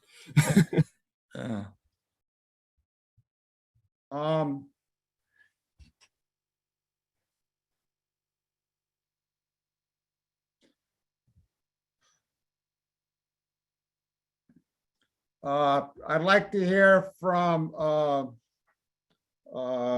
we've heard from Jack that he would like to see a smaller platform. We've heard from Jeff that he thinks it's a reasonable proposal as given. I'd like to hear from Katie and Mike where they are on this application. Let's start with Katie. I would vote tonight as presented. I think it's a good application. Thank you, Katie. Let's hear from Mike LaRouche. I don't get this. I really don't. How is this any different from anything else that was proposed on hills that we were saying that we'd only do stairs and no decks? And here we got this 120 square foot platform and no one's saying anything about it? Well, no, Jack's saying something about it. Okay. Well, I am too. I mean, I can't imagine. That's why I'm asking. I can't imagine us saying no to others and everyone's willing to say yes on this when our regulations are clear that we're not supposed to do this. Our regulations don't allow this. Now, so you're a no. I'm a no as what I see here on this plan, only because it appears to be against our regulations. And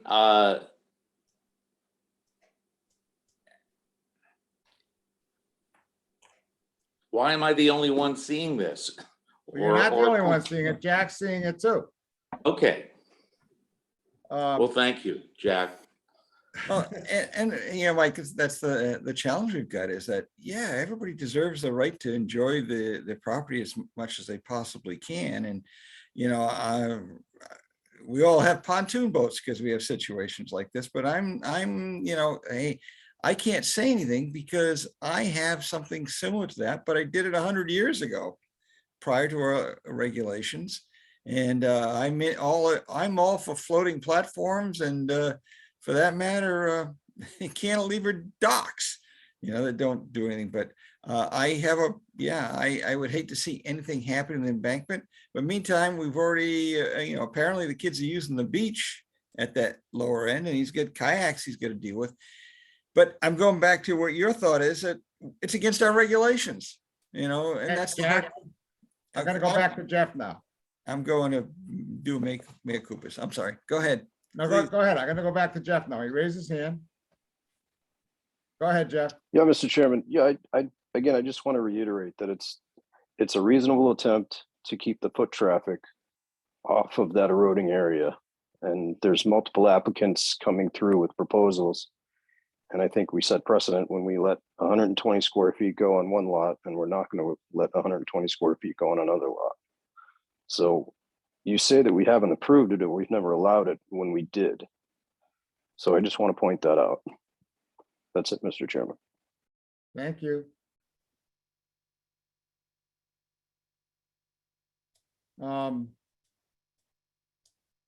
Jack, you look like you want to say something else? Just that I would like to explore it, and Matt, I'll give you the time if if we can come up with some more ideas, and that would I would do something like that, and let's figure, go get a big pontoon boat or that kind of thing. So anyway, So there's no restrictions on the lake? Is that what we're saying? Oh, you want to put a pontoon boat on the lake? Go for it.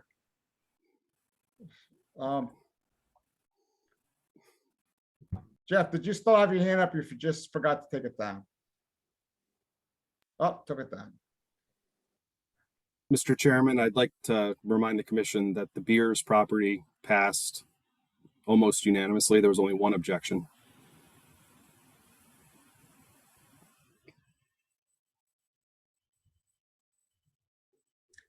And unfortunately, Matt, every case is individually decided, and I understand that. The commission has heard multiple cases tonight where you were building a house within the 30-foot buffer zone, and that was approved.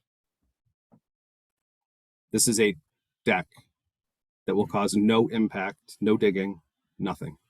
I've made every attempt to modify my plans to not impact the land at all. Every other plan put forth caused trees to be cut down, including the plan that was approved on September 15th.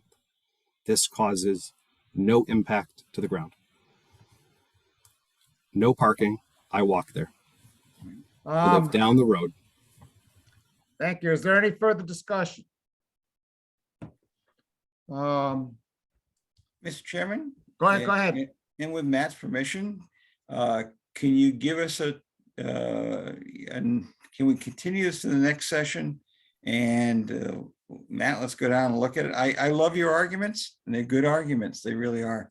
I would be willing to do that, but at the last meeting, you indicated you were not comfortable walking down those stairs. So I would hate for you to get hurt.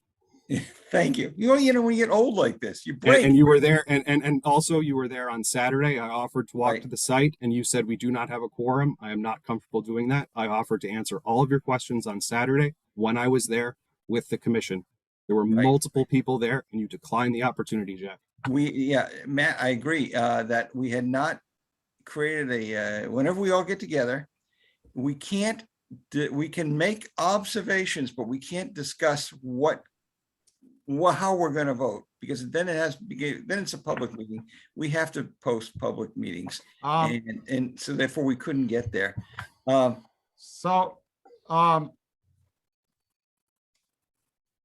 I'll entertain a motion. I'll make a motion that we approve this plan as submitted. Do we have a second? Second. We have a motion and a second. Is there any further discussion? Roll call vote. Jeff Viviano. Aye. Katie Childs. Aye. Mike LaRouche. No. Jack Rabbit. Unfortunately, no. I wish we could work on it more, but no, if we're gonna have to close the door, will know, and hopefully Matt comes back. I will vote aye. So I guess that's it. Mhm. Leah. So I can proceed, Bob. Hi, you didn't take you- public comments. I'm sorry, go ahead, Leah. I don't think you took public comments before the vote. I thought I did. Oh, But I sorry. apologize. Go ahead, Leah. I missed my chance then. I was going to ask about the conservation area and just the sort of what Commissioner Mike LaRouche was saying. Second that. What do you mean the Or conservation? I don't area? second that. but Can you explain your question? I didn't understand your question. Is this able to go through if it doesn't meet the priority habitat guidelines? Are you able to vote on it without that? So I already addressed that. This particular project would be exempt from the guidelines. The others may not be. Okay, I thought the ones with the hatching meant that it was considered. I had placed up the regulations from the Mass Endangered Species Program. There are certain instances where Doesn't I it say would when vote it's attached to a residence? this is a secondary use of a residential lot. It's part of a residential property owned by the applicant. Matt, this is not attached to the lot. There's a public street that sits between it. And in fact, it's a separate lot.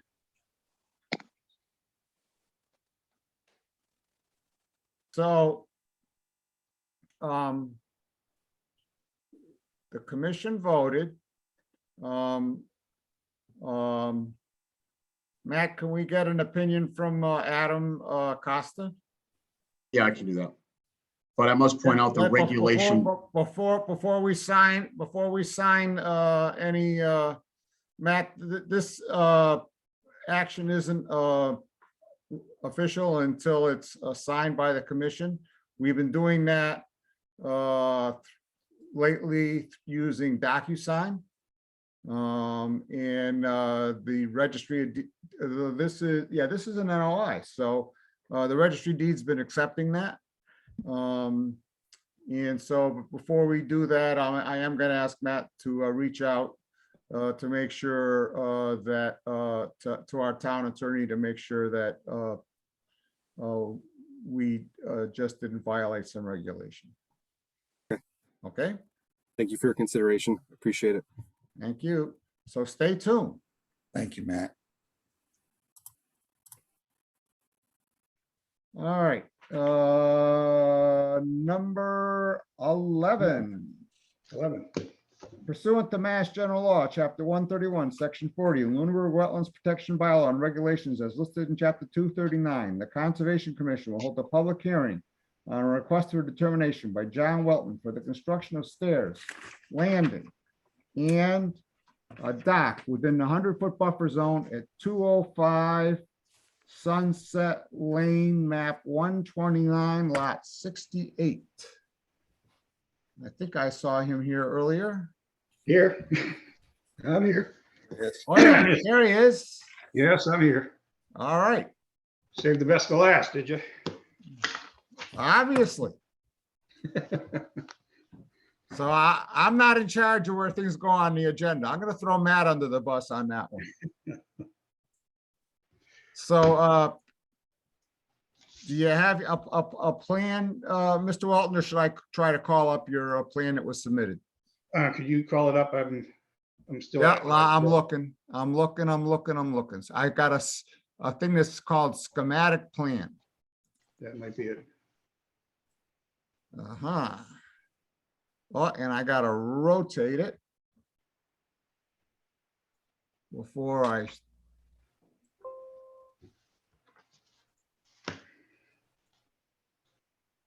We'll do it clockwise, counterclockwise, 90 degrees. Hey, look at that. All right. And let's share the screen now.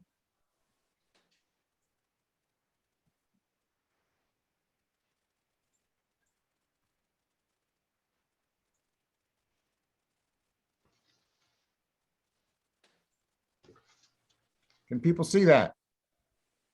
Yes. All right. The only trouble is I can't. It's underneath some other screen I have up. Let me see if I can't move these other screens off of it.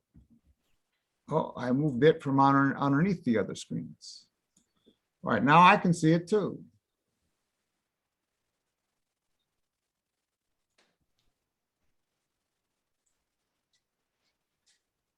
All right, so tell us what you're planning to do, what you're proposing here. It was the same as the last meeting. We're gonna do stairs going down to a landing, a little 4x4, and stairs going down to a deck where the dock will be going off of that. And I think you guys all came down Saturday. So there was 4 trees. I don't know if you have that one on here. We added the trees. There was 4 trees we are gonna take out to get the stairs down. But I will plant new trees to replace anyone I take out. And there's the one dead tree that fell over down by where that deck is gonna be. That has to be removed. That's it.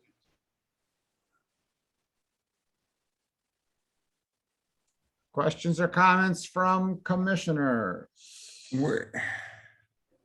How big are the trees? They weren't that big.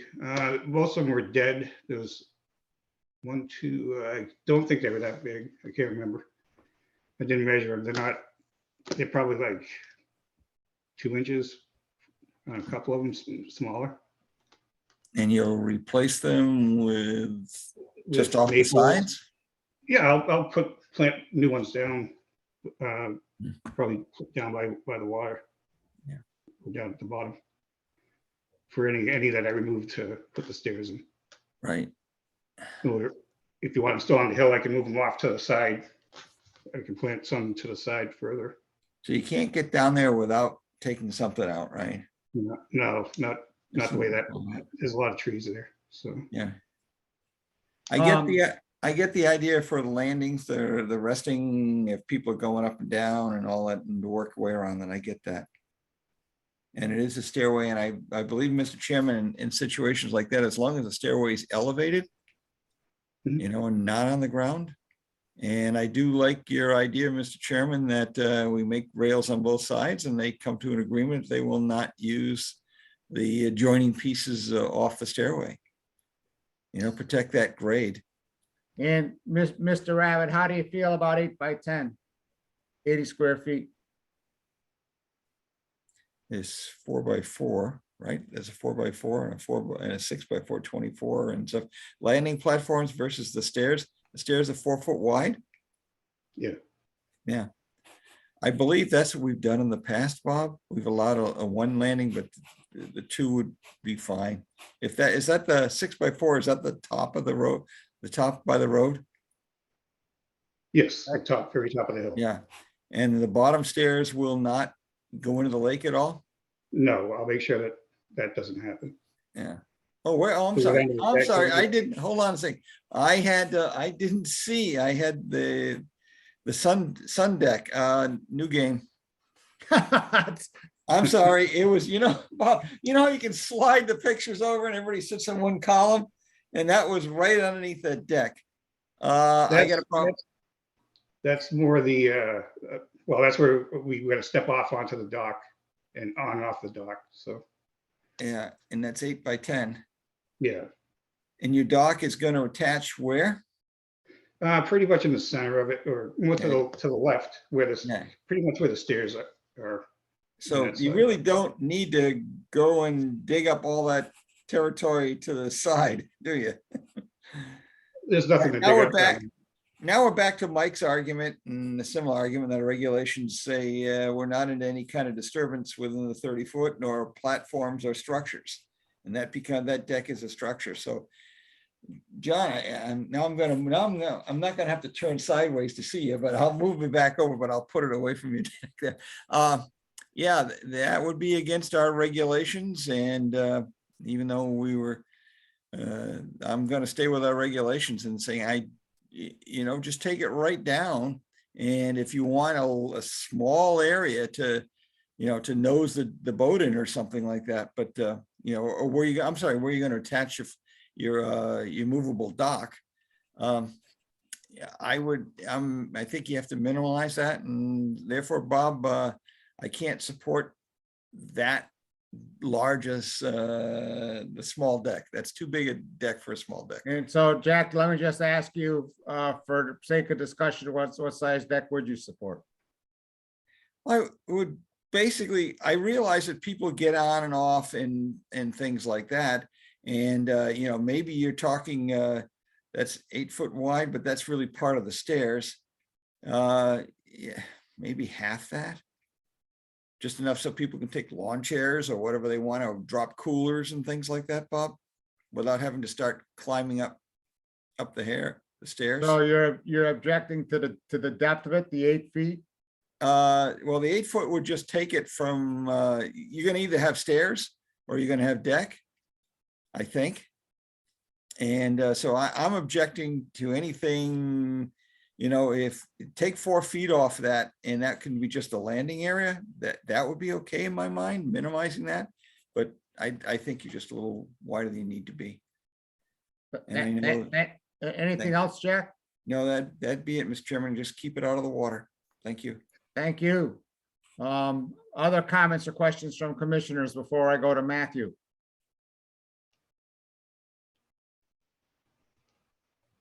Matthew.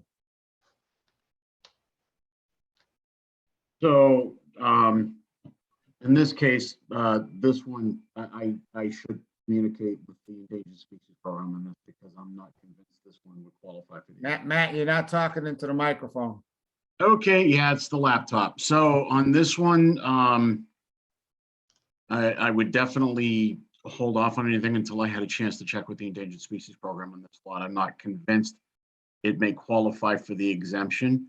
It may just need another bit of paperwork. I don't think it would qualify as a taking, but it still may need to go through the process. You lost me when you say you don't know if it would qualify as a taking. In other words, there are in certain instances where you propose a project in a priority habitat, if it's of a certain size, they may consider it a taking of the habitat, which would require further permitting. If they rule it what's called a no take, they just simply tell you, yeah, you can build it. They may put minor conditions on it, and that would be it. But at this point, I think it should go through the process. Okay. And I'm not understanding why this is different from the last application. Because he has to take trees down. The last one didn't have to touch any vegetation. It was on previously developed area, and it was basically just, placing a minor structure that's allowable. In this case, he has to actually touch vegetation. It was like I said in the last one, if Mr. Nazarenko actually had to cut trees down, my opinion would have been different. All right. Any other comments or questions from commissioners? Any comments or questions from members of the public?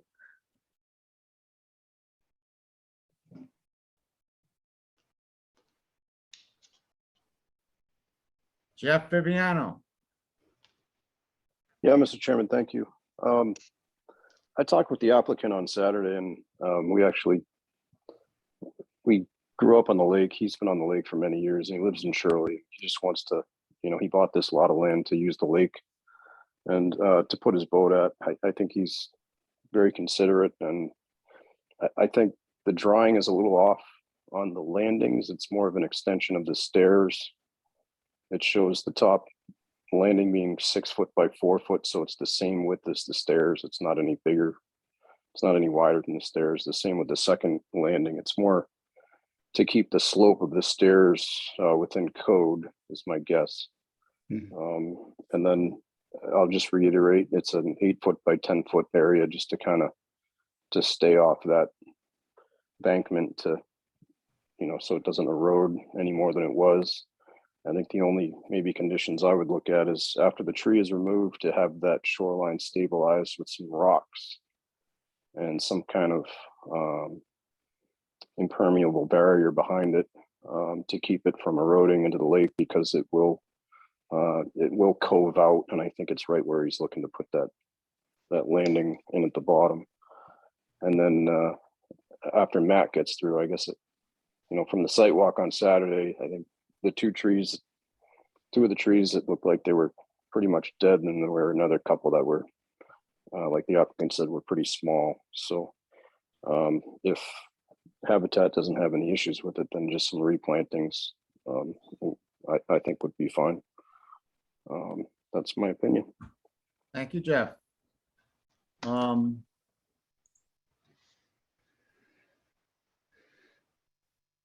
Katie, what's your opinion on this?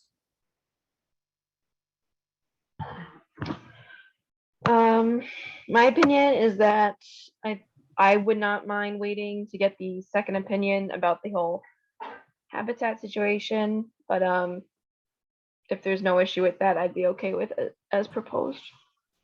And Mike, I'm assuming you would be against this, but you haven't said that yet, but let's hear it.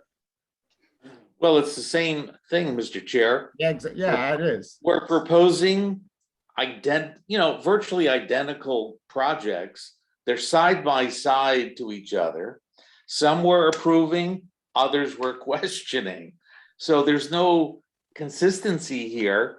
I'm not aware of the projects that had been approved in the past.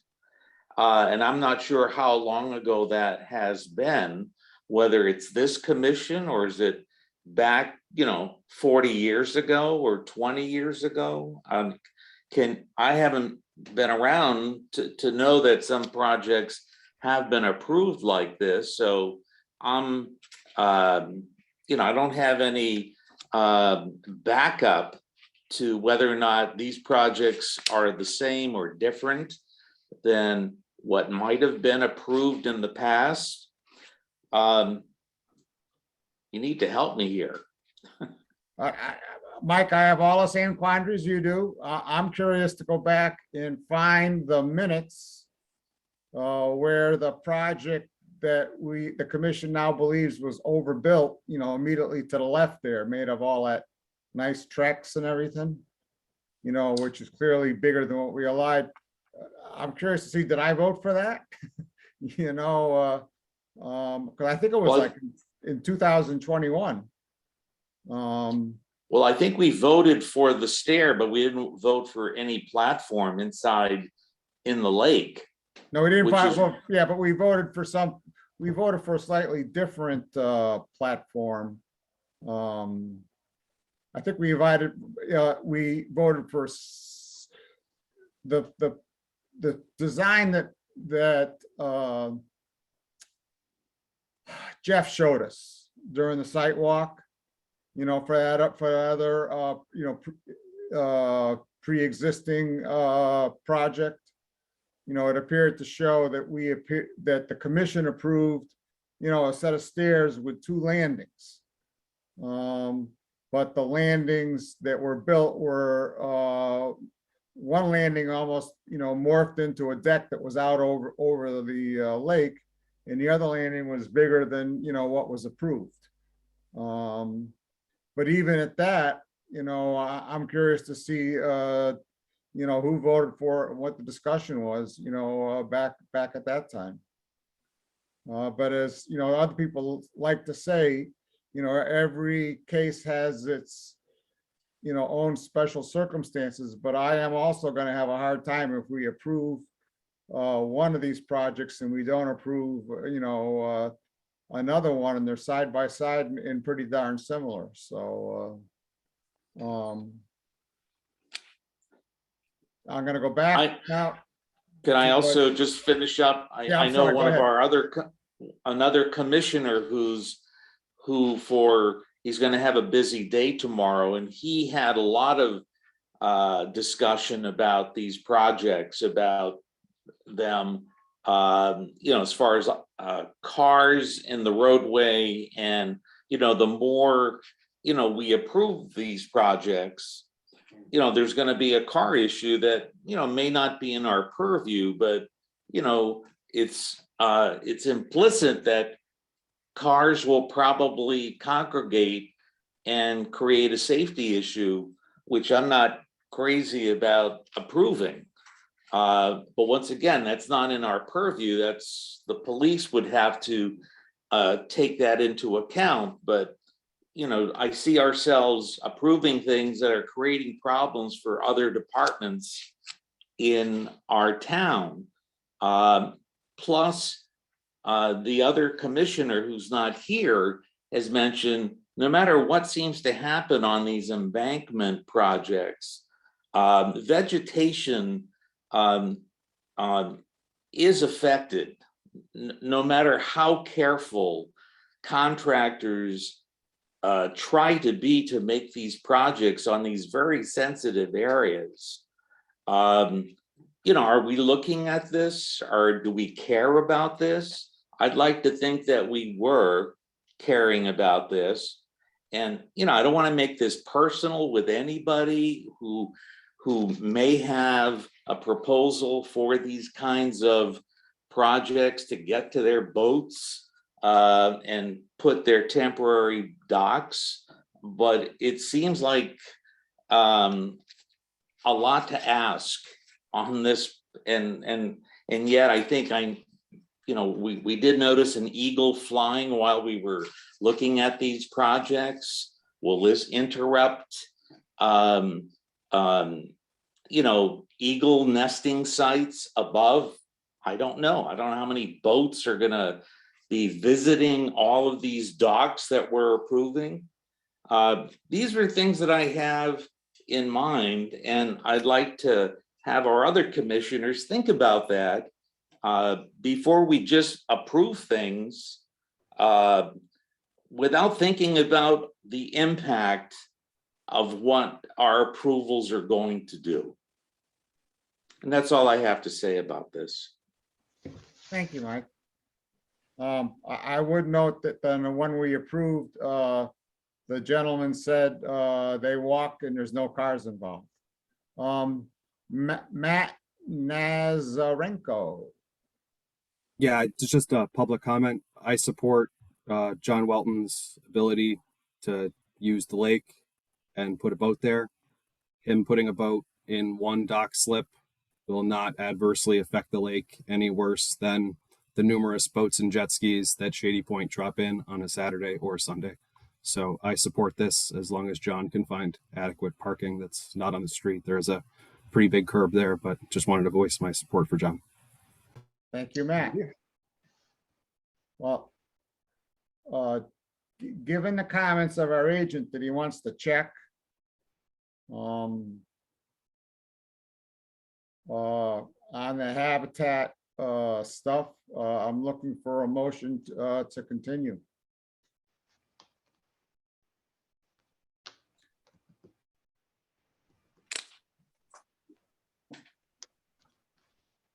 So moved.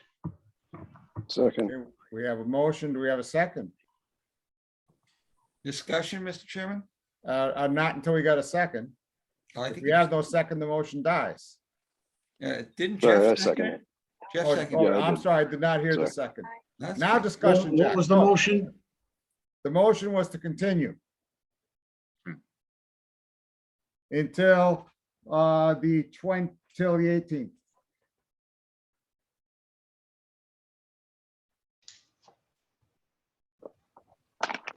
Jack, you had Thank discussion? you, Mr. Chairman. I just want to build on the point that Mike made.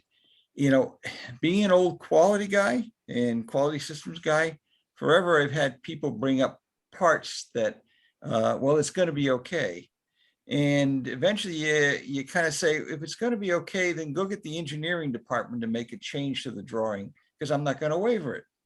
And this is a situation where we're wavering a lot. And, you know, you're making an argument for fitness of use, and I kind of get that too.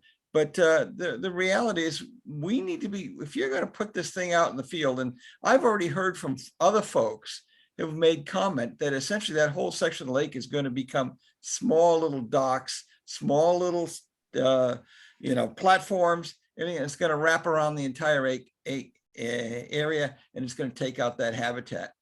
So I'm thinking that, change the specifications if that's the case and understand what that means. But right now, we're allowing things that even a year ago, we had some poor people, they had put a gazebo, and they're inside the 30 feet that they had. And it was like, oh, well, that's clearly against the specification. And now we've got folks that are putting platforms going down hills. I get the fact that they don't have as much land as they would like to use, and neither did these other people, but we made them remove them. And because that's our specification. So I'm with Mike. We've got to understand what we're setting ourselves up for and the precedences that we're establishing here. Because we also know that Adam Costner has reminded us that even though we're not legally bound to precedents, we would be subject to a precedent review. Right, Bob? I believe that's what he's shared with you as well. We're not a precedent-setting body, Jack. Right. We can't, but that doesn't stop the other folks on the other side to try and establish that we had in fact created precedents. So I'm thinking we got to tread very lightly on violating, our own laws. So I'm with Mike on this one. Why are we treating this any differently? And I can appreciate, there's issues of safety, and hence that's why I'm okay with the platforms to rest or not people falling over each other. And I'm okay with allowing them to have access as long as we minimize the impact, as we have done in other places, Bob. We even had them change some stuff and within the last year on that same lake. So why is all of a sudden this becoming acceptable? But thank you, Mr. Chairman, and you're doing a good job. I'm just putting it out there. And thank you, Mike. Thank you. I'm going to call on Jeff Viviano. Yeah, Mr. Chairman, the meeting was 9/15/21 for 205 Sunset, and you did not chair the meeting. Rich Birch did, and he was the only no vote. I didn't think I remembered voting for that. But Jeff, was I there? I don't think you were there, no. I wasn't there either. Yeah. So it was myself, Patty, Katie, and Mike that voted for it, and Rich was against. Thank you, Jeff, for that history. You just saved me time put into research. Yeah. Thank you very much. Matt Morrow. Okay. Matt, did you have something you wanted to say? We have a motion and a second, and we're in the discussion phase. Yeah, I just want to make sure you can hear me okay. I can hear you now. Okay, so in going to Mr. Rabbit's example, while I can totally understand both sides of the argument, the example that he's given, while accurate, is misapplied in this context. And the reason being is I actually kind of was against the idea of moving the gazebo at that point, but the commission wanted it. The gazebo had plenty of room to be moved out of the 30-foot zone. There was plenty of room in the yard to move it into maybe the 50-foot with an exemption. So this was actually a full-blown house lot with a lot of space. These are different, more constrained lots. So they're just a little bit different. So while I understand the spirit of where this is going, I just wanted to point out that, while you guys have made people move things out, you've also Can't hear you, Matt. while you have had people move things out, you've also granted waivers. So, you need to keep both sides of that equation in mind. Is there any further discussion before we do a roll call vote? Can I mention something about parking? I do have I'm going to have access to parking on the other side where Marcia Beers. They're going to let me park on that side of the of Sunset, so I won't be parking on the side of the road. I had a discussion with them. Thank you. So that's not an issue. But the reason I'm looking for a motion to continue is because our agent has expressed an interest, a desire to take and check on the endangered species habitat implications. And it doesn't have that much to do with the merits. So roll call vote. Jeff, Aye. Katie, Aye. Mike, Can I, you can do anything Can I you do want, it? Mike. can I, what's the other position if you don't say no and you just want to, Abstain.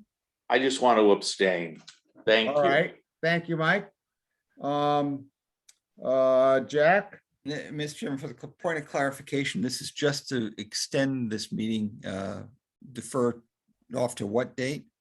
this is to continue this public hearing until May 18th, Okay, I would vote yes. and I will also vote yes. Okay. Thank you very much. So All I right, have guys, 4 I'm out noes for the and night, 1 by the way. abstention. Okay, Katie is leaving us. I have to go to work for 6:15 tomorrow Oh, morning. Katie, bless your heart. Oh, Thank bedtime. goodness. All right, see you guys. you. Good luck. So we Thanks, finished Katie. 11 public hearings, but we still have, let's see who's left here.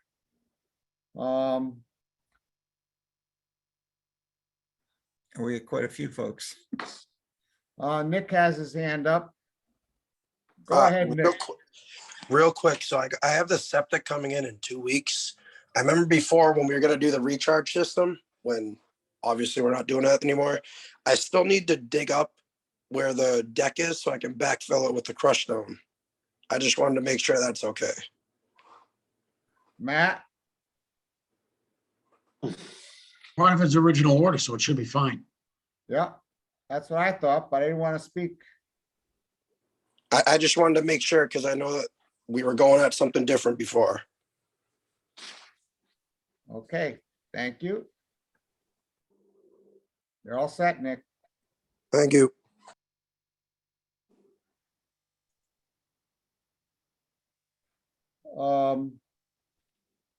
Looking at the people who hung in with us until 10:56 at night, Matt. I recognize Joanne and Butch. Do we have anybody else that's still on the that is here for something we haven't discussed yet? Yeah, Oh. Steve White is here for certificate of compliance for 70 Oak Ridge Road. Okay, I know I did it. There's the as-built on the as-built and certification from Jamie Rowe on file. When I toured the site with Rich, he asked for some more, 2 plantings to be placed in the riprap, which has been done. I have pictures that Mr. White sent me late this afternoon that are in the file. In the future, for anyone, for the public who's listening, probably a good idea if you're going to submit items for exhibit. They really shouldn't be done like the evening of the meeting because there is a distinct possibility they may not make it. So just for future reference. so if we were gonna take up the certificate of compliance for 70 Oak Ridge Road, which of these 4 PDFs would I call up? Hold on a second. We got a white as-built plan, a white engineer's letter, a white Form 8A, and a white OOC 208-109. Pull up the as-built plan. All right. Let's share that screen.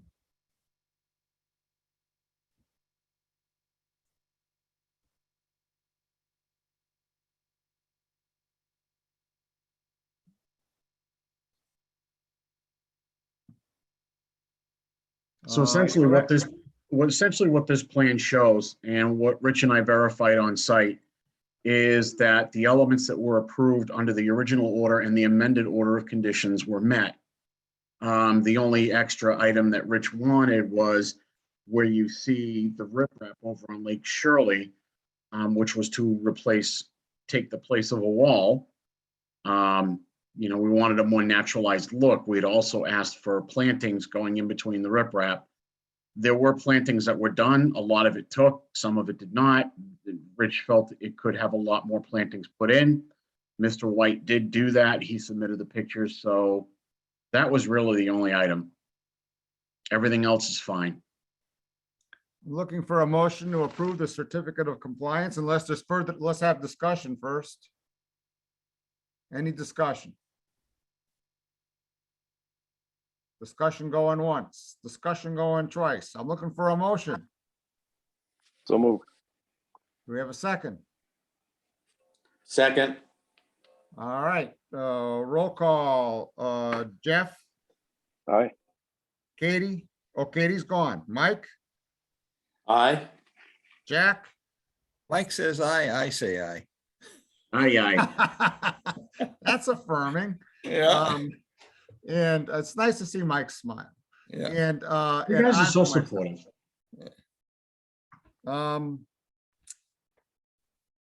Hey, what does Rich say? He's gone. Hey, Rich Tremblay. Oh, that Rich. Yeah. Um, We're all getting. so, let's, is there anything else we should take up before we go to Butch McGurn? Well, I mean, I do have a administrator's determination I would like to discuss. And is someone here for that? No, just me. Well, then we can do that after we do the people where we got spectators here to see what's gonna happen.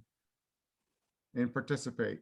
Okay, so there is a, just so you know, there is an as-built that was just sent up on file.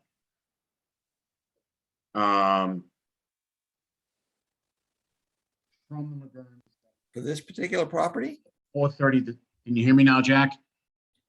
Yeah, on Oak Ridge? Okay, so it was sent to me by the McGurn's engineer at like 4:36 this afternoon. Oh my God. So I haven't even had a chance to review it, and I know you guys haven't had a chance to review it. So I have to say, if they want to narrate what they've done on site, because I know they've done some productive stuff, great. But at this point, I really don't find it appropriate. Had the advantage of looking at it. Because let's face it, it came in this afternoon at 4:36, the night of the meeting.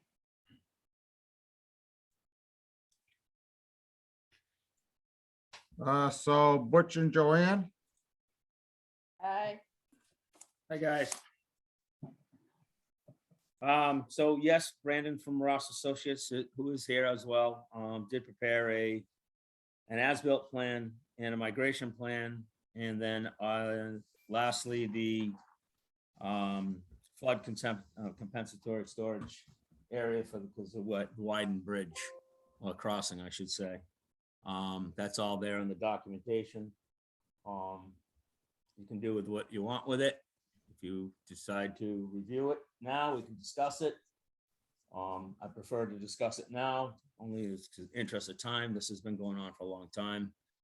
And I'm hoping we can actually get somewhere tonight.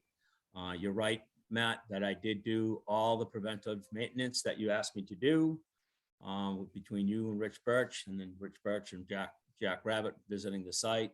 I removed all the riprap as discussed. I stabilized all the erosion controls into the existing conditions and the existing areas. They were topoed and put on the as-built plan, showing that's where they were, and any violation of compromised areas have been distinguished with any remedial plantings and or mitigation plants and migration plantings. He does have a proposed correction for alongside of the lake with new plantings.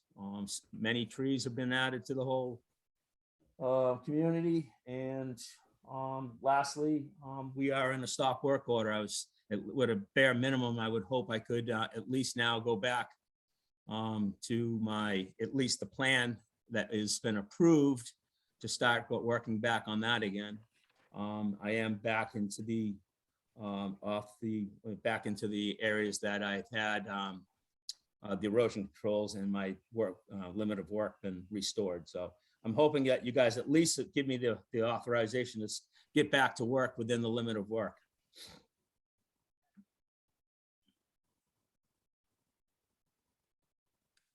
Thank you, Butch. Comments or questions from commissioners or from our administrator? Jack? Mr. Chairman, thank you.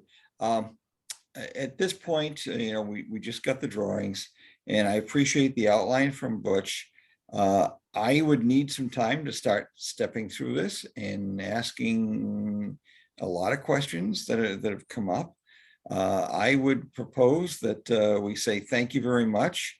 We wished you'd essentially made comments to us earlier with regard to the changes you have made that without contacting us. And so therefore I would ask Mr. Chairman that we be given the 2 weeks to do the examination, potentially go out and visit the site again, and that with this cease and work order, cease and desist, remain in place. Thank you, Jack. Are there other comments or questions from commissioners? Jack, were you done? Yes, I'm sorry. No. I want. Yeah. Well, thank you, Bob. I am right now. That my vote is no, we keep the cease and desist order All in right. place. Other comments or questions from commissioners? Matt, what are your comments?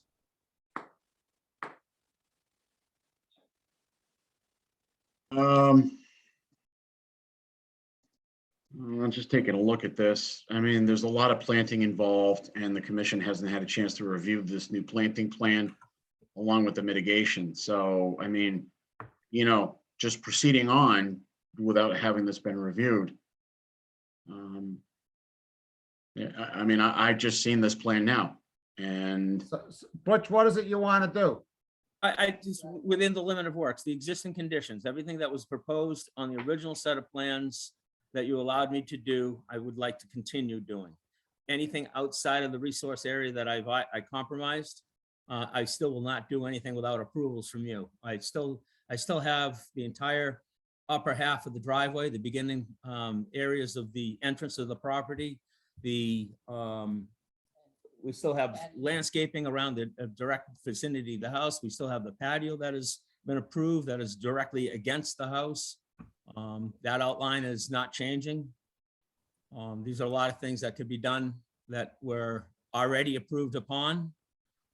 Yes, I agree that with Matt, you guys have not had a chance to look at the migration plantings of the compromised areas. That is outside the limit of work anyways. All I'm asking is just so we can get back to some work activity here. I'm living here now, so we've got just a mud fest coming in and out of this beautiful home and just trying to get some, those areas done, particularly the patio areas that have not changed and they're well within the buffers.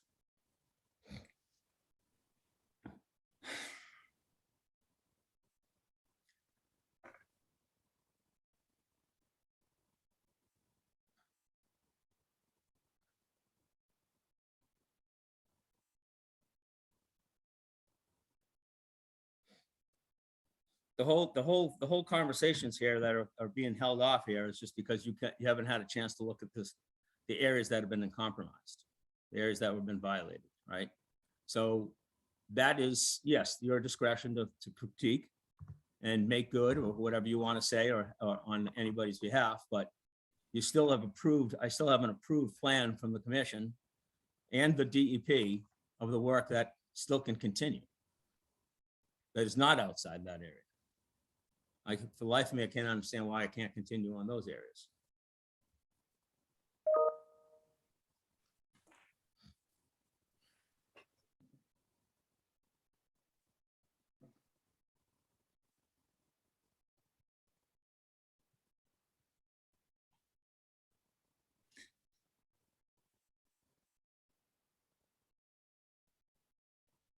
Bob, Yes, sir.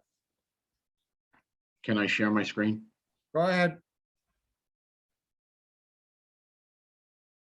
Which areas are we talking about now, Butch? So anything that's outside the 50, yes, I wouldn't be working on right now anyways. So that's all down towards the lake. Swinging up around the front of the house. That's the backside.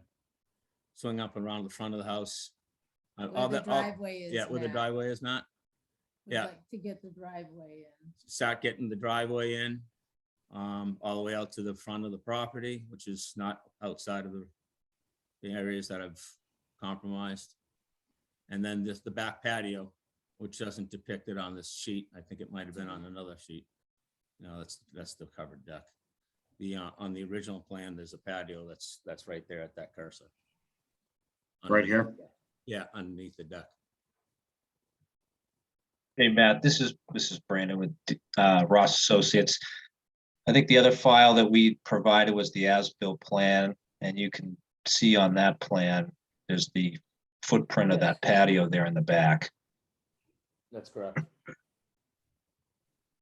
Maybe Butch, if you can just at least specify, which I think you've done, just a couple things at least that maybe you could do in this interim period until they review fully the as-built plan and the planting plan. Mhm.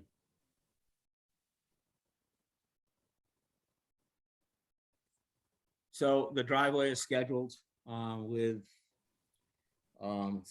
city line paving.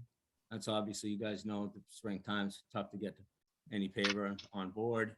And then the pavers, the patio pavers that are below the covered deck. If you wanted to, Matt, pull up that other drawing that is Brandon's referring to, you can clearly see the outline. That hasn't changed at all. That's not within that limit, outside of that limit of work.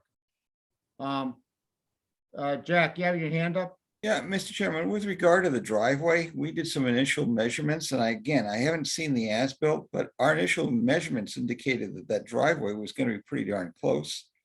And I would hesitate to allow anybody to go put anything else in there. There also is a question about the width of that bridge you've got there. I mean, there's a lot of questions that we have, and I think that we deserve the opportunity to take a look at it and look at the practical implications. The driveway is theoretically 10 feet wide. And so that looks like a little more than potentially 10 feet. I don't know. Approved plan. What's This is the that? approved- This is the approved plan. That's the approved plan. Where's the driveway, Matt? No, I meant, this is the as-built. It's the as-built. Okay, this is This is as-built. the approved. Okay, The driveway, the paved area is only 10 feet wide, John. right. Okay. So it's all wider. as we. So it's not originally- built yet, right? So you give us an as-built that says this is where, I don't understand what those hash marks are now. Because it looks like it's more than 10 feet in there. So I'm just asking, Mr. Chairman, before we allow any more to continue, you know what? Let's sit down and look at it. Let's Jack, you go out took- and measure it. Let's see what Jack, we you got. took the words out of my mouth. What Thank do you, Mr. measure, Chairman. Jack? There's not a Jack- driveway to measure. You Jack, got what- dirt. Yeah, You're right. There's no driveway in yet. You guys approved the 10-foot driveway. Would like to put the And 10-foot bituminous driveway. I mean, on Matt top of could the tell dirt. you, Brandon could tell you even better. I think those hashtags are the hay bales. Yeah. So, I don't, we're not doing anything you haven't allowed us to do. Are there any other comments from commissioners? Mr. Chairman? Go ahead, Jeff. Yeah, I mean, if all they're doing is what was previously approved, outside the 50, they're talking about some patios and the driveway. I mean, the driveway, I would assume they're going to follow exactly as planned from this point forward. If that's all that they really want to get done, I think it might be better to stabilize at least the driveway to prevent any kind of erosion coming down. But I'm just one member, so. And Jeff, I could see allowing them to work on the patio under the covered deck. I have concerns about any work on the driveway, just like Jack said, because there's The bridge.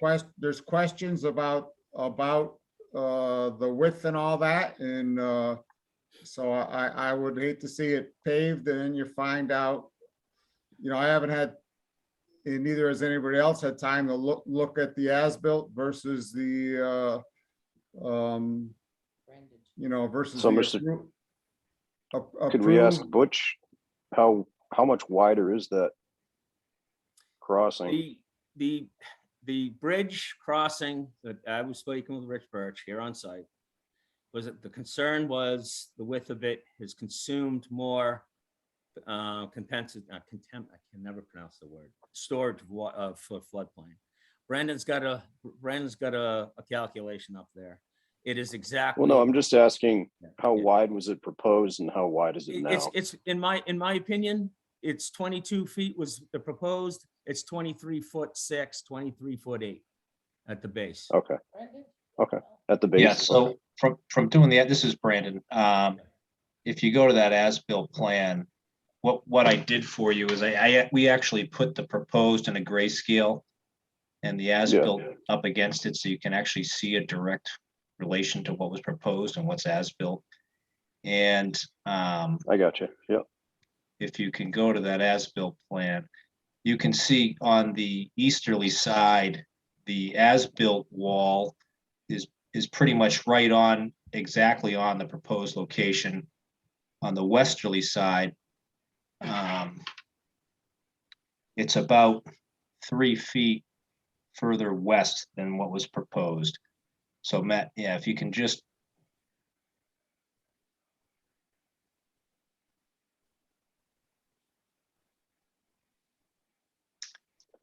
So you can see those blocks. Yeah, so you can see the To the blocks east. there. It's kind of coming right off that Yeah, 309 that's where it was contour off supposed the to corner be. of the house. That was proposed. And the darker hatch is Is where it showing is. what's existing. So it's 3 feet wider. Okay. Yeah. Yeah, we came up with roughly 24 feet. And the intention was that the driveway would be 10 with 2 feet in each side. Right? And so now we're kind of getting, what is that, 14 versus, 8, 10, 12, 14 versus 24. Huh?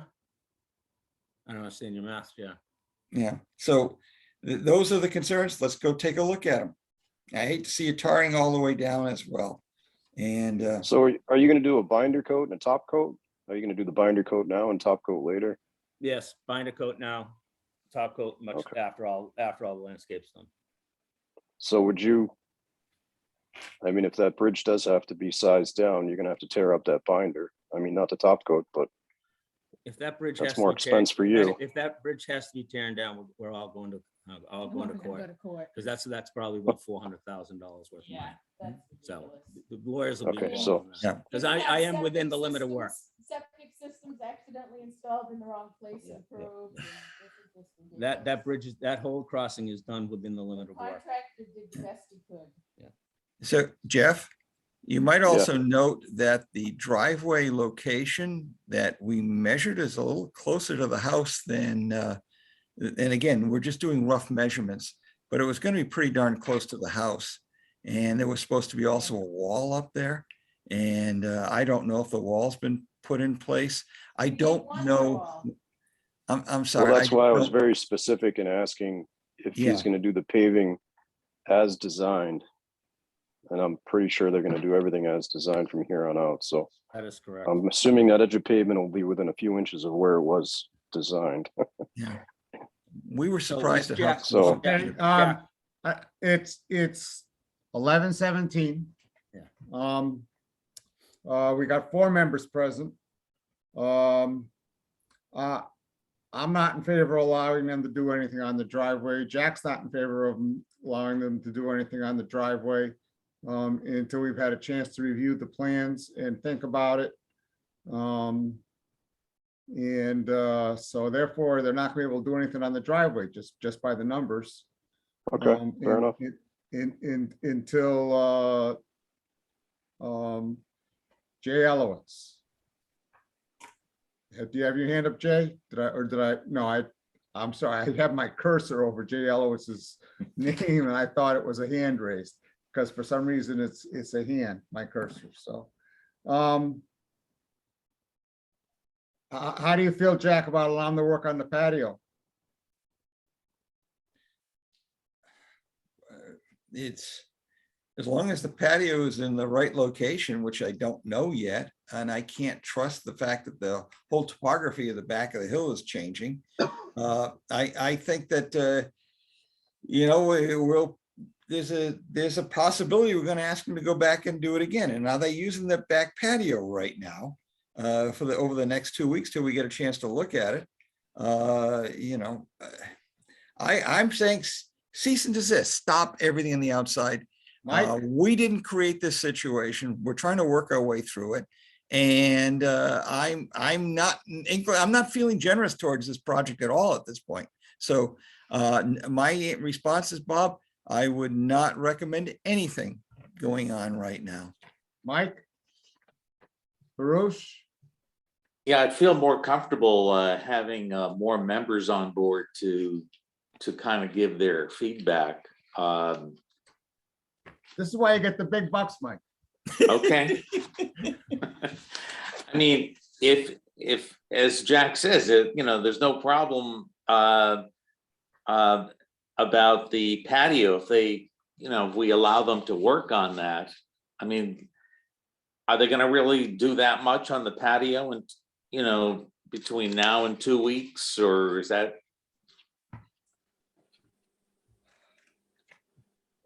Thank you, Mike. Okay.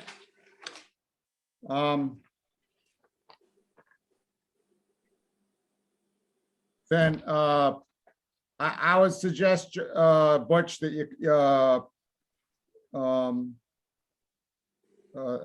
I'm sorry you had to wait all this time and listen to all of this meeting to get to this point. But you should allow the commission the time to take a look at at what you submitted, and hopefully we'll have a lighter agenda 2 weeks from now with, and we won't be discussing this after 11 o'clock at night. Okay, one request, Mr. Chairman. Sure, go ahead. Any visitors to site have to make an appointment. This is a private home now. It's not a construction site. Dogs running freely. Okay. So, Yeah. So in other words, if we want to do a site visit, you want an appointment. Yeah, we just want to know you're coming so we can leave. No problem. Thank you very much. So noted. If it's possible to be on the meeting earlier, do we have time to discuss it? I'm sorry, Joanne, I can't hear you. If it would be possible to be on the meeting a little earlier, so we do have time to discuss everything when everyone's fresh. I mean, we always seem to be at the end of the meeting, which is fine, but I just thought it might be easier. We'd have more time and not run into this situation again. Thank you, if Joanne. possible. Thank you, guys. Matt, is there anything else that must be done tonight? I would like to just go over the administrator's determination, like. Oh, really absolutely. I go fast. right ahead. And then I had just two other quick things. Done. Okay, let me just pull up the file.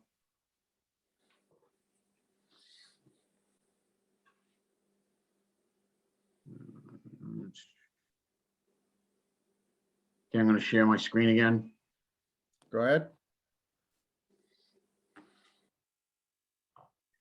So I have 5 trees over at the 165 Townsend Harbor Road that the owner is requesting to take down and not stump.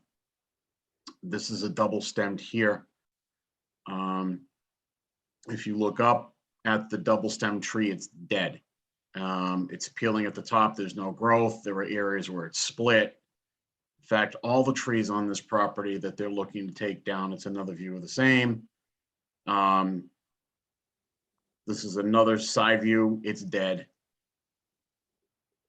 This is what appears to be a dead hemlock right nearby.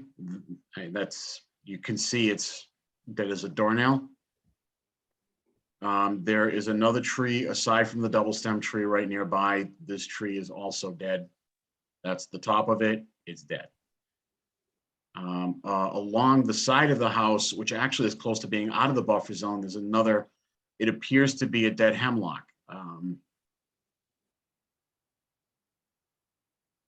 Here's the bottom view of it. It's dead.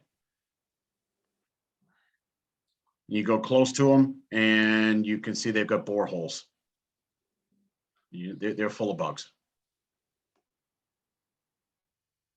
So my recommendation is to allow the trees to be removed, but not stump under an administrator's determination because they're just dead. They're not taking down, live trees in the yard, and there's plenty of them still, but you've got dead trees that are just gonna fall. And this is 165. 165 Townsend Harbor.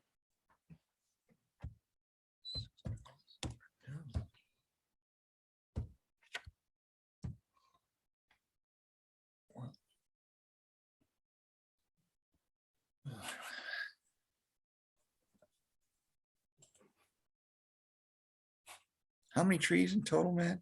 And 5. They're all dead. And They're all, yeah, I showed you the photos. They're all like dead. yeah, oh, I believe that. I believe that. And you're saying don't remove the stumps or remove the stumps? No, don't remove the stumps. Don't remove the They can stumps, grind okay. them in place. There's no need to remove them. Sure. 165. Whose property is that, Matt? I'm sorry. Karen Philbin. Who now? Karen Philbin. Oh, I'm gonna share the screen, so I'm gonna share my screen. okay. Thank you, Paul.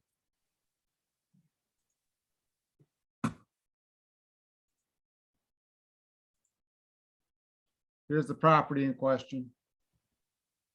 That's right. So once he zeroes in. You essentially got 3 here and 2 here. One of them being here, one of them being here.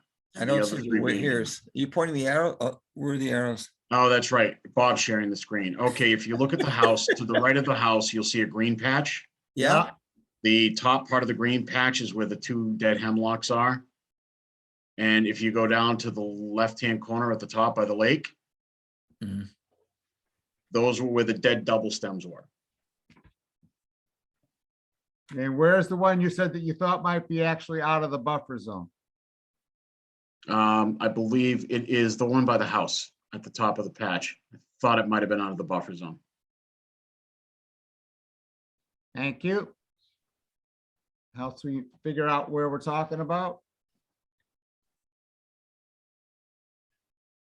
Any questions? Mr. Chairman? Go ahead. I'm sorry, I didn't get a chance to raise my hand. Yeah, you've got 2 ones right at the water line, and you've got some other setback. And I know a lot of cases we don't, if they're dead, they're coming down, but those look like the only trees left in that area. Would we consider asking them to replant some trees in that stead and just allow them to take the others further back? But just anything within that 30 feet is, there isn't much there right now. And it doesn't look like it's taking out anybody's real view. So why wouldn't we ask them to replace them? I can ask if they're willing to replant. I think they should be given the option. I mean, they're dead trees, so. Right, but nowhere, maybe I'm wrong, but I've never read anything that says if it's a dead tree, it doesn't count in terms of replacement or asking for a replacement. And maybe I've never read anything on that. Where's our regulation saying we don't replace dead trees or ask for the replacement? Because otherwise we can get into a situation where someone's dropping copper sulfate into them and they die in a couple of years. No, I got rid of the tree. And I would think that we would probably want to ask them to replace those, especially where they're kind of at a critical point. Well, Jack, I don't see people running around with strychnine spraying their trees deliberately to kill them to get out of replacing. I think that's a bit extreme. Well, in this case, she came forward. She's got dead trees. I have no doubt about this individual. I have tremendous faith in this individual. But they have no value. I said I would talk to her about replanting along the shoreline. That's not a problem. Yeah, let's ask him. I'm looking for a motion. So moved. Thank you, Mike. Do we have a second? Second. All right. Roll call vote. Jeff, Aye. Mike, Aye. Jack, Aye. and I for myself. And please ask if they're willing to replant. Yeah, Right. Bob, can I just throw in one more really quick? Like 2 What? seconds. Go ahead. I'm gonna share my screen again. I think I have to stop.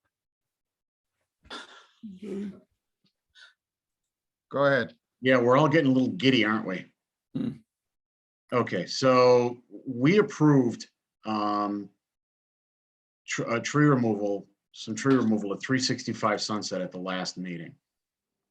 This particular one that we approved to have one of this triple stem tree come off. And when the owner took them off, as you can see, it's rotted and hollow and bug infested inside. The arborist went in and was actually able to throw his whole hand into the trunk and said that basically the whole tree, this whole section here is rotted like that. So the owner would like to add the rest of this clump to their prior determination to take out, and they are willing to replant. Okay. But you can see pretty clearly, that's just the tip of the iceberg of the rot. This was an RDA No, it was an administrator's determination. determination. What's the address? 365 Sunset. I mean, I don't have an issue with it. She's willing to replant, so she's very willing to replant. The items that we did give her permission to do, the trees that are left there look like, there was no other trees there to begin with. I mean, they did a beautiful job with the removal. They went in with a crane. They grounded the stumps down to the surface. It was that one area that they left because they were alarmed by the rot. Mr. Chairman, Go ahead. I'm not an arborist, but from what I've seen, I've never seen us have any real luck with having a tree that's been split and one side's dying, the other one hasn't been affected. Usually they're both in trouble. And because of the split and how it's all driving it down. I would recommend that we allow Matt's determination to carry over to the other tree.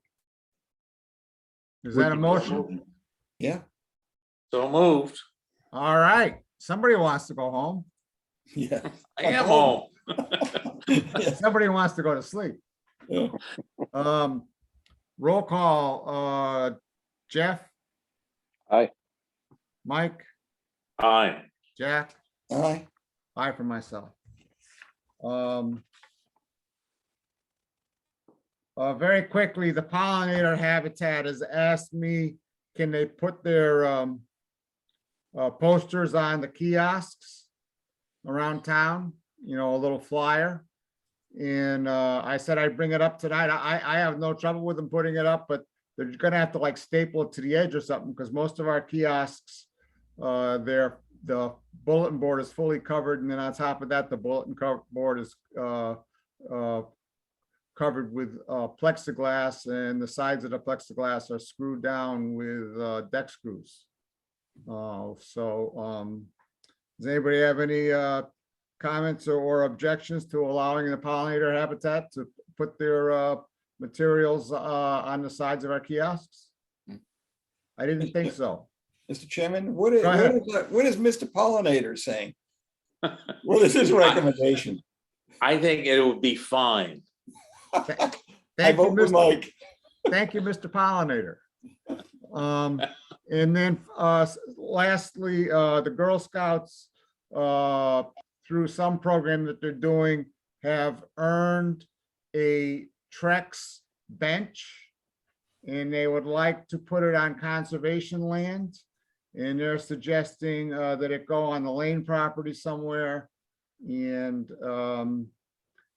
so anybody have any objection to allowing the Girl Scouts to donate a bench, for a location on the Lane property along, I was thinking either somewhere along a raised portion of Mulpus Brook overlooking Mulpus Brook, which there aren't too many places where it's raised, or else all the way out in the large town forest on, there's a esker where you're overlooking a swamp and there's a heron nest there and everything else, so.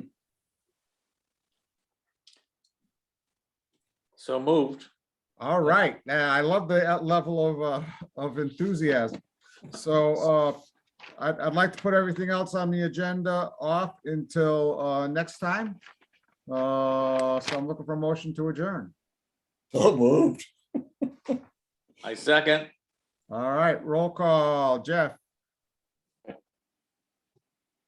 Jeff's gone. Mike. Sorry, aye. I. Mike, Jack. Aye. I for myself too. Good night, everyone. Good night, Mary. Oh, bless her heart. Good night, Bob. Good night, Mary. Good night. Who's Jay Elowitz? Good night, everybody. Who is Hey, Jay Elowitz? Jeff.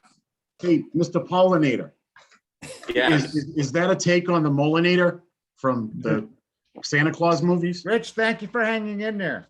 Yes. No problem. Very good. We sounded like the Waltons there for a second. Yeah. Mike, I hate to see you discouraged like that during the meeting. I know you got me all worked up here. I